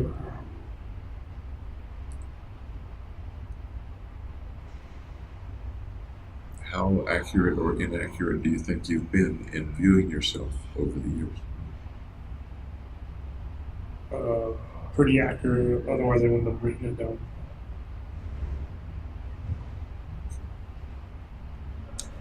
How accurately do you think that you interpret other people or view other people as normal, abnormal, good, bad, trustworthy, not trustworthy?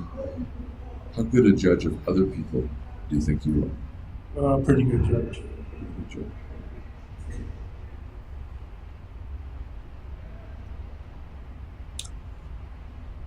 Do you think you are a pretty good judge of other people's feelings? Yeah, I can tell when they're happy or sad. When you were with Gargi, that was a close relationship. Right. Did you think you were a pretty good judge of how she was feeling at various times? Yeah. I remember you said you got candles on Valentine's Day. You made chicken, Right. baked chicken for her, and you got candles. And I remember asking whether you got them for her or for yourself. Remember what you said? No. Okay. You said you got them for you because you like candles. Yeah, the scented candles are nice. Beg your pardon? The scented candles are nice. Okay. Was there a part of you that got them because Gargi might have liked them? Yeah, I thought she would like them too. How much did you do for Gargi because it was something that you thought she would like? Well, one time I went to 7-Eleven, got a Slurpee for her, and gave it back to her when she was studying for some tests.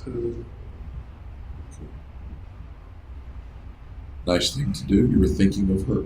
Yeah. You weren't particularly wanting a Slurpee. You went and got one. I drank a little bit of her Slurpee.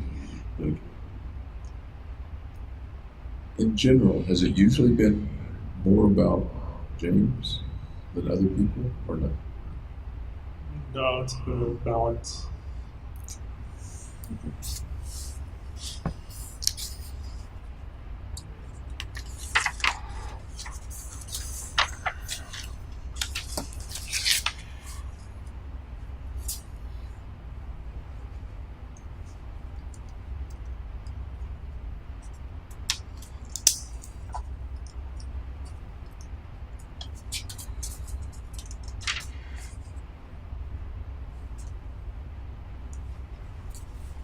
Let's see what else I see.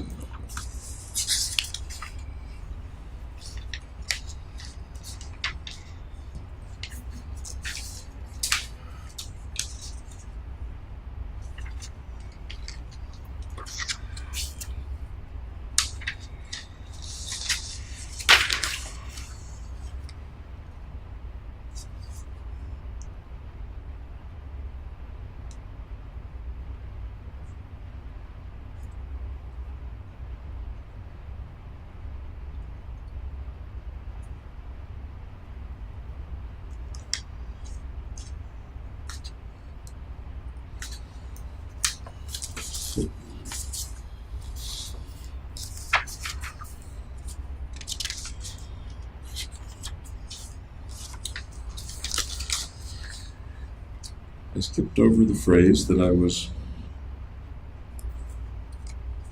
very interested in before, and that was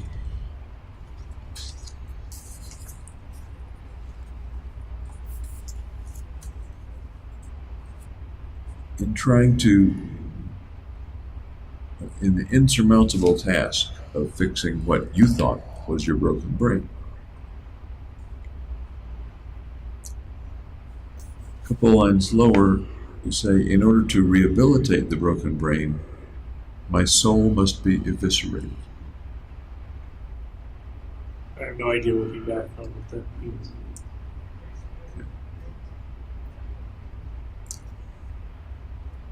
I can show you the context if you like on that page. Would that help?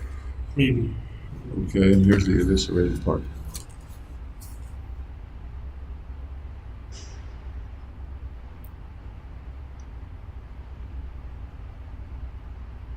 I don't know what I meant by soul. Or, Okay. It's a very, it's a striking phrase, yeah. or a striking sentence.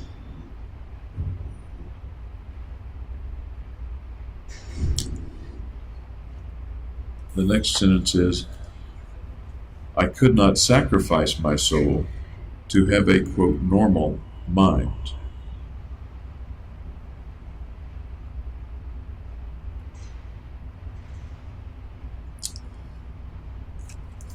What comes to mind when you think of that sentence? My soul must, well, the whole context. In order to rehabilitate the broken mind, my soul must be eviscerated.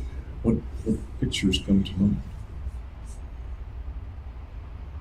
I'm not sure what I meant by soul. So it's kind of difficult. I understand that. What comes to mind right now? I guess the core of my being is a soul. Okay. And eviscerated, what does that bring to mind? Kind of cut out a weakness. I think. So I guess the broken part of me was so essential. It was a part of my soul. So we go from broken mind to broken soul. That's what you just, I don't know if it's broken at soul. least verbally, went. That's the way the verbal track went. And for soul, you talked about the core inside of it. Yeah. Do you think you had the idea that your core was broken? I guess so, because the brain is kind of the core of the person. Actually, I'm separating that from mind right now, from the broken mind, the broken brain. I'm talking about something more visceral, more basic. I'm not sure what the soul. What does the word eviscerated, just by itself, what does eviscerated mean to you? I think it means cut out a weakness.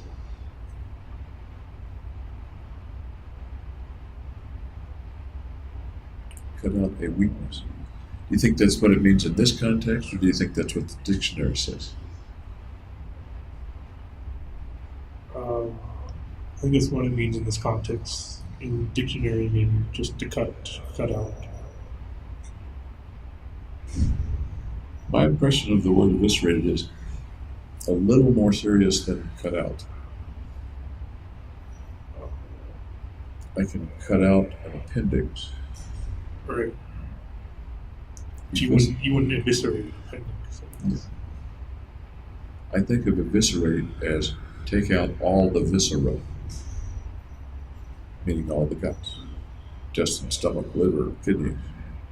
I consider that disembowel. Beg your pardon?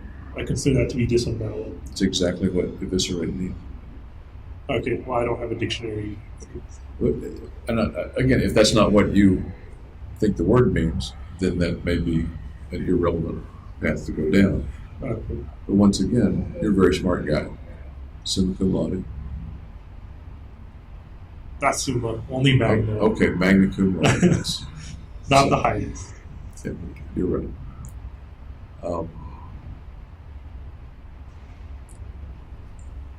I would be a little surprised if you didn't know, particularly because you're in a biological science, if you didn't have a pretty good feeling of what eviscerate meant back in 2012.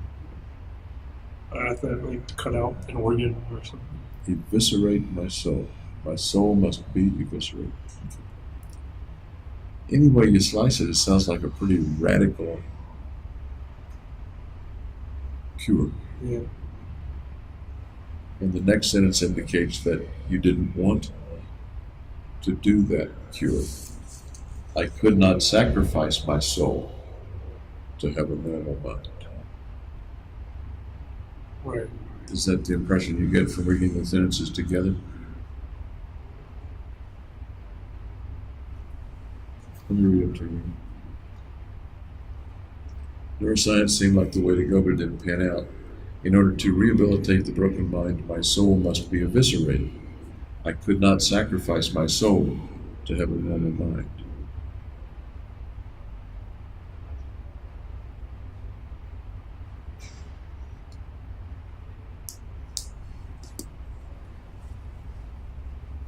What does that sound like? That my broken mind was such a part of me that I couldn't get rid of it. Okay.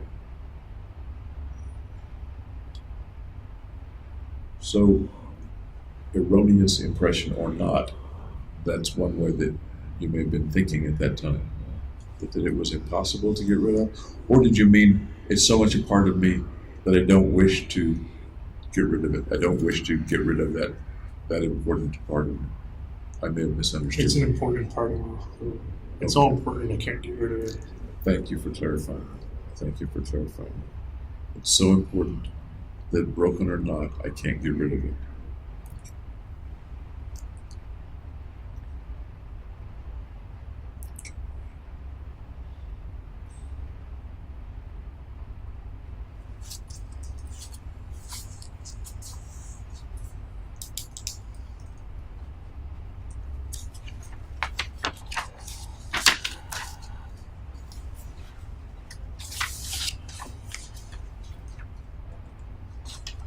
And you've got what you title some crazy concepts here.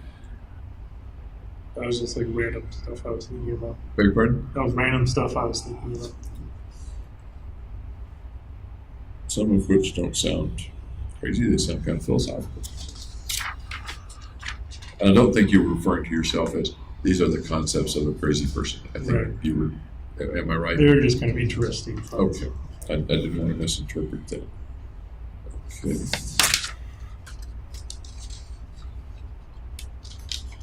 Ripple effect, butterfly effect. This moves into some things that are a little similar to the things that you wrote yourself. Yep. Some philosophical concepts.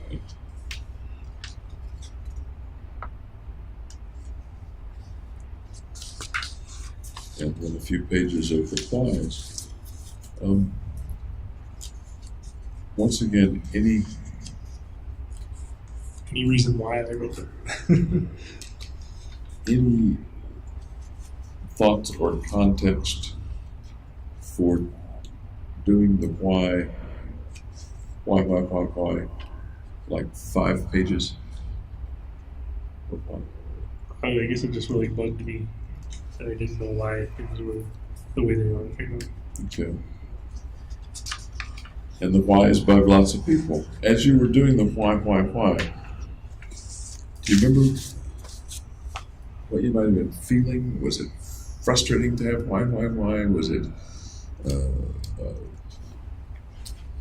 just angst of why? Are there some adjectives that go with the why? Inquisitive. I'm sorry? Inquisitive. Inquisitive one. So inquisitive suggests to me not much emotion, but inquisitive, maybe a thinking rather than a feeling or emotion or emotional why. Is that just me, or is that the way you're I was trying to like figure the why in a thought process. It takes a while to write why 250 times, however many times it is. It wasn't that much, but yeah, it took a I'll while. bet there are 250. Really? I'll bet there are. I'll count them, I'll tell you tomorrow. How's it? No, you don't have to do that. But it's one thing to ponder and say, damn it, I can't figure this out. Why in the world? But to say why, for probably at least the 10 minutes it took you to write that down. It seems a little unusual. You recall the I don't know what context? state of mind I was in. Do you recall what time of day it was? Whether you were about to go to bed or just got up? Or... I think it was afternoon.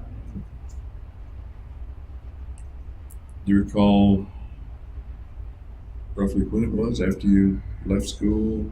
Before your prelims? I think it was between dropping out of school and listening. Okay. So fairly far along in the process leading up to this shoot. I think so, yeah.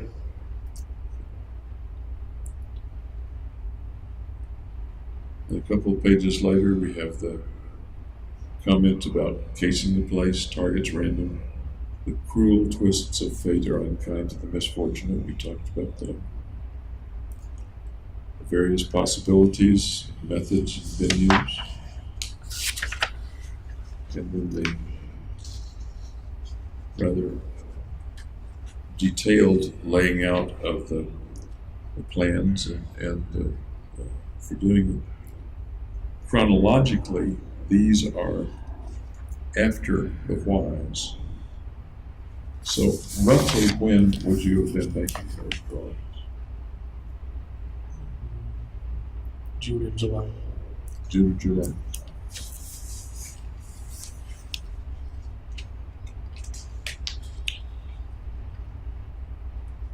When you did these, I assume you did the whole notebook, were you anticipating that this would go to Fenton? Yeah, I sent the address to Fenton. Now, I know that you sent it to her eventually, but this looks more like a worksheet for your own purposes, not a communication to someone else. That was just a detail of my plans. Like scooping out all the tactical situations. Was this used to detail your plan and think about it? Or was this a description of what you had already done for someone else to read about? A description. So this, for example, the drawings here, Yeah. the drawings here, you had already done that a long time ago. No, after I go to the movie theater and watch a movie, I'd sketch out the layout. Okay. But that's not these, or that is these? That is this. Because it would be fresh in my memory to remember the schematic.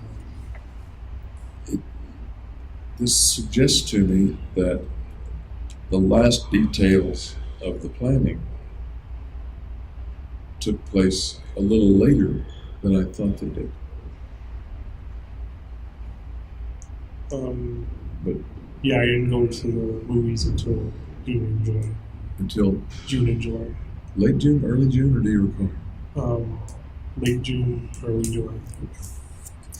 And when you started this notebook, I'm just trying to get it That I don't remember. clear in my mind. But when you started the notebook, you started it specifically to eventually send to Dr. Finn. Yeah. Okay. None of this was like a journal for you. None of this was something. Well, the schemata was to know which area to attack or whatever. So the purpose of doing this was not to send to Dr. Fenton, but rather to know which area to attack. And It was just both. happened to be in the notebook. No, it was both. I'm sorry. It was both. Okay. But when you started out on some relatively early date, saying the questions, what is the meaning of life, what is the meaning of death, and your logo. Yeah. That was at the beginning of a communication to Fenton. Yeah, I think I asked her like what the meaning in life was. That was one of my questions with Fenton. Okay.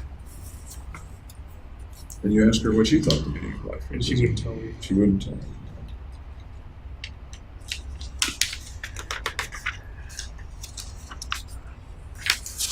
Did I ask you whether you thought Feinstein, he had this cast on his arm or something like that? I thought that was a feint. I thought he was like keeping something dangerous in there. Keep something dangerous.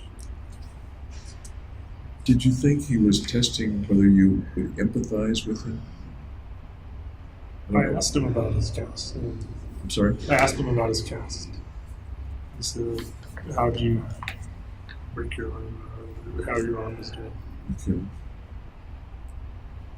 And you, but my question was, did you think it was a fake? You thought it was a fake, according to what you just said. Yeah, it was kind of paranoid. Okay. One of the things that you thought might be involved in the fake was hiding a weapon. Like I thought he might be having a taser or stun gun in there. Okay. Somewhere along the line, there was the idea, and I'm not sure where, that you thought he might have been testing you to see if you would ask him about it, to see if you would express sympathy or empathy.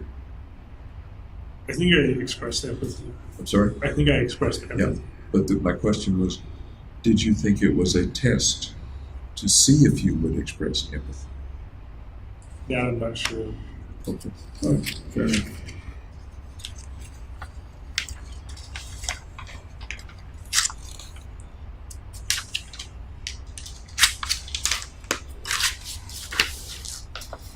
Fair enough.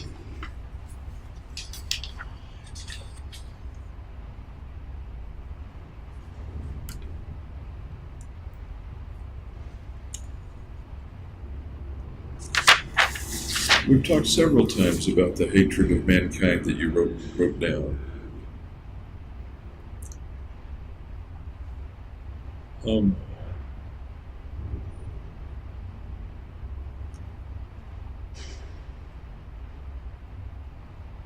I'm still confused about whether and how much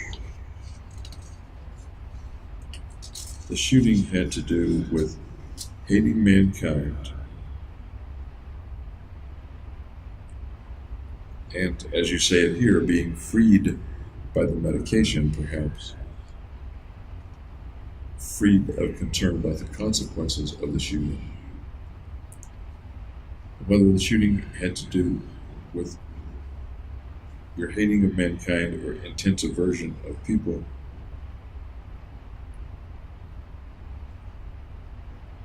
versus the means to gaining their value.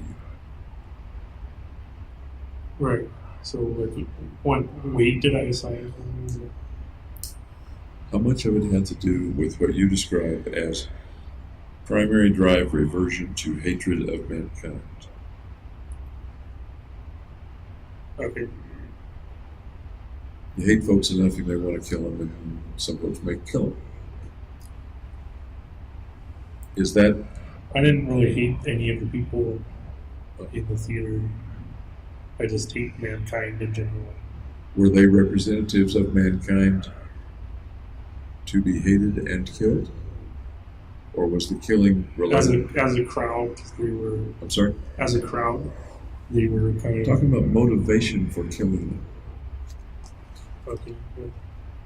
Why did you want or need for them to die? Mainly for the... So I wouldn't suicide and have my value increase. Okay. So those two things that we've talked a lot about, to help with your depression so you wouldn't suicide, and to increase your value. Yep. I don't think I've heard you say much at all, maybe nothing, about they needed to die because I hate mankind. and they're part of mankind. Right. Right? Can you right what? I didn't really kill him for that reason that much. Oh, that much? You added that little. That much. Okay. Okay. What do you mean that much? Was it any? Well, or because I something? still hate mankind. Okay. Did that have anything to do with you killing the people in the theater? A little bit. A little. Percentage-wise, give or take? 10% that much, and 90% the other one. There were two others, not just one of them. Okay, then Remember this? I'm going to calculate 45% to 45%. Okay. And I'm not meaning to quantify it intricately, Okay. but my question has to do with: does the long-standing hatred of mankind that you say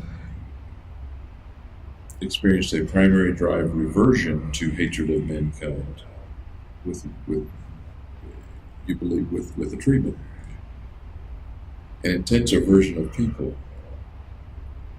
How much did that have to do with the shooting in the theaters? Very little. Okay.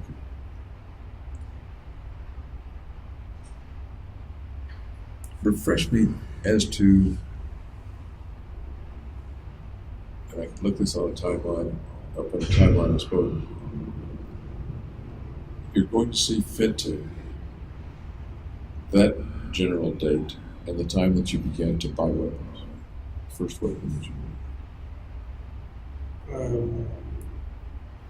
I think about a quarter of the way through of seeing Fenton, I went to bought the weapon, the first weapon.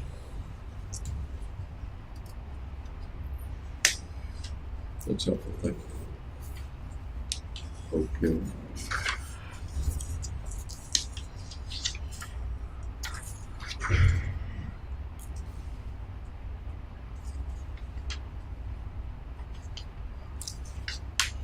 And we talked a lot about the Dark Knight Rises business in the film and the window. We went through that a lot before.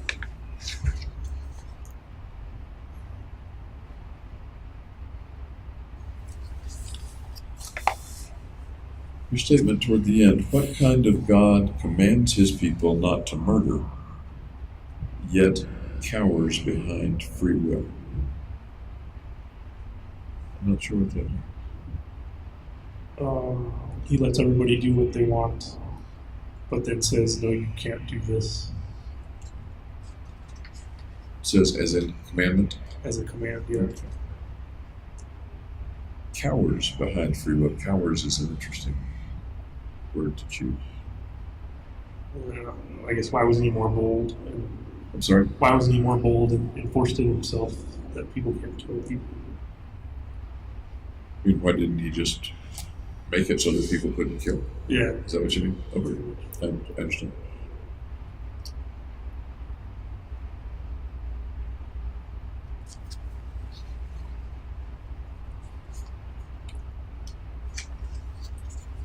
All right.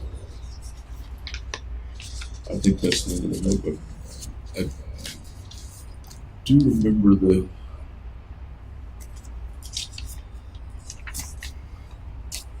burned money stuff. We talked about that a lot, though. We talked about the burned money and what it might have meant and things like that. That you had closed with the notebook. Right. Was that all the money you had? No. I don't mean all the money you had in the bank, etc. But was that all the money you could draw out? Did you keep Yeah, back I any? maxed out my debit card. You didn't keep back any cash? I think I kept like a couple $100 in my wallet. I think you're right. I think they found a couple of dollars in your wallet and the rest of it. Do you know what's happened to that money? Or to your wallet, for that matter? Donut fund, maybe. A donut fund. Any questions for me right now? Nope. Anything that I should have covered better or should have asked better that you want to add just now? No, no, it's fine. I'd like to start tomorrow morning about 9. Earlier. A little early. Oh, okay. Yeah. Means you got to go to bed early. Not really. All right. Thanks for talking with me again.